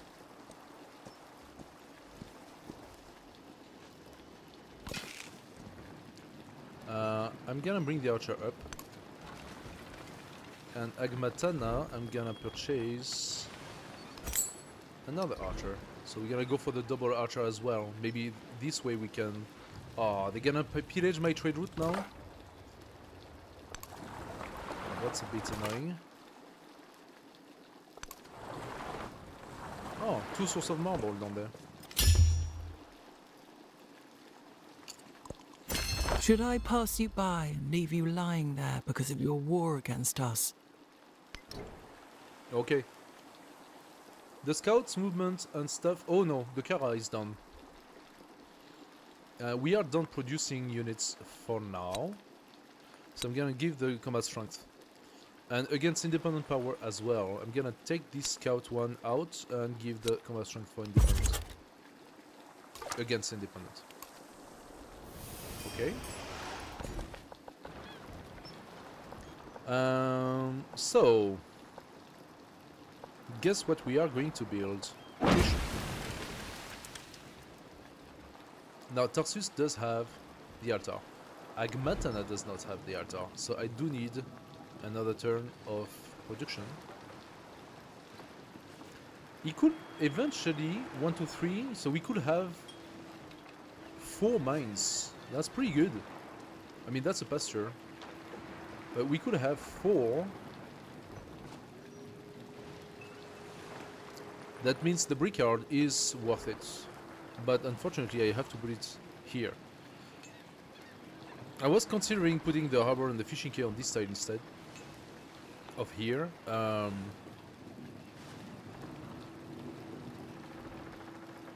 Or I could replace this and put brickyard and granary. No, it's a camp. Camp.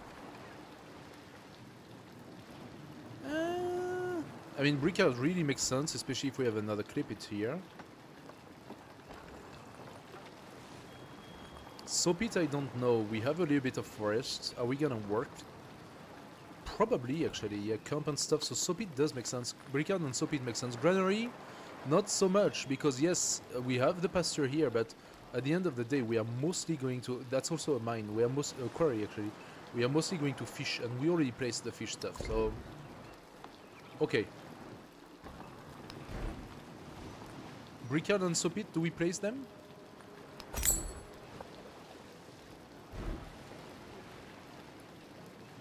I haven't put any units there though, so not yet. What I should do is maybe try to develop something here, unless I consider this town is actually a shit town because it's gonna get attacked soon, and maybe I should not invest in it.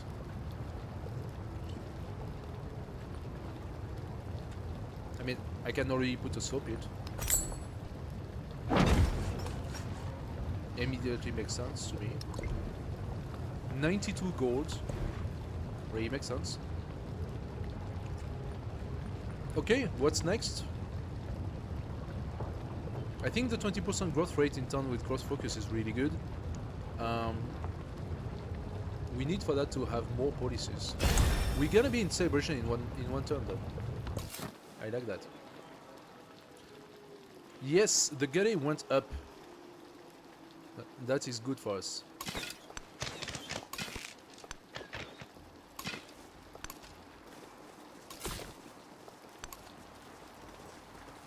Let's see if the galley follows the settler or if it stays here.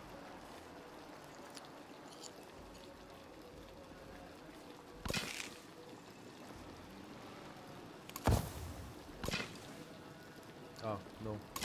This one you fortify, but this one you're already fortified, so you remain alert. There we go. Scout, you go here. We actually already see that we can do something over there.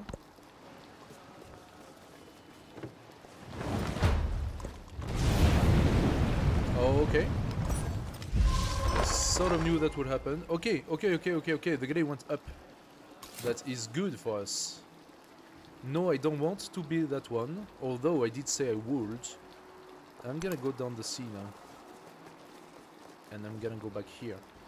As for this one, that's the quadrirem, so if we destroy this one, I will be able to send back a settler.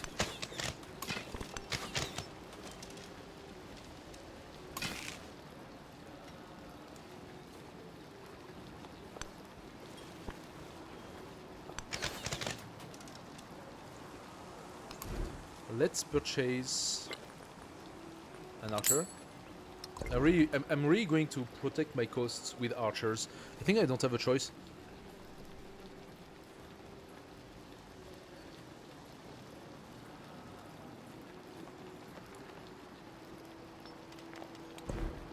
Winter celebration. Let's take the 20% science. Excellent, we have a new policy. Let's get back the influence, I say. Hebrew! Gilgamesh loves a contest. He wrestles with his generals. He plays the game of Ur with his scribes, whatever. But he yearns for a friend who is his equal, or equal to his opinion of himself in all matters.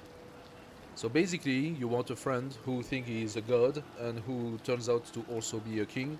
And since it's one country and there are only one king, you want you as a friend? Are you that narcissist? Get a mirror! Get a mirror! Yeah, Giga bro. Look at yourself in the mirror. Seek out another leader. Only they may be up to the task. Be in an alliance with another civilization. Done. Thank you. We got a diplomatic card. Now diplomatic card, +1 influence per age on the palace. And we achieve level 2 with Gilgamesh. Okay, good stuff, good stuff. He wants you as a friend. Yes, of course. You looked at yourself in the mirror lately as well.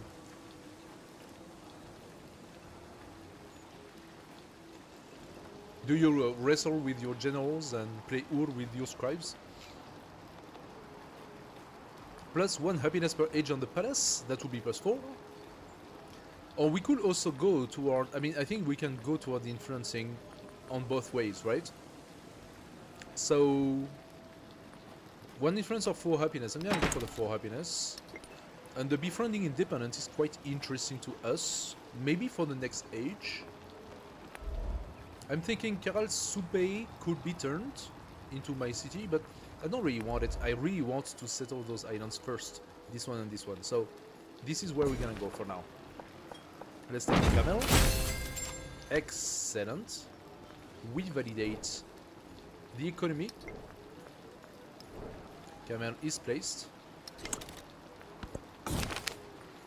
The Lords of Water. The pleasure gardens have blossomed into a beloved part of the social fabric and a cultural emblem in their own right. Their constant flow of water creates a feeling of security, but such thirst is relentless, and some might even call it wasteful, even if they only whispered it. Indulgence demoralize worker, +10% production toward constructing buildings, or luxuries inspire wonder. +10% production toward constructing wonders. I'm gonna take the wonder one because I would like to have another wonder. I just don't know which one. Probably building would have been better, but you know.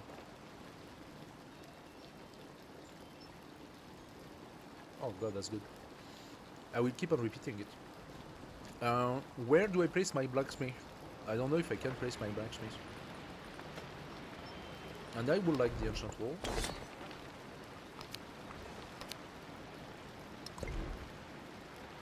So next turn we will be able... No, I am not losing any gold. No, no, that is not happening.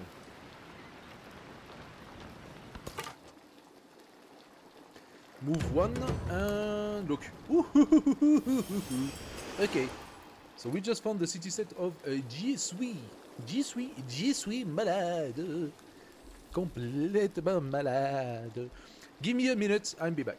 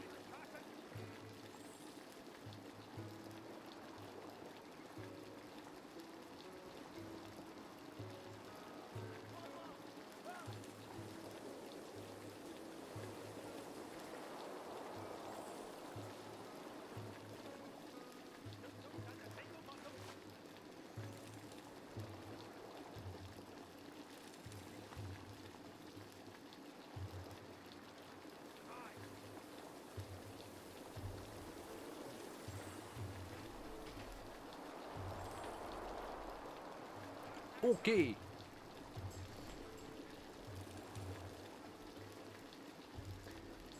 This game still has a commentator. Yes, we is militaristic as well and could be interesting. We only have 17 influence per turn though, which is not that great. We're actually leader, I don't know how, but it is not that great to begin with. Once we have the arena and villa. Did we finish the monument? Oh, we did actually. That should make things a little better. Let's go. I would like better visibility. Okay, so this is the limit.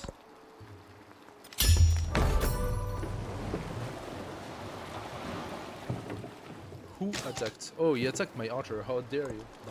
There is another world, but it is in this one.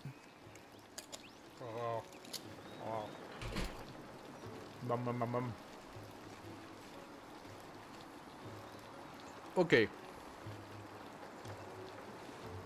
Do we place? Iron made this. Do we place our 20% growth rate?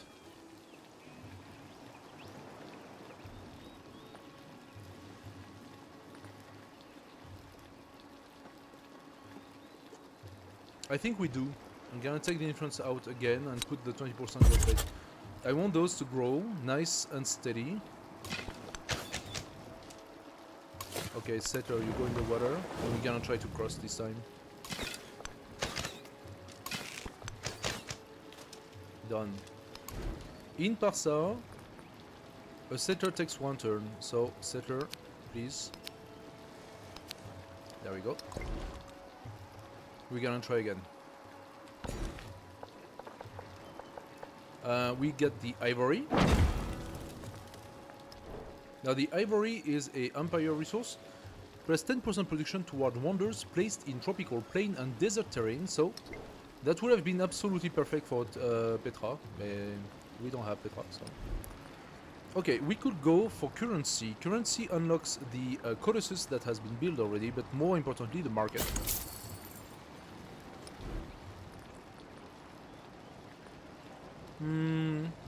We could go for the terracotta army. Let's be placed on grassland. And this is grassland.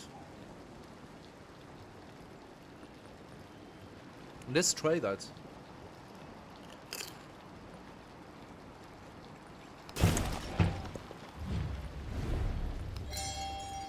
Hey!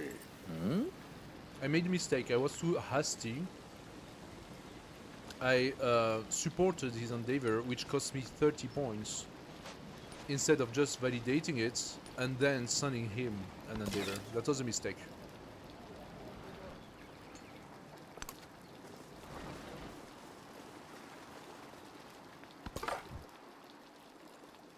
Okay, I was not attacked. That's pretty nice. Let's take this one. Brigands have been raiding the merchant caravans that frequent nearby villages, taking a torch to everything that is useful to them. The smoke is a clear warning to give Jishi a white berth. Take over the trade routes. Jishi becomes hostile, removes all progress toward befriending. We are not befriending, so that's not a problem. Send a raid to Persa, which is on the other side of the map, so I don't really care. I could get 15 influence, or I could offer sympathy to Jesse and get 37 gold. Yes, please.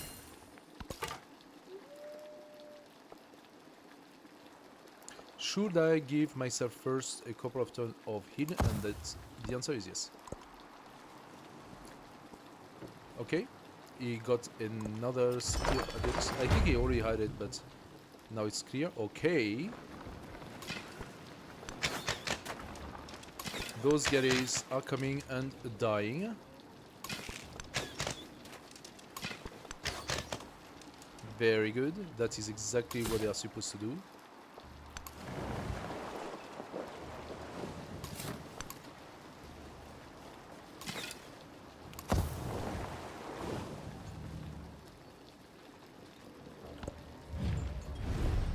Oh, that's mean. So I'm gonna lose full culture. Okay. Mean dude. I lost 4 culture. Hey, Gengis Khan, do you want to exchange culture? Yeah, okay, I got full culture.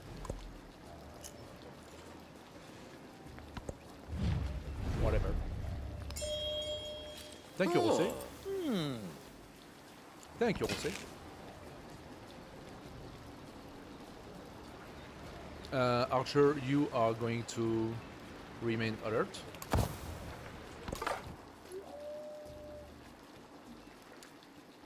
To go here, I would love to cross, but I think I'm gonna have to go by the sea.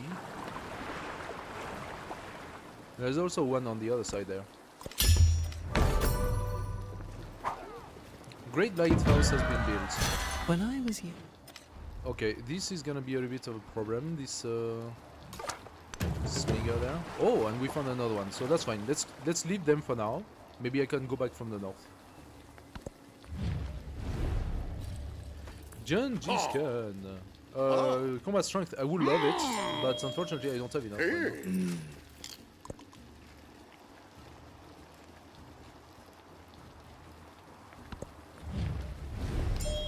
Thank you, Imiko. Hey. Okay, so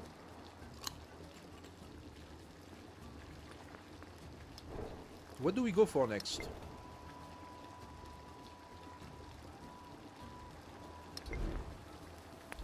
If I was to consider to make Agmatana a city,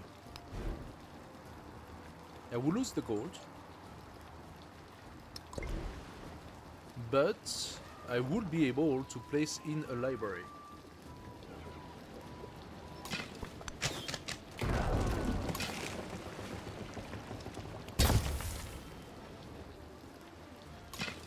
He dared to attack my city walls, seriously?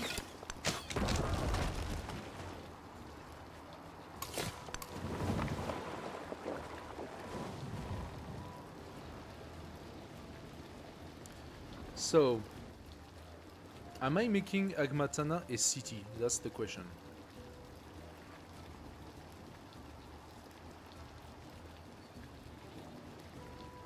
This tile here would be a beautiful... Yes, yes, let's do it. Let's do it. This is an incredibly good market slash garden tile. What about its... okay, it does not have very good production, but it has potential for production here.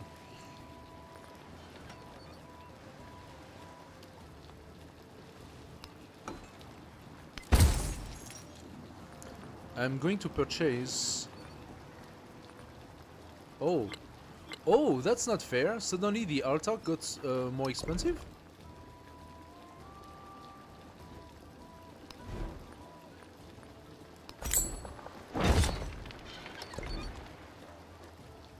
Oh, that sucks. The altar got more expensive just because I made it a city.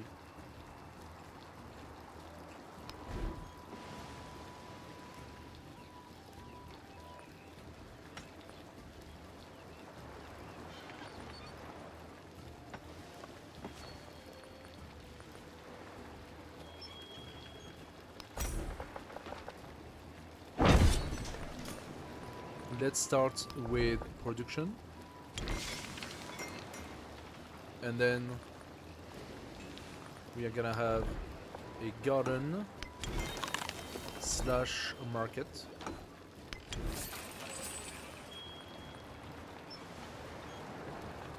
I'm still gonna purchase stuff, so I'm probably gonna purchase the library. We'll see.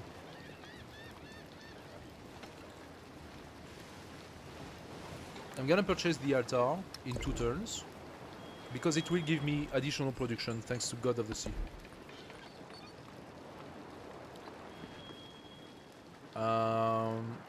Do we go for...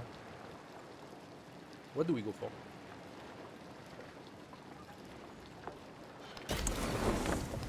Actually, if we get navigation in 4 turns, instead of making a market here, I'm gonna place the lighthouse here. Maybe I place the market over there. We'll see. So now that we have another city, I'm gonna place this one in Agmatana. And it will benefit from +4 happiness. Our army came, okay, excellent.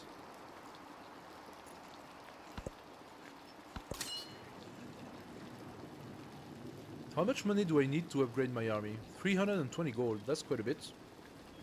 That is 4 turns.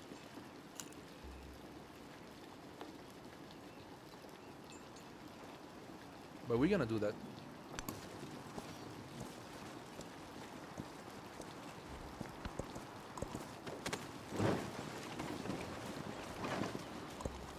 Those who delight to attack and to display their valor and fealty should be formed in companies.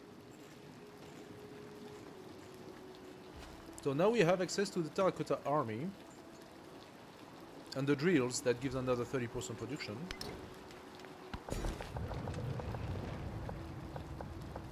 We continue with the boats.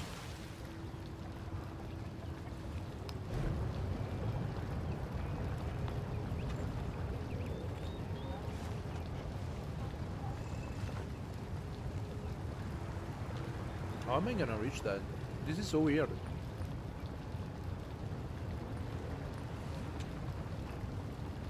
I'm gonna have to put brickyard and granary. Or maybe an altar.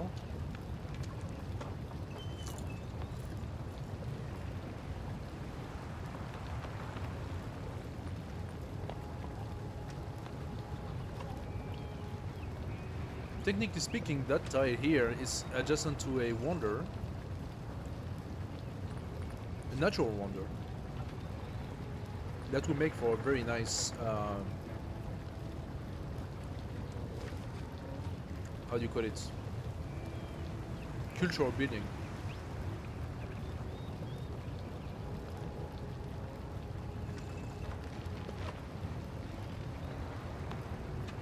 I think I don't have the choice. I'm gonna have to put in the brickyard. I mean, I don't want the brickyard. Let's put in the granary.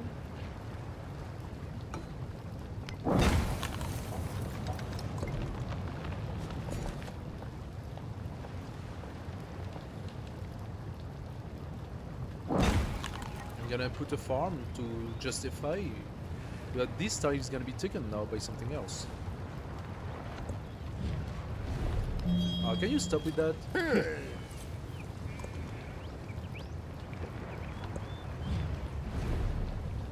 Thank you, Emiko.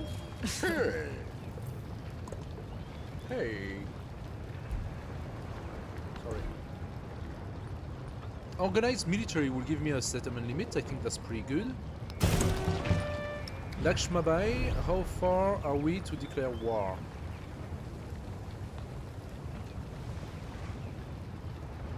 I think we are good. I think we can declare war. She's unfriendly, but...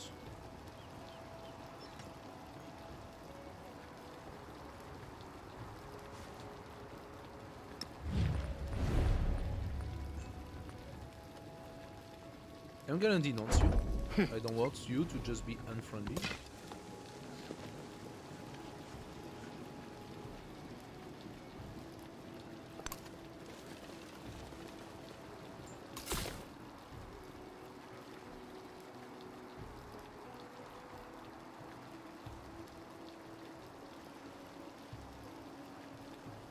If I go here...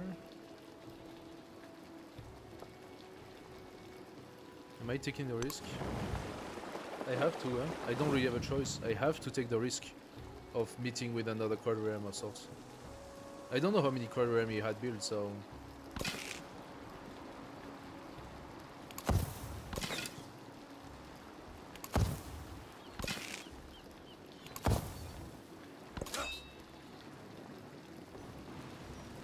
And now I have to wait to get a lot of money so that I can upgrade this army.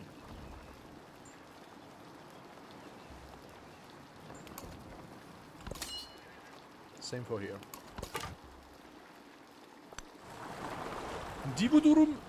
Aha, am I gonna lose the scout? A poet has been driven into hiding because his provocative remarks have offended townfolks, but none can deny his talent. Yeah, well, I don't have a choice, huh? So give me a little bit of happiness, because if you take damage, you die.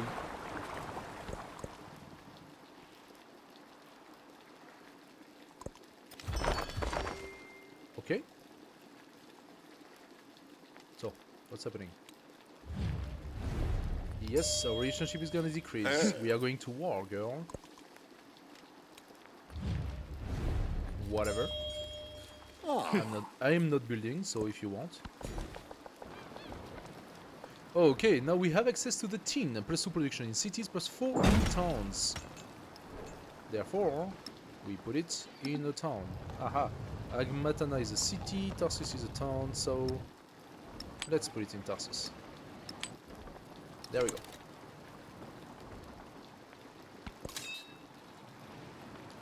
You wait. You wait. You... Ah! What are you doing here? Ah! What are you doing there? Come on. That sucks. I really don't know if I want to invest in Ujjayini right now. Because I need to upgrade my army and that costs so much money. Producing this army in Agmatana will take me what? 5 turns per immortal?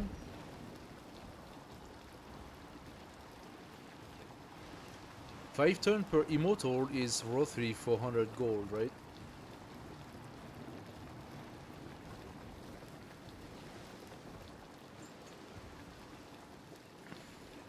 Alternatively, I could purchase an immortal. Or not. Not here because it's full. What about in Barca? 200 gold purchased. Oopsie. 200 gold purchased. So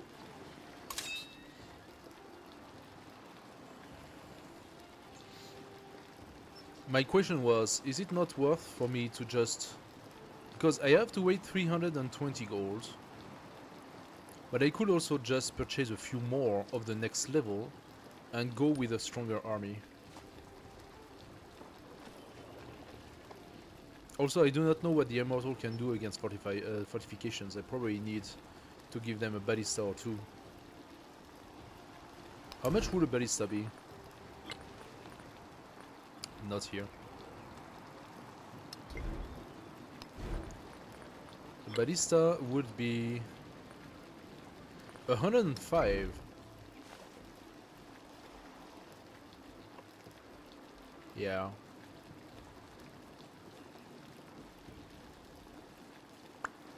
I'm thinking I even might want to join my armies. I'm gonna join my armies.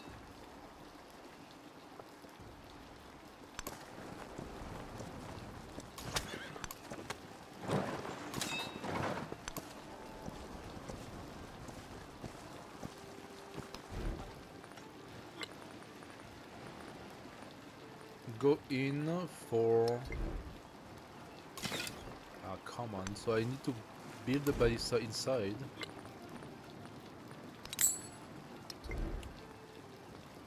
There you are. Bring the ballista out. And then we are going to basically boost it up. Okay, this scout is also gonna die. This is so dumb.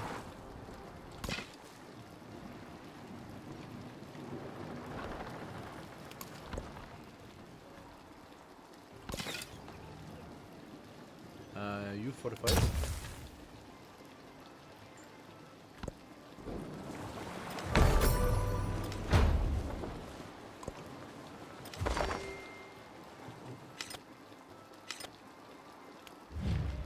Imiko is souring our relations, really? Why? What did you do, Imiko? Oh, it's the relationship decay. Oh, okay. Not a big deal. Not a big deal. Do I still want Moshe? That's the question. Aha, our first setter arrived. Oh, Food in town, go for it. I should not do that, I'm stupid. I need to accept and then send. Every time I do that, I lose 5 points for no reason.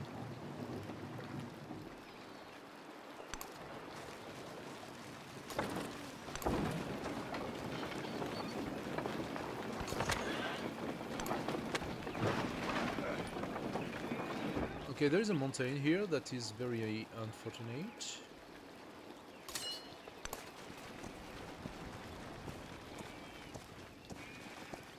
I wonder what sort of troops she has. Probably stronger troops than me.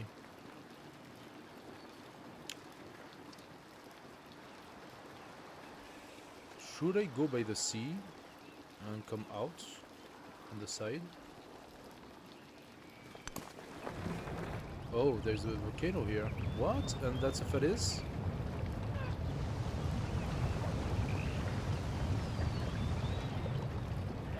All of this is non-reachable.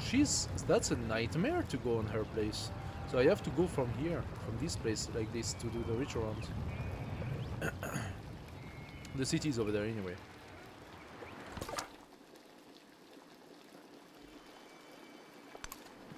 Oh my god, seriously, guys.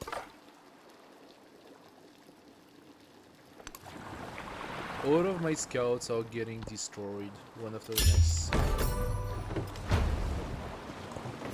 Ships.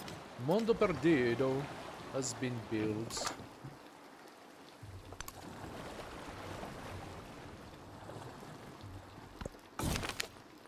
The shape of the world. Philosophers drive sticks into the ground and measure their shadow. All across the world, they say others are doing the same and finding different results. Some say the likely shape of the world is a cylinder. Others claim it is round, like an orange. It must be a cylinder. Surely it is round. The sun rises and sets only here. Yeah, that's the right answer. The sun rises and sets only here.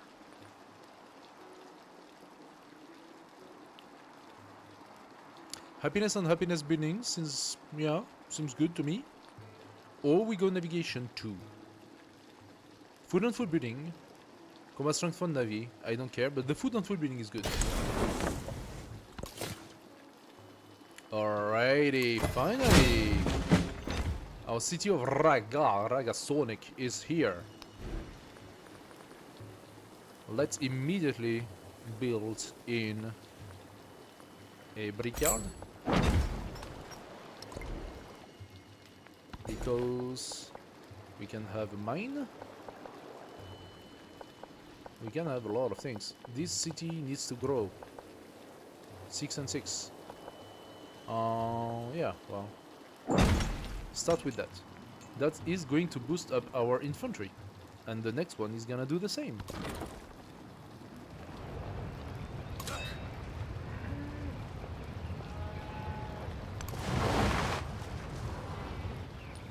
Okay, you. Formal war. So, initial war support for you, 4, for them 0. जशी आई आपल्या मुलांचे रक्षण करते अगदी तसेच मी माझ्या साम्राज्याचे रक्षण करेन. Exactly.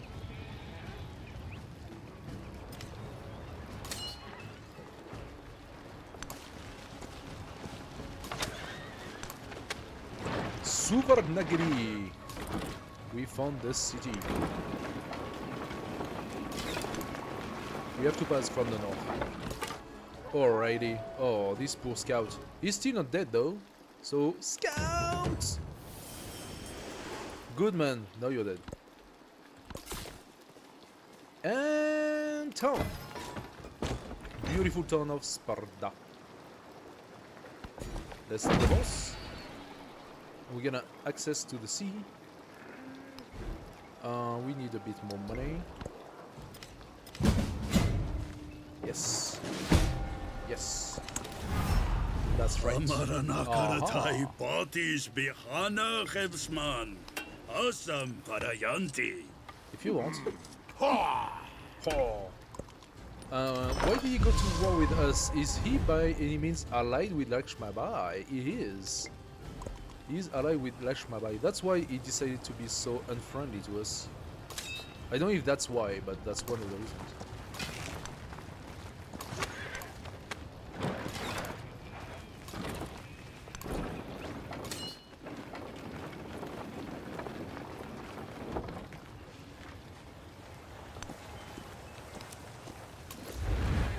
Say hi to my little army. Promotion! Let's go.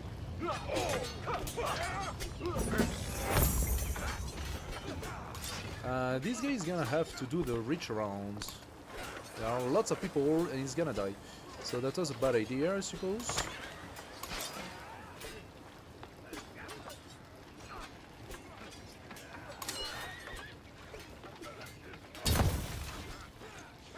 Let's do some fortifications then. You gonna pass your turn. He wants me to lose gold, how dare you? Absolutely not, I am not losing gold. Gold is the nerve of the of war. You don't touch. Oh, look who is here! Out of nowhere. What a surprise! What a surprise! Good for you. You got me good there. But you know what? I'm gonna build a ballista. Do I want a ballista? Yeah, I think so. He's gonna try to come out of the water though. Yeah, let's make an archer. Another archer. Huh? Yeah. And this archer is already going to shoot at. That's right, 58 in your face. Oh, we have another archer. No, okay. Oh, he didn't build it here. Weird. Okay. Now we do have a few new things to do. The market, the lighthouse, and the blacksmith. I like the idea of building market and lighthouse. Maybe here.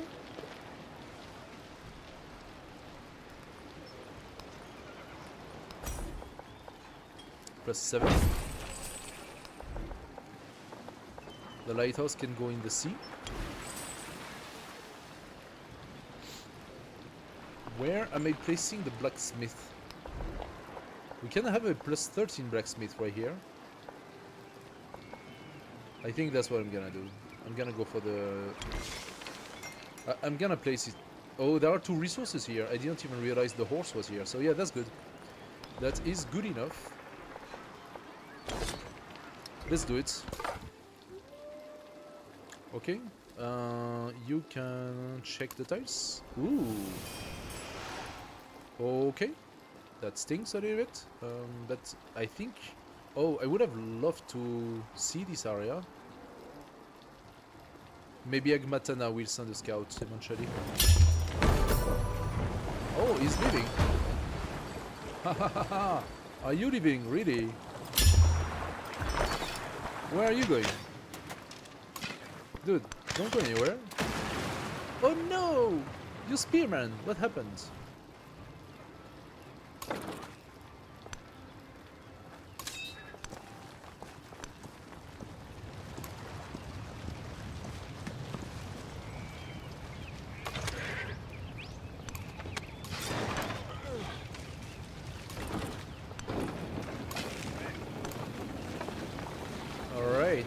Let's see how you deal with this. I'm gonna bring that guy back because he has nothing to do here actually.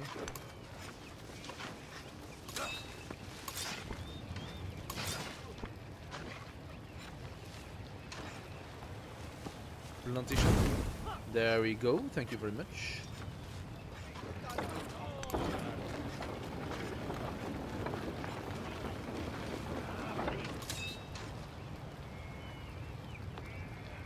You continue what you're doing.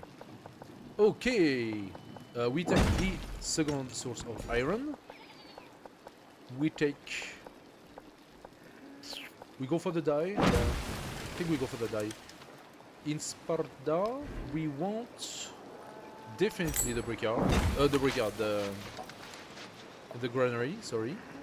And then the fish. But granary, definitely, that's gonna be a lot of farms. We're gonna do the saw pit as well to catch those forests. We do not have much access to mines or anything like that, so forest and fish is gonna be our source of income, production. Open my borders, Suimiko, no problem. Hello guys. For those who just joined us, we are playing Gilgamesh, the brand new hero. I say brand new, but he existed in every other Civ before, but he is finally released for free. We have that leader for free, thanks to the devs of Firaxis. Happiness. Happiness it is. Okay, I lost someone. Ships. An immortal proved that it was just a term. Wait, this one? How? It just healed. So what you're telling me is that those elephants are crazy strong, right? That's basically what you're saying.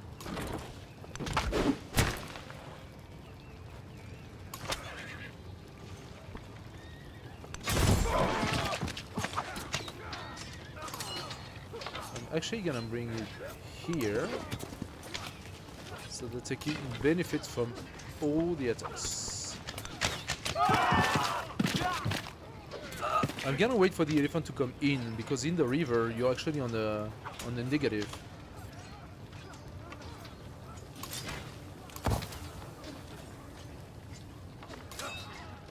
And this guy has reinforcements, so yeah. Also, ha ha ha, ha ha ha.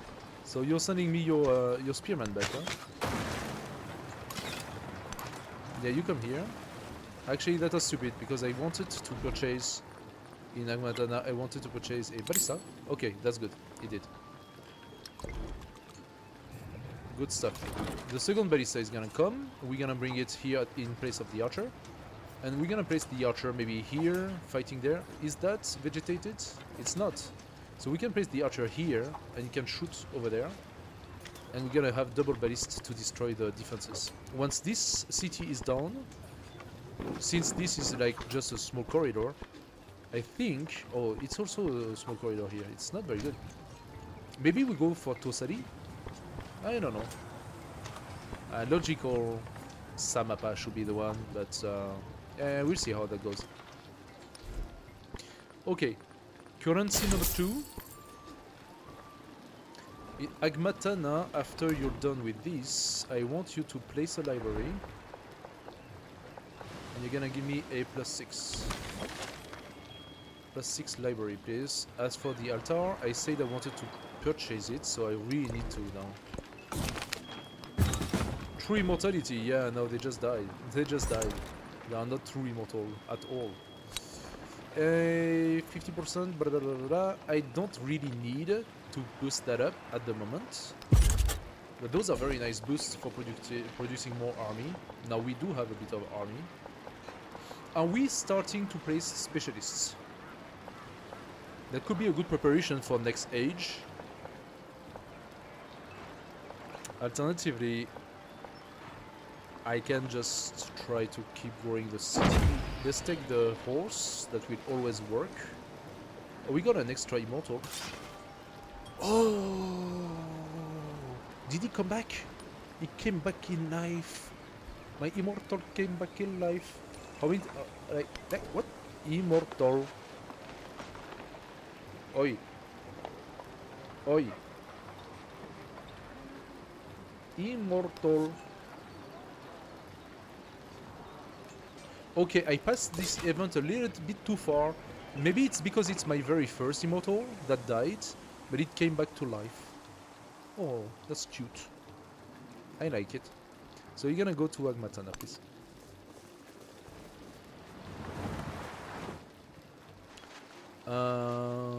Yeah. We need a lot of money. Let's take the ship. You want more fish? You want more fish? Or you want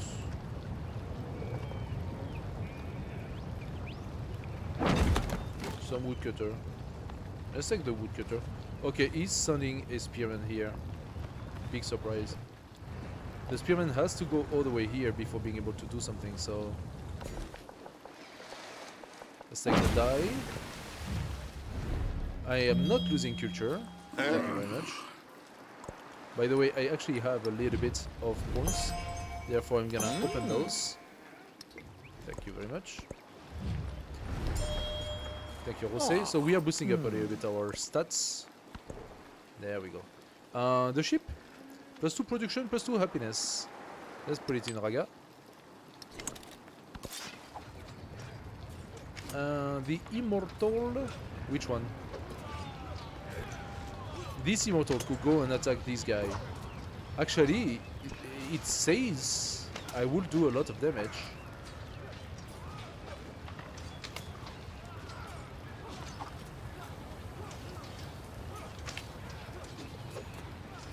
That's right. I did a very fair amount.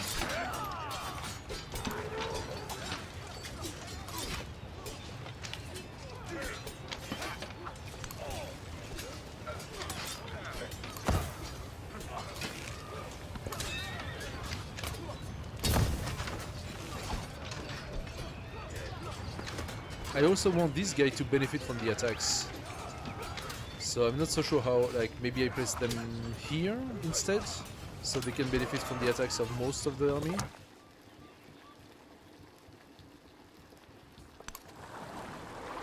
This scout is still alive, I have no idea how, but he's alive. So. An army is a miniature of the society which Good produces maintenance, it. that's probably good. When I was young, It's free. Oh, okay, it's not that good. Soon it will become good. Right now it's not that good. Okay, you're gonna heal a little bit. Okay, the Persian is here. The other Persian. Also, now there are two Persians. Now you have Xerxes and you have Gilgamesh as Persians. That's weird. Two different eras, I suppose.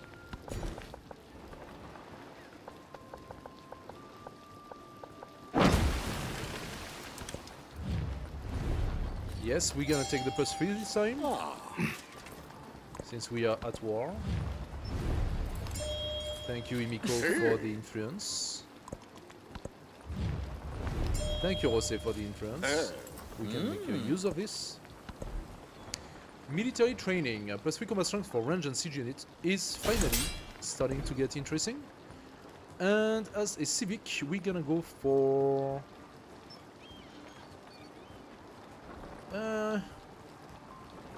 culture from specialist? Not really, no. Emil Bell has been built? Oh, that sucks.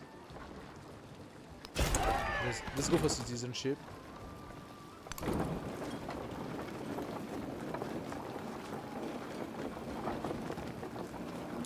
I should probably build a few more merchants, now that I think about it.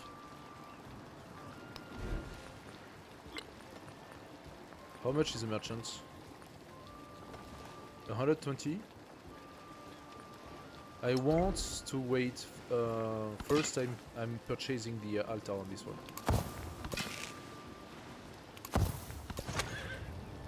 Okay, my chariot took a little beating, but I can heal a little bit. That's pretty good. I'm going to replace my guys. One comes here, and one comes here.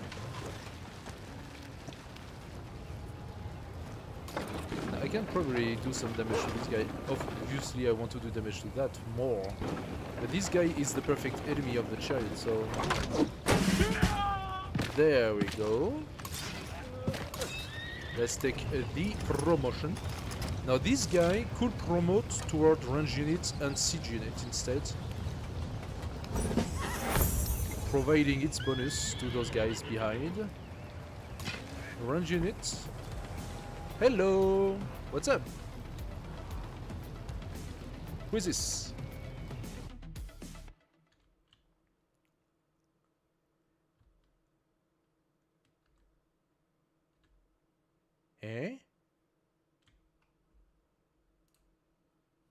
Hey, Buzzfin! Thank you for the follow! Welcome, welcome to the Bear family.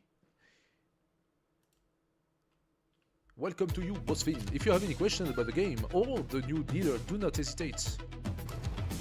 We are here for that. So I ballista'd the guy and I'm going to archer the wall because that makes sense. This is what we do here. Now this guy did take a beating. Those are really strong. Oh, he get double attack, that's why. If I immortal the wall, I can do a bit. Oh! Oh, that was a fair bit.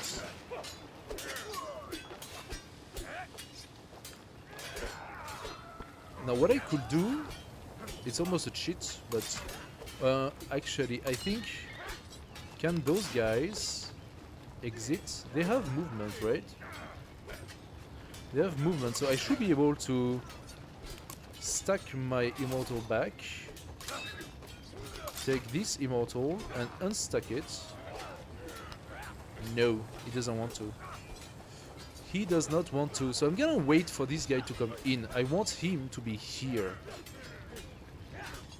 In the river. Look at those tiles. Juicy, juicy tiles. I'm gonna take those. That's gonna be mine. You keep hitting this. Yes, done. Okay, Nacho is coming. Alright. Things are coming in play. I like to see that. So the chariot is a little damaged, but he could come here. Now, he could get killed by the volcano. But if he's not killed, he could heal thanks to this tile. Now, we have this guy, and we're gonna bring it up. This guy shoots the wall. Excellent. This archer shoots the elephant, or the wall. The elephant. There is an archer behind, waiting to come, but that's okay. One attack on the elephant. Nice.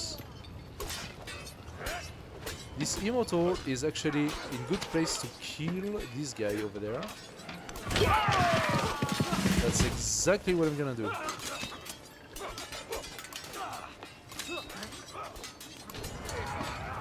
Yes, excellent. So now we validate this, and now all our units around have +5. This guy will be able to unload a brand new immortal right here. And once you've done that, he's gonna do something really, really fishy. He's going to unload a brand new immortal right here. That's right, this is how you play the game. And also, by the way, a brand new immortal right here. There we go. And he gains a promotion for that. He gains a promotion for that. Combat strength for siege unit, thank you very much. Alright, now we are talking. Now we are talking. Now, any of those immortals gets bunged up, I'm gonna switch.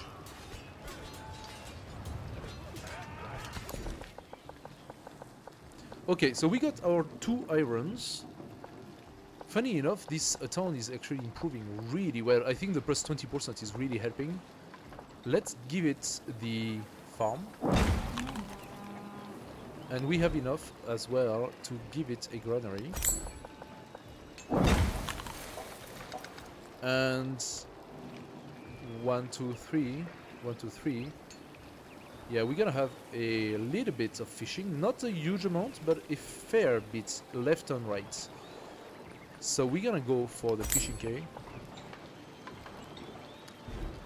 Did I just forget I wanted to build my... Yeah, I just did. Oh boy.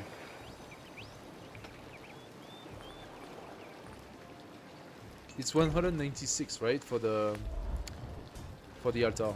I forgot the altar again.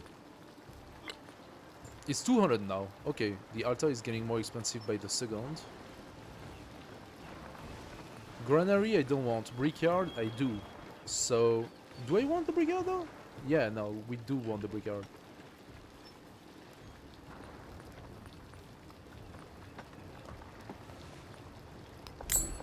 Let's place it. There we go. Okay. 204 was it? I'm gonna be just short, I think. Yeah, 204. I'm gonna be just short of it. Maybe I get a little bit of money someplace. The gold-tipped spear. Oh, did he get it? Did he get it? Defeat a cavalry unit with an immortal. Hey, the elephant is a cavalry unit, is it not? Oh, maybe not this one. Maybe this one is considered as a range unit? No. No, I think it is. At least the young immortal's commander offer him the gold-tipped spear in a solemn ceremony that soon ends in cheers.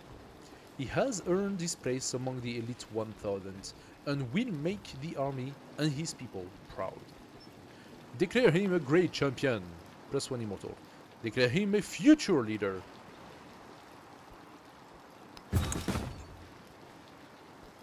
We just gained a commander. Thank you.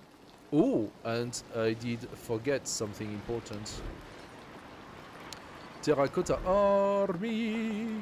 Where are we placing it? Oh, it has to be on this. But you know what? If I place it here, I can make quarters out of those. Terracotta army. You go and you do that. Right after the blacksmith. Right before the blacksmith. I want it. I want the terracotta army. We are at 80% of the age. We have to keep an eye on that. Okay, so now we know that we don't have unlimited amount of fish on this one, so let's go and start making a bit of farm on Sparda. And Sparda will have to go and extend to the sea so it can connect to my empire.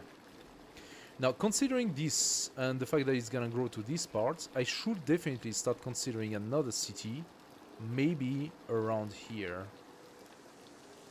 Maybe here, like a border city. That will touch his borders, and we will have border touching, which is the... Wait a second. He gave Kopan to Lakshmabai. Hello, Bosfin. What's up? How are you doing? He gave Bosfan to Lakshmabai.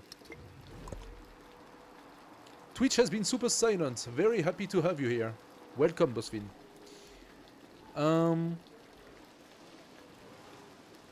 We could indulge ourselves with a small army. Oh my god, okay, to take over Kopan is gonna be really tough. We need double siege engine here, take down the walls, and some sort of troop here to come in. That's doable. It's gonna be tough. It's gonna be tough.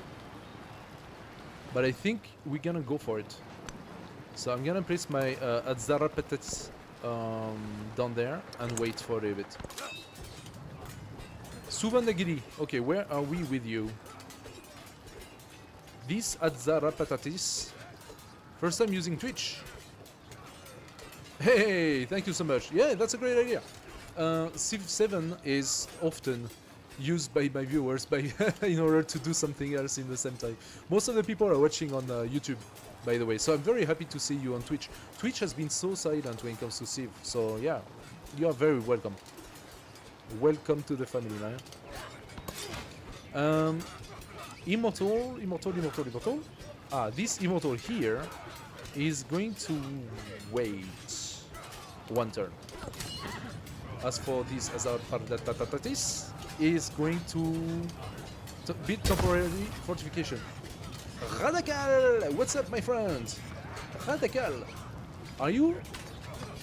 I saw you before, did I not? Radakal. It's funny, your avatar's name reminds me of a character in a small anime movie with the mouses, and the villain was called Ratigan or something like that. So Radakal Ratigan. Ratigan. So no ways in war. Okay. truly brave never. So, this immortal took a beating, but is not dead. And that is what matters.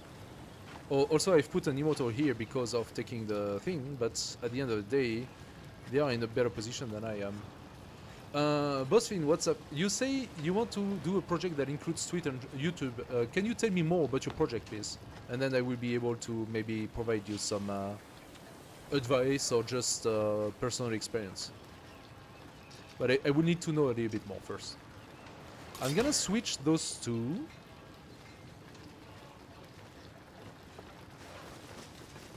And send this immortal to murder this archer. But for that, can I move? I think I can move my commander here. Attack. Okay, there are lots of troops here, so this immortal definitely cannot stay there.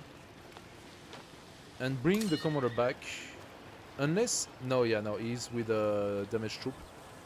Bring the commander back here, and this immortal, if possible, will have to come back. Now, he's already having 2 damaged immortal. And I do not know if this immortal that is packed is healing right now. I have a feeling he's not. So what I'm gonna do, I'm gonna put it out. And I'm gonna bring him down in friendly territory. I believe this counts as friendly territory. To heal a little bit. Okay. Now our ballista is finally arriving. We are hitting our chariot.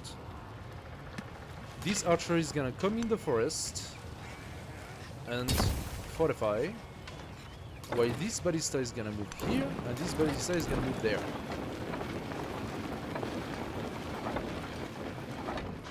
Channel about Civ 7 on YouTube, okay, sure. And a Twitch to show people how it's built. How Civ 7 is built, you mean? How the game is built? Just so you know, I have built a YouTube channel, not just specifically for Civ 7, but I wanted to present other games. And the Twitch was in order to make how the channel is built.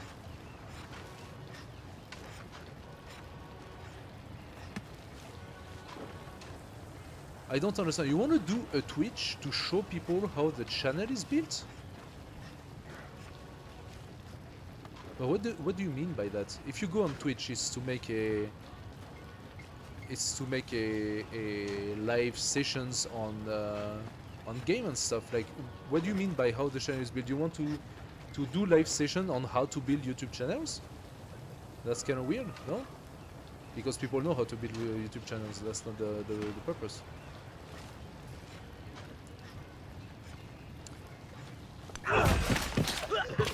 I'm just trying to, excuse me, I'm just trying to understand exactly where you're going with this.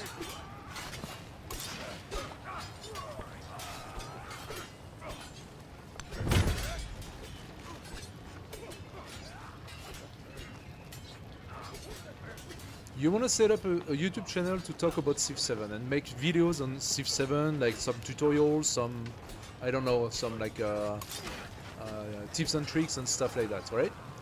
But then you want to do a Twitch, which is a live sessions, not to play Civ 7 and to make the videos, but to discuss the build of the YouTube channel. And that part loses me. I'm not sure to understand that part. I can... Yeah, I have more bonuses if I attack than if I defend, so let's go for the attack.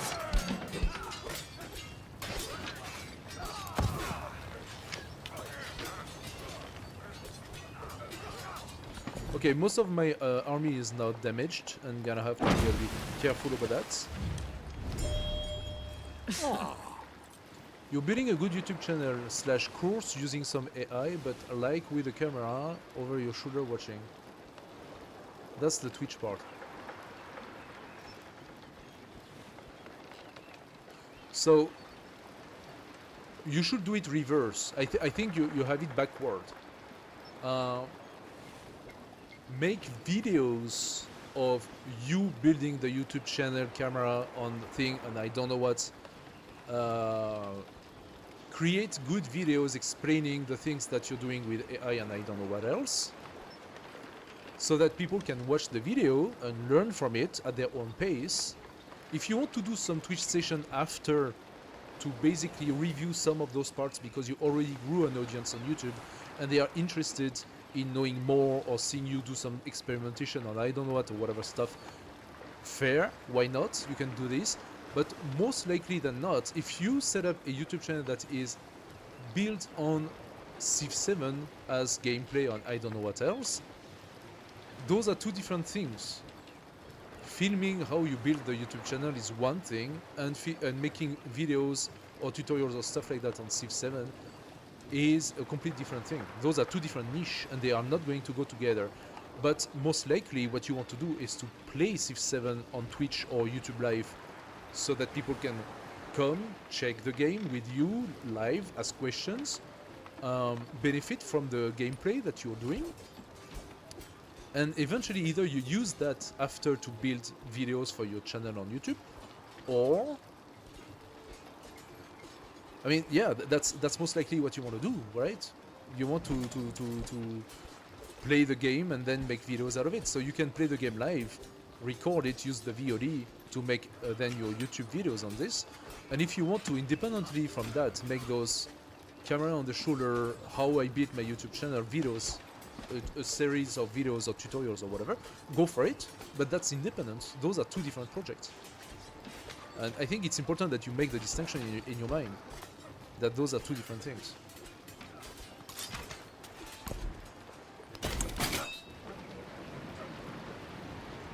Okay, so this time I'm not gonna forget for once. I'm going to purchase. I don't have enough. It's now it's 216. Every turn it gets more expensive. Super. You know what? The immortal, I'm gonna bring it back. I'm gonna bring back the immortal. As for this wall, I need ballista. So I'm gonna purchase a ballista. Two of them actually, and I'm gonna put them into this commander. Then I'm gonna go 2 immortal, 2 ballista or something like that, and I'm gonna bring them here and try to take Kopan.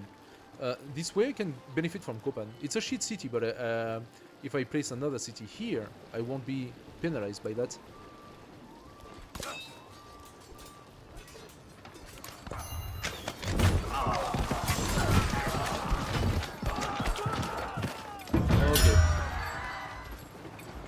So no big surprise, the immortal took a serious beating. He could pillage, but he's not gonna survive the next round of attacks.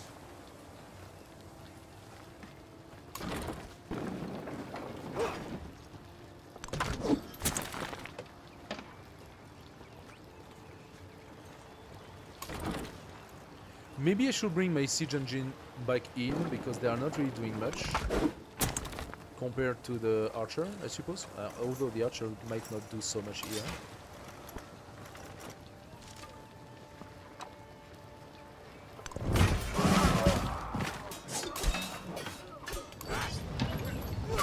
Okay, another promotion. Giving my units +5, love it. So this guy is very beat up. Get in. Do I... What is the exact thing about the immortal?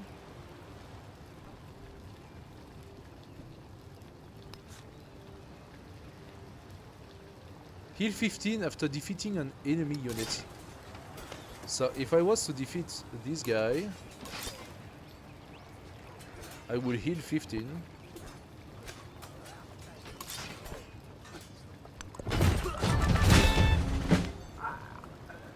Well, this one healed. But yeah, I'm thinking this guy, he could potentially heal. Can this one go all the way there? No, he cannot. I'm gonna bring them back in. Two different things. One to learn Civ 7 and the and then have a Twitch that shows how I made the videos, so they can see the process, and hopefully be inspired to try doing it themselves.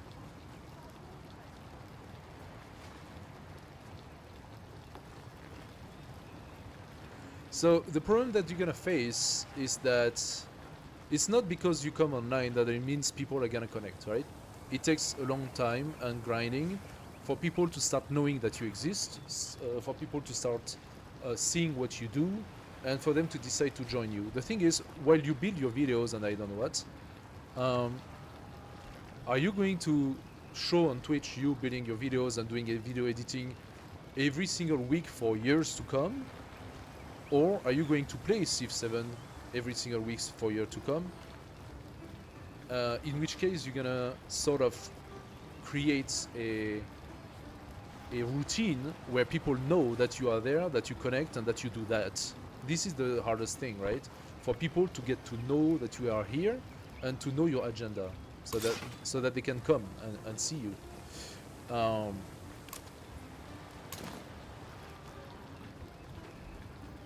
While I like the idea of you showing video editing, whatever it is, Civ 7 or any others, unless you think that that you have a very, very specific idea in head on how to do your editing for Civ 7, I think there are plenty of people doing that, and I'm not sure that you specifically are going to provide a specific value. Yeah, but again, you said Twitch from... Did you check Twitch and see if there are already people doing video editing live, and how many there are and how they do it? Because I would be surprised that there are not, you know what I mean? And if there are already a lot of people doing that, then you are not gonna appear. You are going to be lost into the hundreds. So when you go live, what you want is to make sure that people can see you somehow, and there are no real good solution for that, besides either you do something that is unique, but then people needs to know that you exist, and that's what YouTube is for. You show on YouTube the videos and how you did things, and etc, and you interest people by the quality of your editing, and you're like creating tutorials and stuff like that. You're gonna attract people specifically for the quality of your editing. And then those people, if you let them know on every video that you do on YouTube, by the way, I will be organizing live sessions if you are interested, starting in 1 month at this date, or I don't know what. Maybe you can create an event where those people who have watched your video will know he's going live, I want to see what he's doing. But if you don't do something like that and just go on Twitch and start doing stuff by yourself, why would they know you're here? Why would anyone know what you're doing? You first need to have already content live. Now, if you tell me there is no one doing video editing on Twitch live, I would be the only dude doing that, and you somehow publicize it by going on servers, Reddit, or I don't know where else, and you say professional video editors doing live on Twitch or these sort of things, you create the events, you bring people from other platforms toward you, then, well, yeah, why not? But then why Twitch? It could be done on Zoom, it could be done on any other streaming platform or whatever, you know what I mean? So yeah, I think that Twitch is more oriented towards people doing some sort of activity, like mostly gaming, but you also have more than just gaming. You have people just like talking about things and I don't know what. And the people coming to watch it are people who are used to this individual and interested in coming for the specificity of that person, for how unique that person is, for what he brings on the table, he or she. There are more and more she's, by the way, which is a good thing. It's very cool.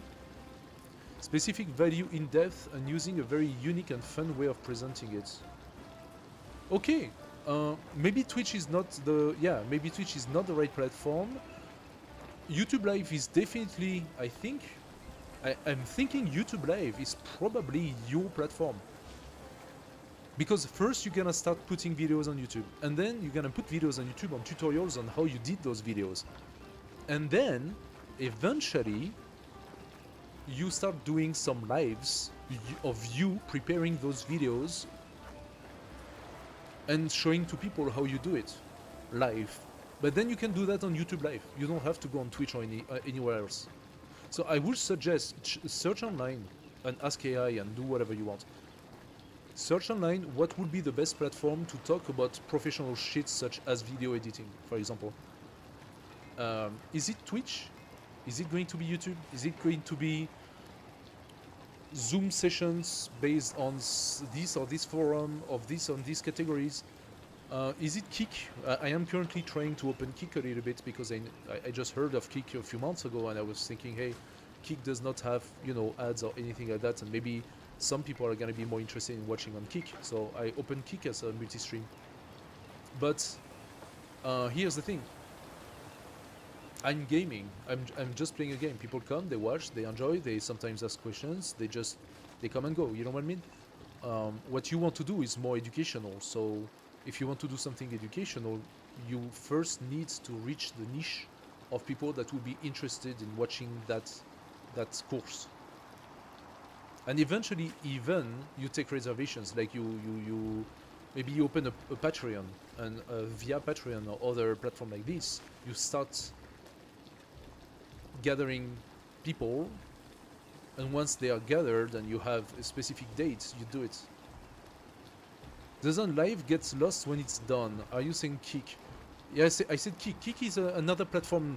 It's a clone of Twitch, and they also do lives, just the same. So live get lost to a certain extent. You can keep the VOD of your live for a certain amount of time, and if you pay extra, the platform can keep it for longer. So Twitch, for example, from base, keep it for 7 days, I think, or 15 days. During which time you have that VOD live, but then again you can access the VOD and then work that VOD and edit it and make a video on YouTube. So it's never lost. Once you've done the video and you post it on YouTube, it stays there forever, unless your channel is gone.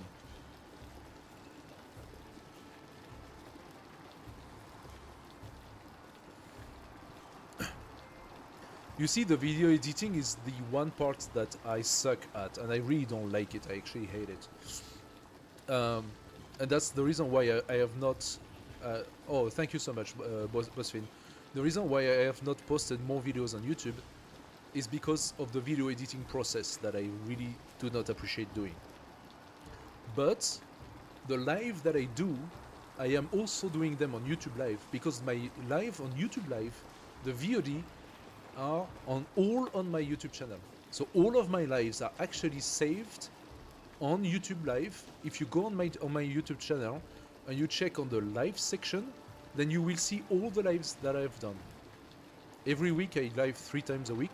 Now it's 3 times a week. I used to do more before, but now it's 3 times a week I live, and every single live I've done, the VOD is on YouTube. So if you want to check other challenges I did for Civ 7, I am also doing lives on Tarkov, Escape from Tarkov, and I've done also lives presenting indie games and stuff like that. Then you will find them all on YouTube because the VOD is kept. Now the problem is the VOD comes as a live, so it's a long video. It's gonna be 3 hours, 6 hours long. It's not refined and it's not edited, and that's also a reason why on YouTube Live the algorithm, you know, the bot that serves to rank your videos and stuff like that, it does not consider my videos very well, because it thinks, oh, only the people who watch that person live have seen that video, and so he's not promoting those lives for other people to look at. That's why my lives video are not being seen by hundreds of thousands of people, but mostly just by the people who came and connected during the live. It keeps my YouTube channel alive, funny enough, still functioning. It does not shut it down, because I keep making new lives and new videos, but it does not grow the YouTube channel as being, look, he's making those videos and he's gaining so many audience and these sort of things. So for me, it's a little bit of a shortcoming, but I'm very happy to see all the people who connect on YouTube. Hello guys, I'm very happy to see you all, because like that shows that people are interested in what I'm doing, and that's really, really cool. Hey, I'm receiving a notification. What is this? You see, I don't even recognize my notifications. Hey, BuzzFeeds, thank you for the subscribe. Thank you so much, man. It's much appreciated. Much, much appreciated. So yeah, the subs on Twitch, the subs on Kick, those are things that I'm still trying to figure out. I'm a small streamer. I'm not a big guy. And I really do it because I want to develop the community. I want to get to know people and to discuss the game together. So it's very happy for me to see you guys. A poor guy like you. Man, don't say that. Don't say that. And you have every single right to succeed. I mean, if you're a really good video editor and you set up the thing, but it's all going to be a communication game for you. That's gonna be the way for you to manage to reach people and to communicate on what you do. That's gonna be the thing. If you manage to figure out how to communicate on what you do, Civ 7 is going to be a support of your editing, and your YouTube channel will be about showing how you edit and explaining tools, explaining AI, explaining stuff that could be very popular because people on YouTube like a lot to look for tutorials. So if you make very good tutorials on video editing and stuff like that, you're gonna have success. I have myself watched a lot of tutorials for video editing. Yeah, you can do that. Learning AI using characters, AI created characters to deliver the course. Sure, you can do that. You can create a persona. I was considering doing something a little bit similar, like creating a bear persona, because this is the character that I am in public, bear, especially more in Escape from Tarkov. But yeah, that's I thought about doing it. I even considered for a while putting this, you know, animated character during the live, but I think it's a little cheap. It looks a little cheap at the end, like all those manga character. I'm like, why do you put a manga character pretending to talk instead of you? Just because what you're too ashamed of showing your face? Like, you think you're ugly or something like that? Like, some people that I even know who were streaming before, facecam, starting putting characters instead. And then I thought, but you lose the proximity with the streamer. You're not watching someone anymore, you're watching a character, like an anime character. And when you type on the chat and you try to discuss with someone, it's not even that person answering, it's a freaking character on AI bot or I don't know what. I don't like it so much. I don't like it so much. So, but if you want to set up AI level stuff and show how it's done and these sort of things, go for it. Tutorials is always gonna work really good. Sorry about the the complete discussion cut, guys. Visions in the Grapes, new event. The characters wouldn't be in life. Yes, okay, yeah. But you can definitely set up characters, animated characters in your videos. That's gonna be super cool. Absolutely. I might consider putting a small bear character that would be automated and that would be reacting to what I say. Maybe that would be fun. If you had like a little bear character on screen while I'm doing stuff on Civilization or on Tarkov or something like that, and the little bear character would be, you know, interacting with me. Maybe that would be fun. I don't know, but I don't know how to do that. I would actually need professionals like you to be able to do something like that. But yeah, I don't know. You know, you have a lot of things, a lot of ideas you could go for. Visions in the Grapes. A diviner drinks deeply from the wine bowl and makes a proclamation. A sea of unfamiliar faces is on its way. Prepare to welcome migrants, +1 migrant, or prepare to face an army +1 warrior. Now, the warrior is irrelevant for us at that point. What we want is better than that. It's quite interesting. So, Suvernagari is 5-turn in unrest. If we manage to hold, she has a lot of elephants, but if we manage to hold, then we can pump out troops from Suvernagari. We actually got a lot more camels. Look at that! Yay! Woo! Give me the wool. Give me the clay. Give me the incense. Hell yeah. Okay. So, we have 161. I didn't see that. I just cumulated influence without realizing. Moche. Let's be friends. 15 turns seems like a lot. I'm gonna boost it up and reduce that turn to 10 turns.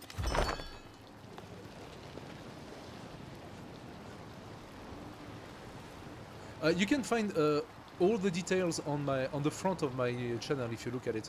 So if you go into YouTube, it's the same name. It's TheBearAttitude, and you'll find the schedule. You'll find in the live section all of the VODs of my lives and stuff like that. So yeah.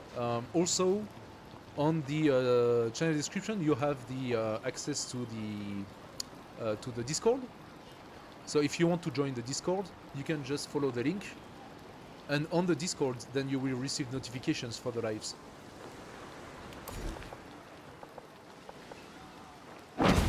Let's give ourselves a little bit more fish. Actually, I think I can do fish as well on the river, so the fish is not completely wasted. That does provide me with good resources. Yeah, for anyone who doesn't know it, just check on the channel's description. You will see the Discord link.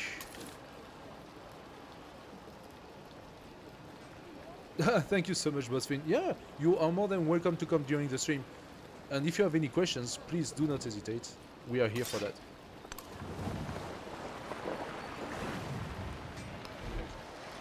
Okay, do I have a spot for a nice Paradisa?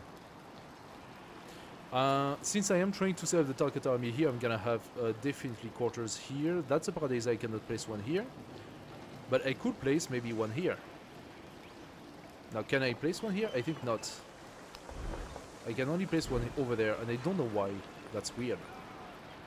Or is it because I need... Okay, it needs to be an improvement, I think. So this one is an improvement, but those are not. So I'm gonna try to maybe put one here, and see if I can set up the Paradisa after.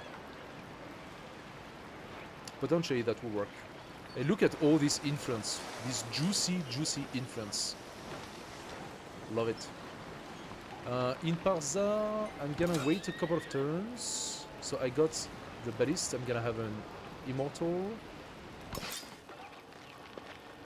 This guy, you heal, please. You wait. Okay. She has quite a bit of army though. After the battle, Aha! We got it. many new ghosts cry.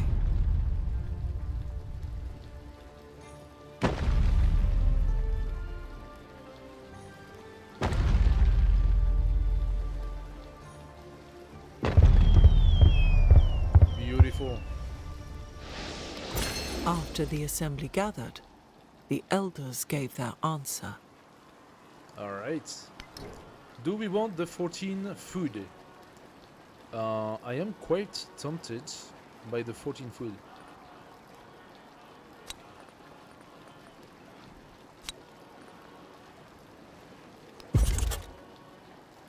Terracotta army. Underground. So. We continue in here with... So the city has very good growth, but very bad production. So let's start putting in the woodcutters. And Sparta needs a soapit. As well as... Oh wow, okay.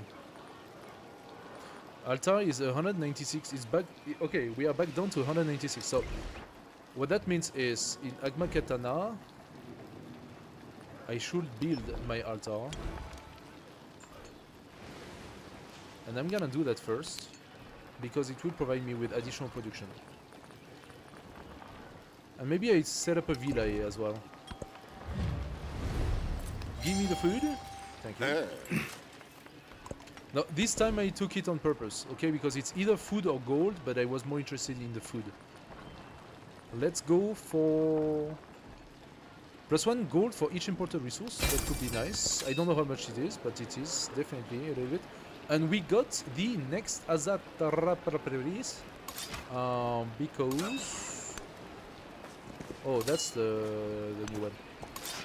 Because of the Terracotta. The Terracotta army gave us the extra commander. Very happy. So we now have 4 commanders. That's pretty good. Let's... Should I bring my commander here so he can benefit from it? No, not this time. So let's shoot. Very nice, very nice.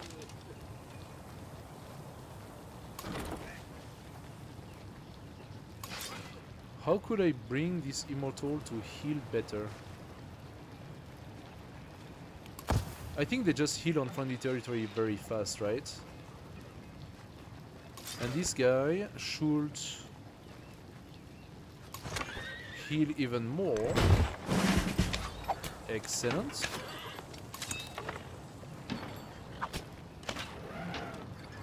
Let's upgrade.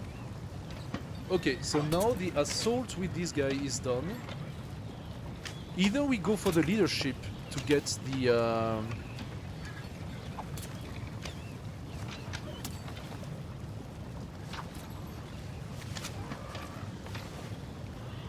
I like that. Land units within the commander radius can be upgraded as in friendly territory and heal 10 HP when upgraded. I could do that, upgrade my immortals and heal them in the process. Or I go maneuver and try to get the amphibious. I think I'm gonna do that first. So, this immortal should, logically, by killing these elephants, heal.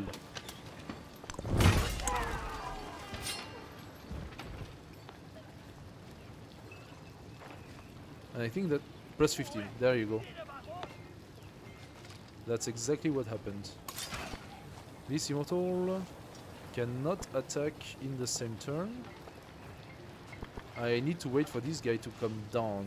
Now 3 elephants might be too much for him. This immortal is gonna come out and heal. I should probably bring a siege engine here.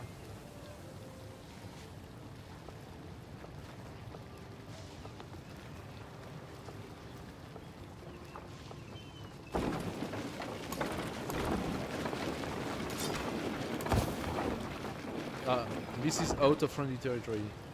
I'm gonna bring him here so that he can heal in this tile. That should be fine. I have yet another damaged immortal here, so let's see how that goes. And this immortal is gonna stay. No.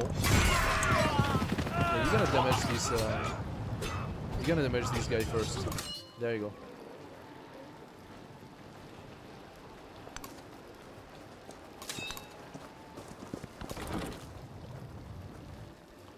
So the ballista is actually in place. Oh yeah, she has to wait.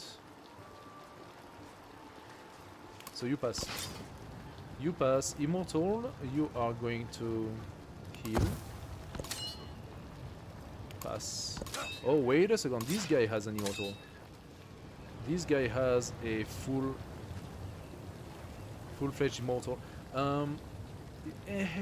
Yeah, there is a high chance this guy dies. If I bring the immortal out, maybe I can damage the elephant enough.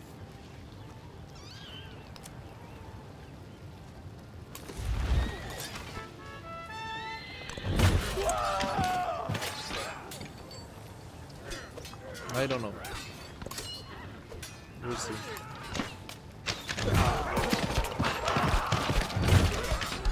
Wow, that worked. That actually worked. They did not manage to kill my guys. Perfection.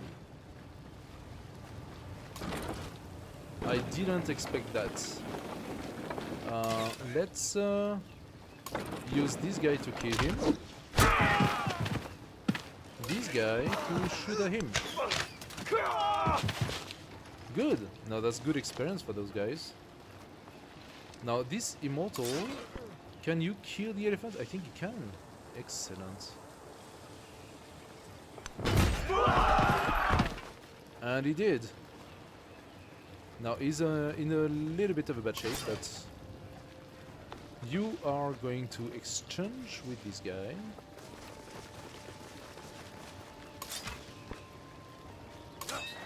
And here, heal. You heal, you come here to heal, and you're healing. So they don't heal, I think, as much in allied territory than they are doing in our territory. I'm gonna bring the ballist here and shoot the elephant. Oh, yes, very nice. And as for you, you can probably kill this archer. No, that didn't kill.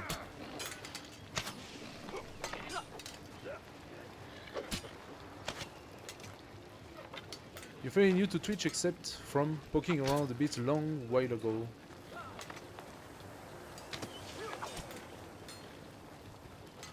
Your last message? Why would your last message violate anything? I think you just posted into the wrong channel, dude. I think you posted into the wrong channel.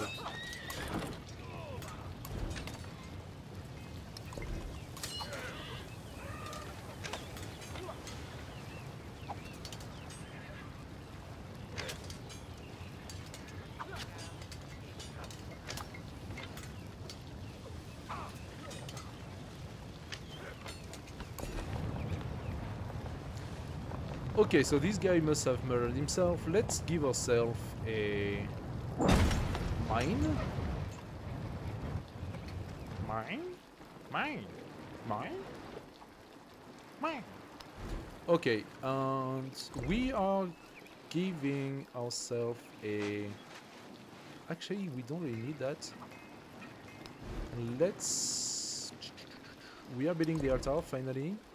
We need stuff in Sparta. The altar is interesting, but it's not the most interesting. What is interesting right now is gonna be the harbor. And fishing cave. And paradiser. There we go.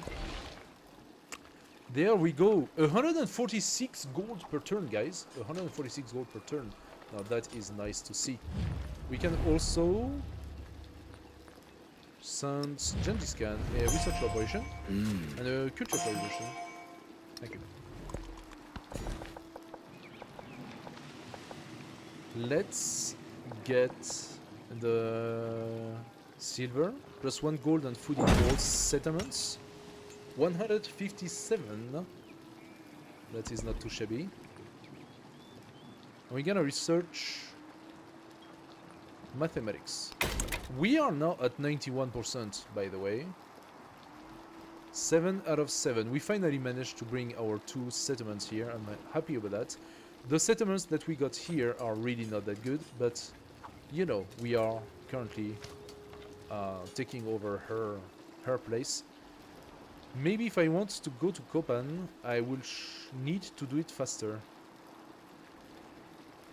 I don't really care about Kopan, but maybe I can force her to give it to me.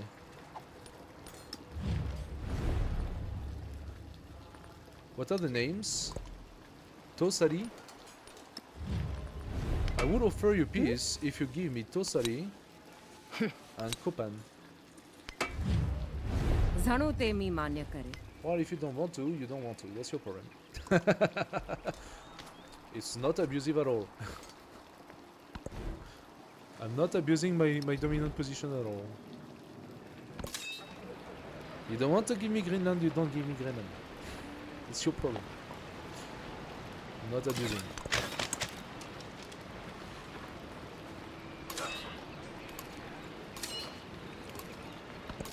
Alright. Azara Patatis.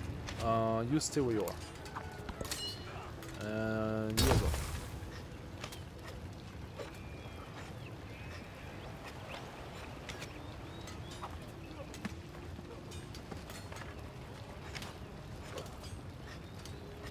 Yeah, if you were talking to other chats and you got blocked by a message, it is likely that You have been banned from the chat, so you cannot post over there. Just me? What do you mean, just me?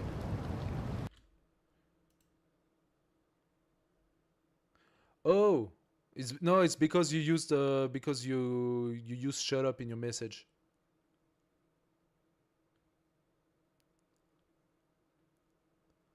No, okay, no, there are you got blocked by the filter. You got blocked by the filter, but that just means your message can. You just need to retype your message without the shut up and stuff like that, and anything that is considered aggressive or an insult or something like that is being automatically filtered by the moderation on Twitch. Twitch is family friendly. Okay, got my immortal.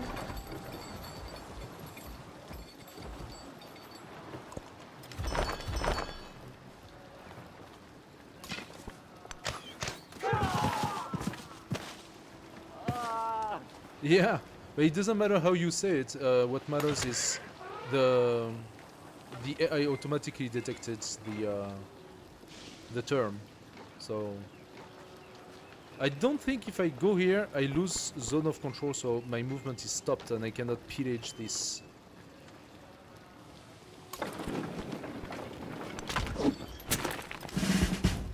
Yeah, you learn another thing, exactly. You learn every day, dude. I could heal my immortal, but I think it's more valuable for me to destroy those elephants quick.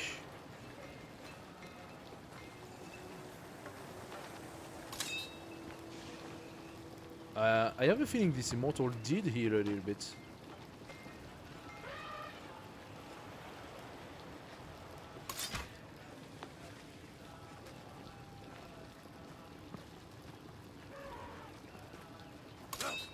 Can I push these elephants to come in?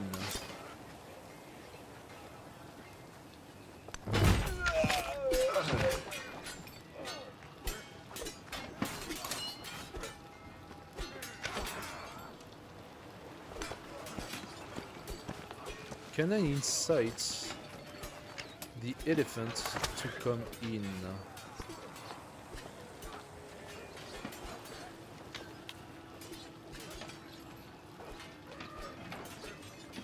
That's not obvious. If I bring in my chariot, I'm always fighting on a negative position here.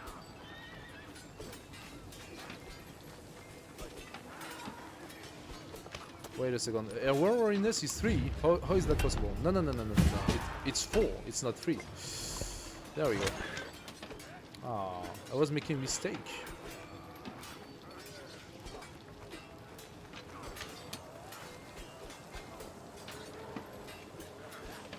Like if I bring the chariot and attack, she's gonna switch the elephants and attack me with the other elephants, and my chariot is gonna die. Now those elephants can also come and attack the chariot just the same, so maybe I just bring the chariot here.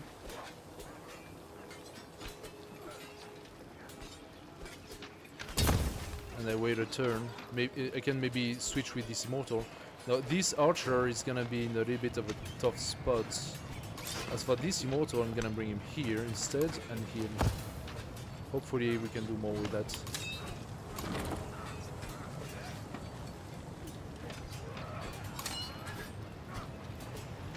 I am considering bringing this immortal out.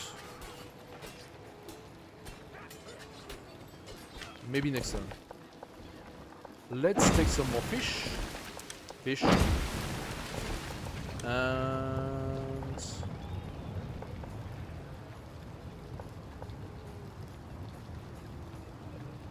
yeah, I think that should do the work. 2 more turns and then I will be able to start pumping out some troops. So maybe what I should do is keep a little bit of money. I'm at 92% though. I'm not so sure what else I can do with this. Maybe I should start bringing guys down there. Am I making a mistake not attacking Samapa faster? It's just that she still has quite a bit of army. I need to destroy it first. Himiko, my borders are open to you. Give me +2. Thank you.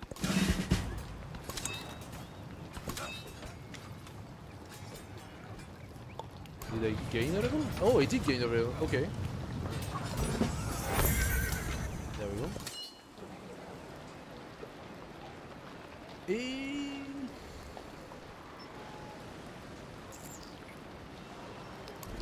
Let's buy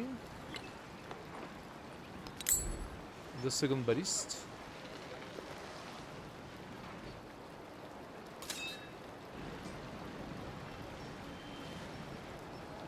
Oh, it went straight into the guy. Nice. If I leave my commander here, the ballist goes straight inside him. That's really good. I didn't know that. And then I can build, if I cannot purchase, but I can build... What, a horseman? Maybe a horseman would be good. I can do an amphitheater as well. Where? Where should I do this? Maybe here? +5.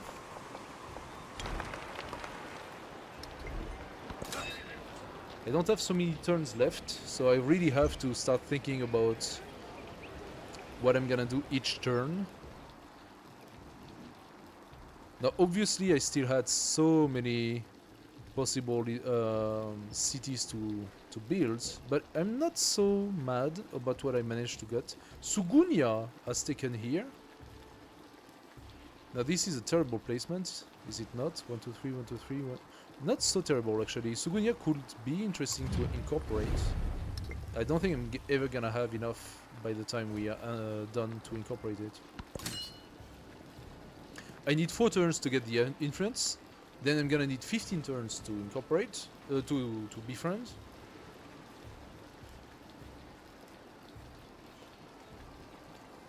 And even if during those 15 turns, which means we are already finished, I had the necessary influence. Oh, I'm not far from the golden age of... Oh, guys, I'm doing better than I thought. Look at that.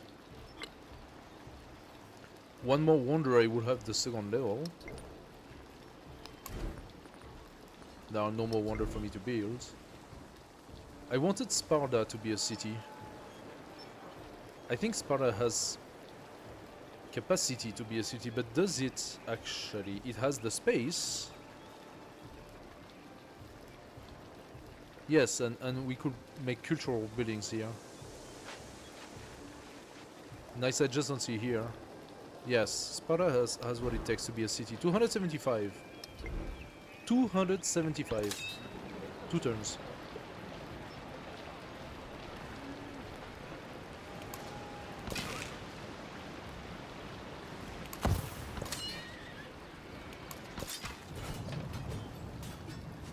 This immortal you need to heal.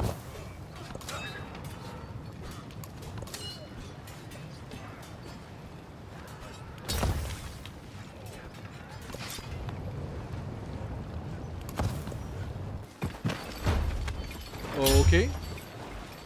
So he could cross. That is something I did not evaluate properly. He could cross and he just killed my archer. Okay. Good to know.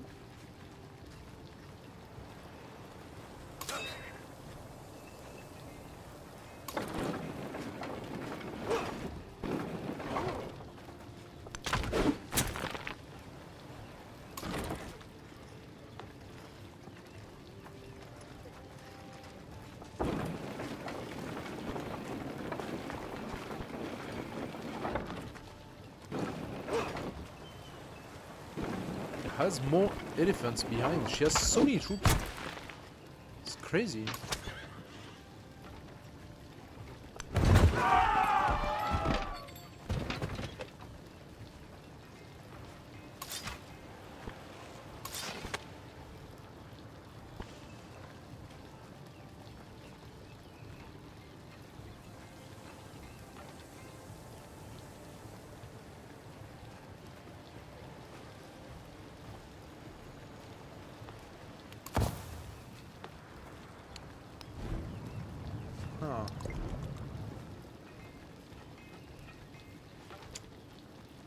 How am I gonna do that? I think I did not prep things properly here. I could bring this guy back here.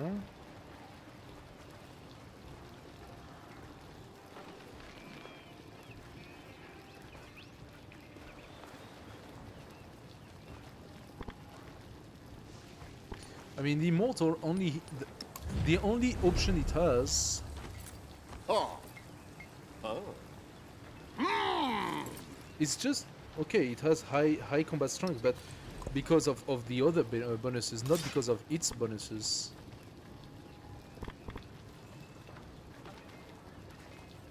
Defending in river terrain, that's definitely the best I can do, but I think I'm definitely gonna lose that troop, so this one is too strong for now. As for him, it doesn't feel to me that he healed, so come here and heal, please.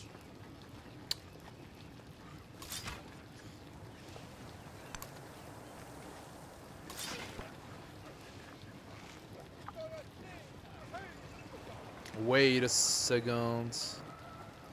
Wait a second. Can I do some shenanigan?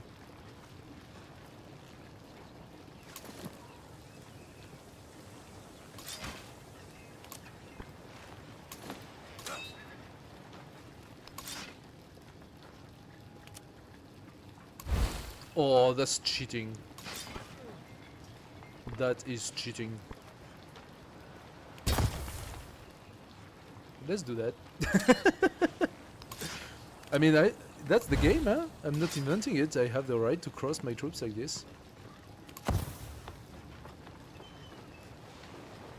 This chariot is gonna die, like, really hard. 250. In next turn, I will be able to pump out a level 3 out of Subanagiri.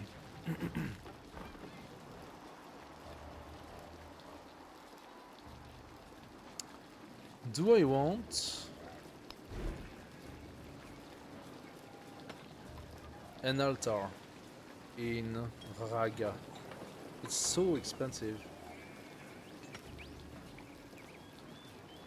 But I think I'm gonna do it base. The thing is, the Pantheon disappear next age, right? It will give me +3 happiness.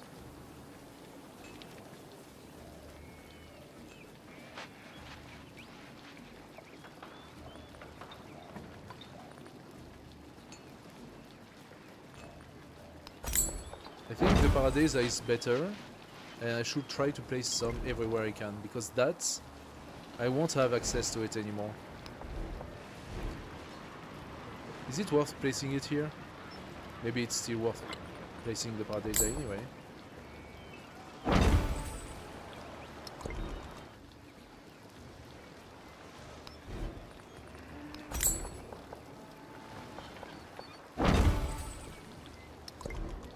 If it holds value, why not doing it, huh?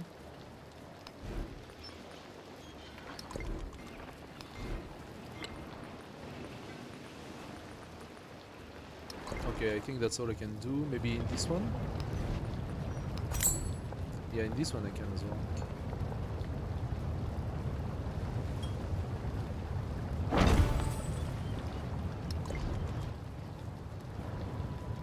Actually, in this one I can put several.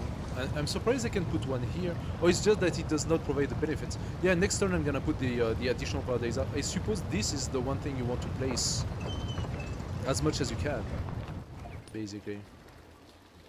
93%. Moshe, are you going to turn? In 6 turns. Yeah. I'm still considering this as a potential city for me. How much would a settler cost? 340, that is 2 turns. 2 turns for the settler. And then how many turns of travel to go here?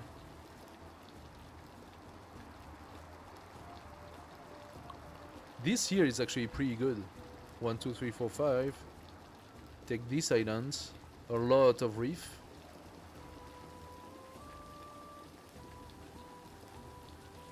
That's an interesting tile here.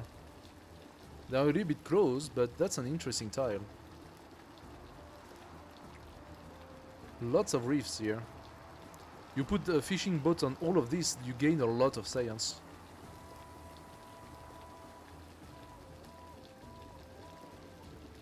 And look at this tile here. You can make a super big city, super nice. Probably not catching all of it, but if you place it here, you catch 1, 2, 3, 4, 5, and 6 resources, plus all the fish. That's a nice one here. And here as well. Another 6. Yeah. And there are a few positions that I'm actually curious about. Oh, I'm stupid. I should have brought the guy here. Oh, I'm so stupid. Why did I not think about that? Okay, he does have the assaults. So if you have the assaults, I can put out the ballista and kill the boat.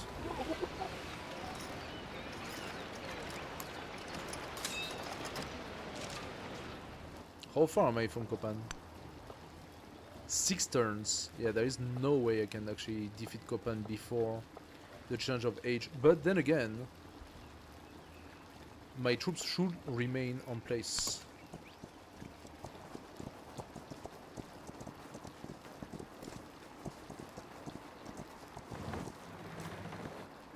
I need the ballista in though. Production for infantry unit? No, I don't think so. The maintenance is getting good. Let's take another source of pearl. Thank you, Rosé. Let's put it in Agamemnon, since that's gonna be another +4. How far am I for the economics? 2. 2 resources. That will be 1 merchant.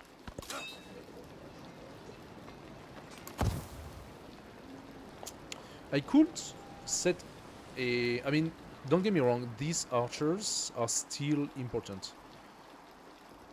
Any new city-state is gonna pump out boats and stuff like that, and I need archers. I actually need a lot more archers. I should put 4 archers on Sparta, and I should put maybe 1 or 2 more in Agamemnon. Yeah, I need archers everywhere. In Raga is also difficult to hold, but like 2 archers here, 2 archers here. Maybe I can catch some boats. And I do have the gold to sustain it, right? So my gold is gonna plunder next age.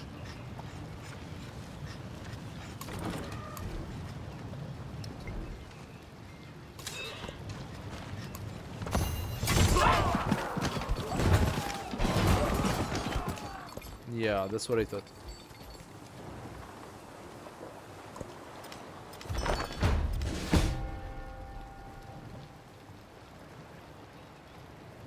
Okay. So now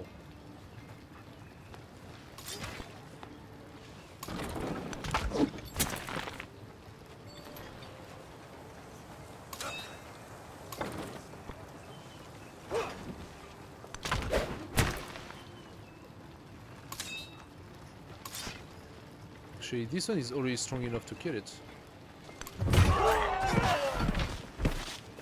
Excellent. This immortal is gonna kill this one. Very nice. This immortal is fully healed. This one is getting there.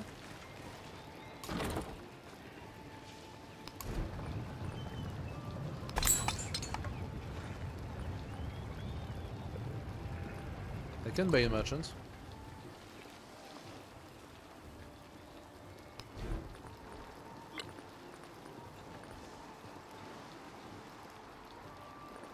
Wait, he does not have resources. I need 2 resources. Webcam now, I suppose.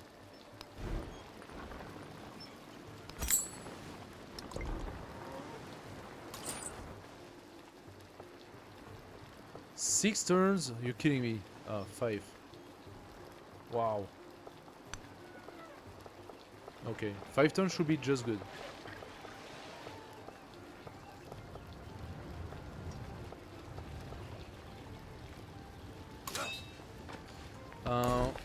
What else?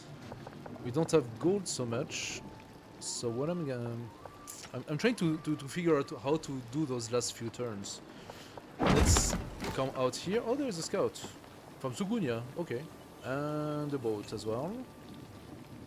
Kutai Martadipura. Oh, where are you from?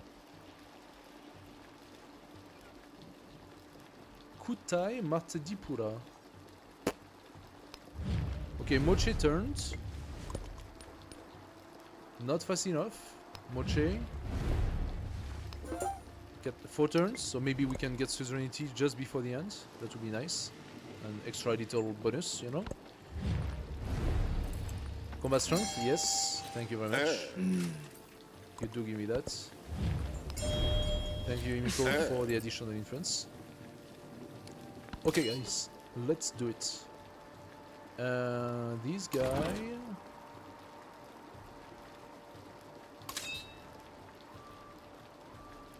Yeah, I made a mistake.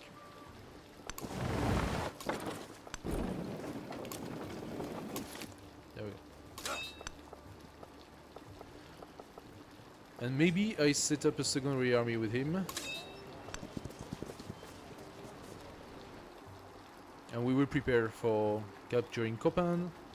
And then I will decide if I decide not to betray my long-lasting friend. But yeah, we are getting there. Let's finish the era, I will say. That would be a good cut for us. Let's put you on alert. Alert. You sleep there. I'm gonna pump out new army inside you. Okay.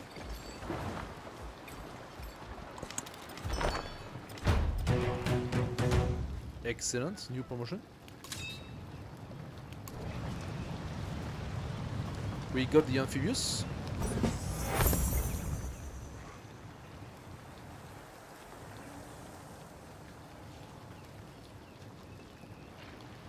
So if I was to kill this guy, I would die. This guy, there is a chance. I could shoot with the ballista here.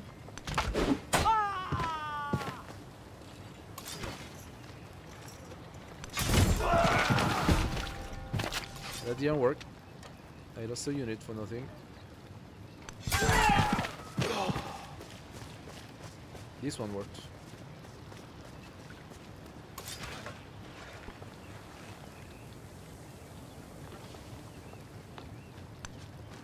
Let's bring this guy here.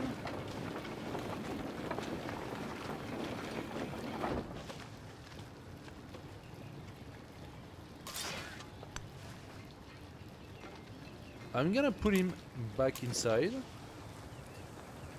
Now this... is going to be the elephants. Good stuff. I should have brought this guy forward. That was a mistake. And now this guy can pump it out right here. Suvanagiri should be able to not buy a new one, so too bad, because it's already occupied. This guy is almost full. I did lose quite a few troops, and they're gonna go for this one for sure. They're gonna go for this immortal for sure.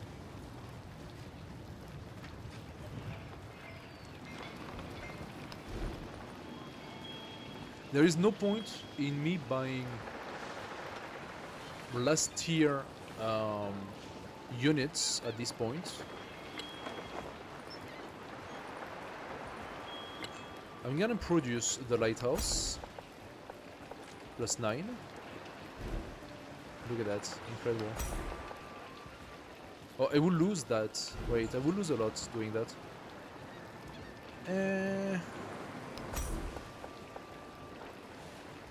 Let's put it here. 3 turns for the lighthouse, and then I think the bath. Oh, I got garden market already. But those are not too shabby over there.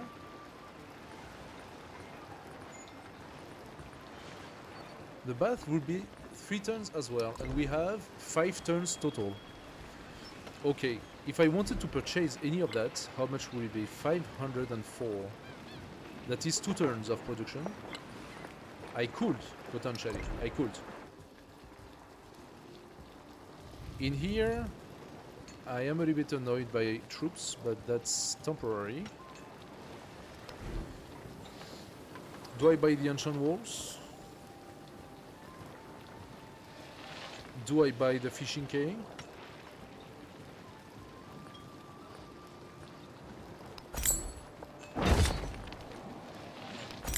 Paradisa? No, that would be a quarter. Oh. Do I plan on making a city out of this? Probably not.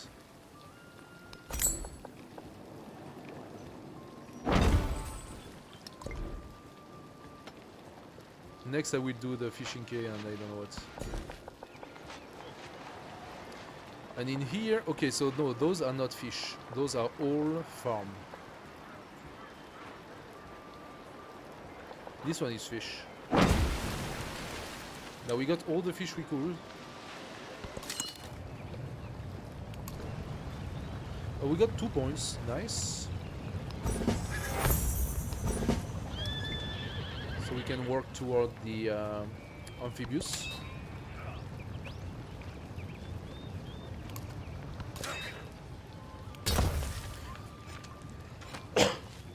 Now, on normal time, I will never go for amphibious, like ever. Sorry. Oh, I'm strangling myself.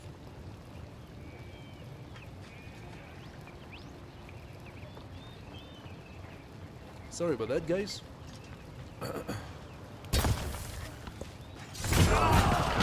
Yeah. They went for my unit, of course.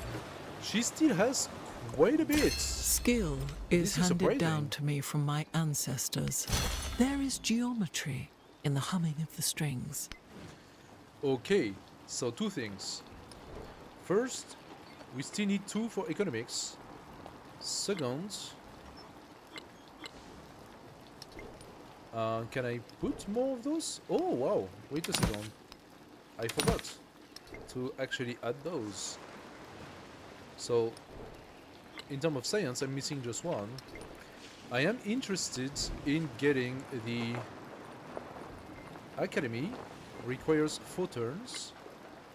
504.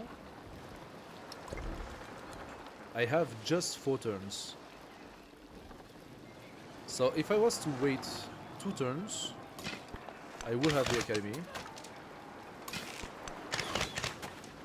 In Parsa, I can place it.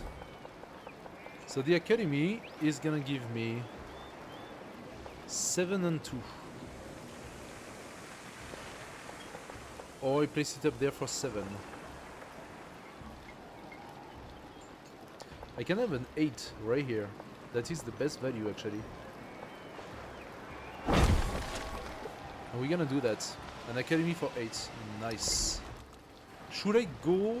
Wait. Should I go for one last one of those? Because they start with the initiative promotion and that's kind of cool. How much would be the next one? You forget about it. We did not see that. It was not in the... Oh, Lakshmabai has purchased the war weariness. Now that's what's happening. Yeah, I was wondering what was happening. She purchased back the war weariness. This is not okay, Lakshmabai. No. You need to keep on not being happy. Actually, Xerxes also did purchase some. Jose, it would be nice if you participated a little bit. Mathematics, engineering, 2 turns, we will have a codex, and that should be... Actually, I already got the necessary codex. I just need the university to put it in. Give me the fish. Thank you, Imiko.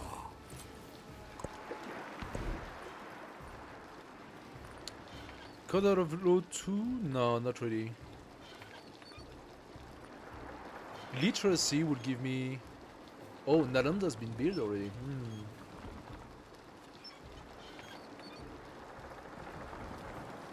Yeah, it doesn't really matter anymore. But 3 culture for every city state you're settled enough. And that's kind of cool. Wei Young Palace would have been very nice, but there is no way I can finish it.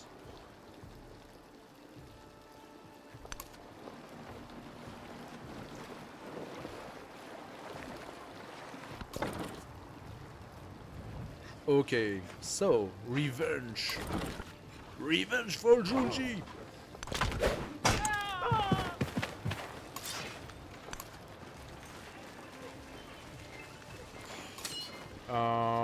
I don't have so many troops left. I got 2 ballista and 3 immortals.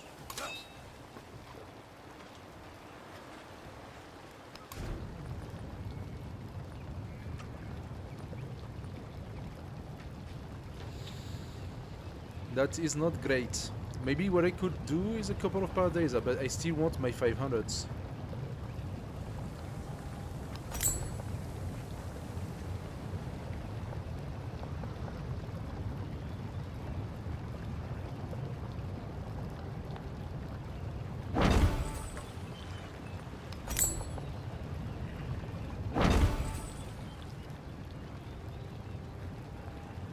That'd be 300 next turn. Ooh, that's gotta be close. Maybe I went too far. Maybe I went too far. Let's see. Let's shoot.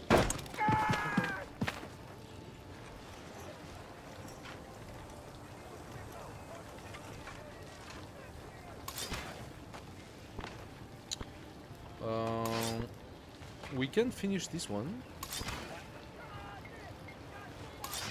With this guy, can I attack all the way here? Or am I stuck to this one? From here. I could let them come in as well.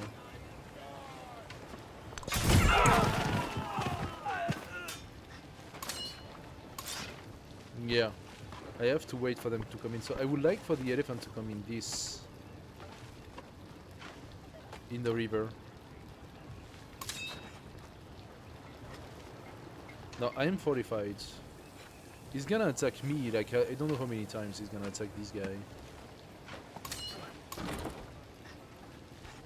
This elephant could also come here to try to attack this guy.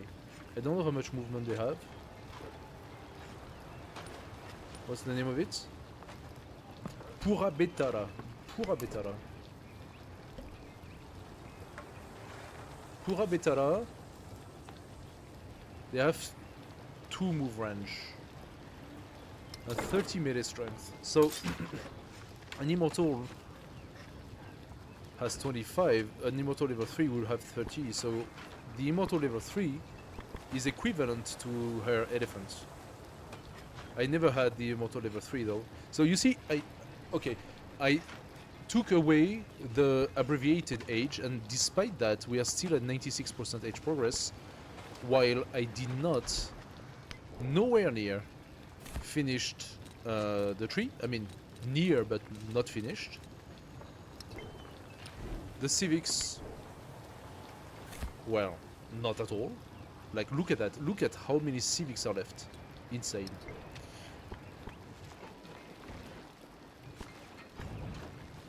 And the upgrade of our units, you can forget about it. It's almost impossible to get the last level of the units. Not if you abbreviate the age. Only if you get for a long age.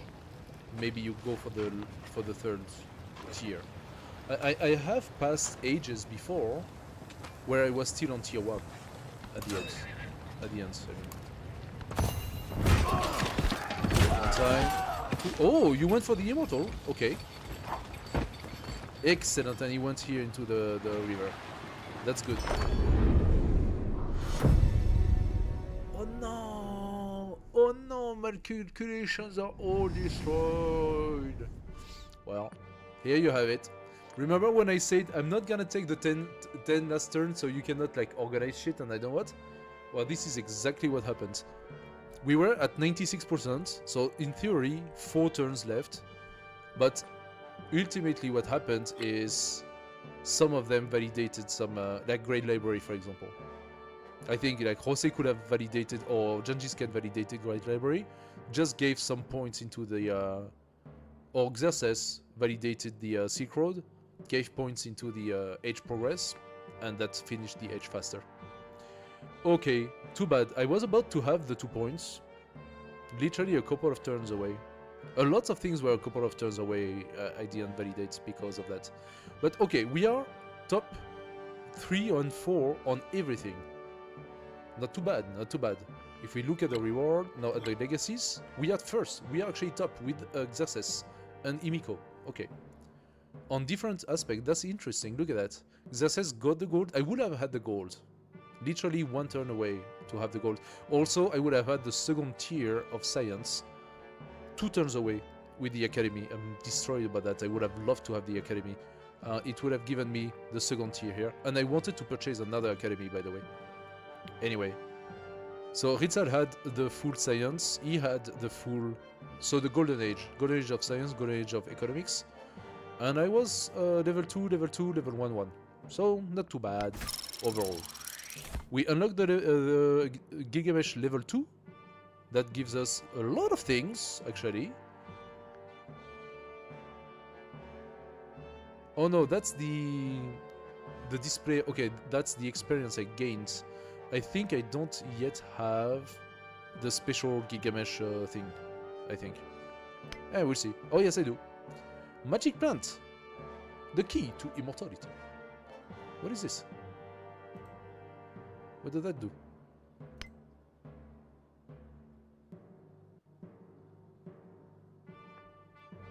Okay. Well, listen, guys. I think this is the absolute perfect place to stop the stream today.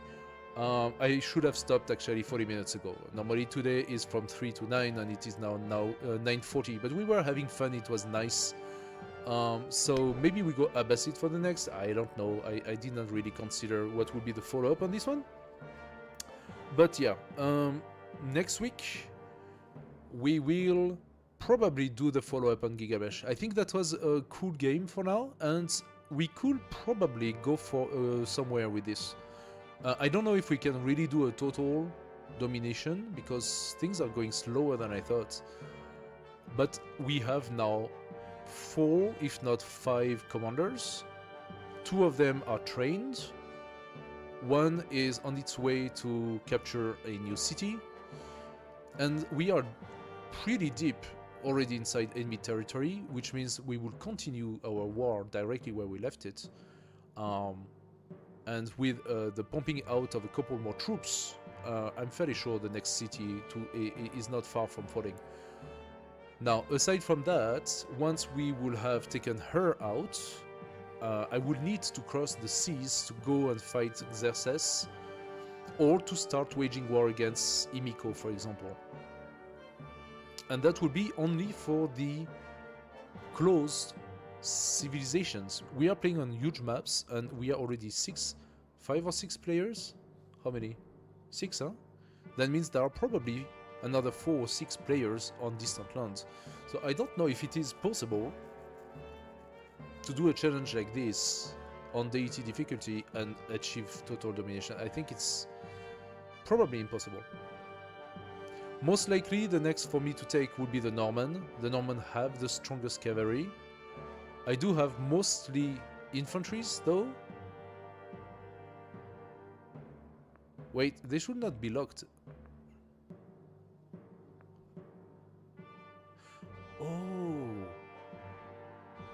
Oh, screw me! Did I make a mistake in the settings? Did I make a mistake in the settings and I actually did not activate it? I think I did not activate it. I'm so stupid. So yeah, we could go for cavalry, even though we currently have infantry, or we will have to figure out a follow-up civilization that provides me with really strong infantry. I don't know if there is one though. It's all cavalry now. Maybe the Ming? Unique infantry unit plus 4 combat strength in featureless style. Has a ranged attack. The Great Wall, the Mandarin, unique merchants. Maybe the follow-up is the Ming? I don't know. Or I do a complete switch and I go for Norman because their cavalry is just ridiculously strong.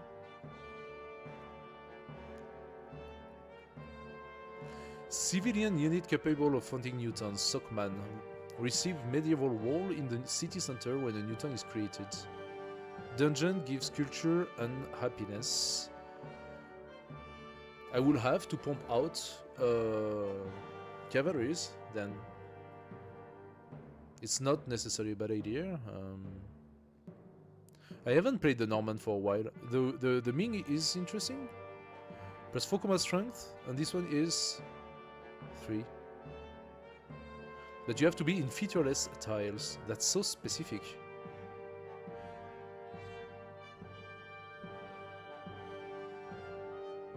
Has a ranged attack. I kinda like it. Because we will start with quite a few of those, since I left with this. Plus 100 gold when using the create a road action. And then you have the Great Wall, which is culture and gold adjacency. I don't know. Abbasid would be the Mamluk. Wait, the Mamluk... No, it's a cavalry, the Mamluk, as well. Plus 1 combat strength for every urban population in that settlement. Has lower combat strength than other cavalry units. I don't know if that's a good thing. Great person with charge. Bulgaria. Bulgaria is strong too. Plus 3 combat strength on Rough. It is also specific, but it is good. The army commander has 3 movements. Unit in the commander radius can pillage for 1. Bulgaria or Norman right now, both are really interesting. Hidden Fortress, plus 4 production units on the tile against stealth. Plus 6 combat strength when defending. Yeah. Land unit grants production in all cities equal to 50% of pillage yields and healing from buildings. Minus 3 combat strength for all military units against district with medieval wall. And the Deity AI will have medieval wall.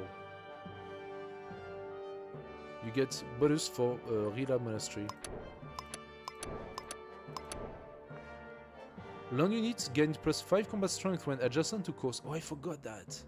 And plus 1 movement when embarked. Oh, okay. Now that is a good combo for us. That's a good combo for us. This is what we want. Plus 1 movement when embarked and plus 5 when you're adjacent to coast. On Archipelago, that's what you want. Strategic choice, makes sense. Yeah. We choose Norman. In terms of Memento, we want another militaristic card. Maybe we don't take the scientific, I don't know.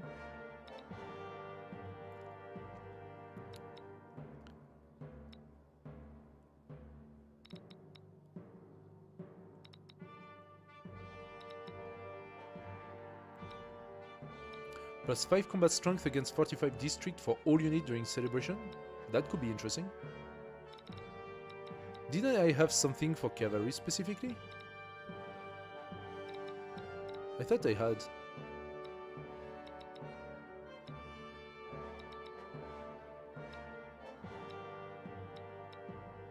I thought there was a card that was specifically cavalry and I didn't take it because I didn't want to play cavalry. That's naval units. Plus 2 for unit adjacent to 2 or more enemy units. That is also quite valuable. Ranged units.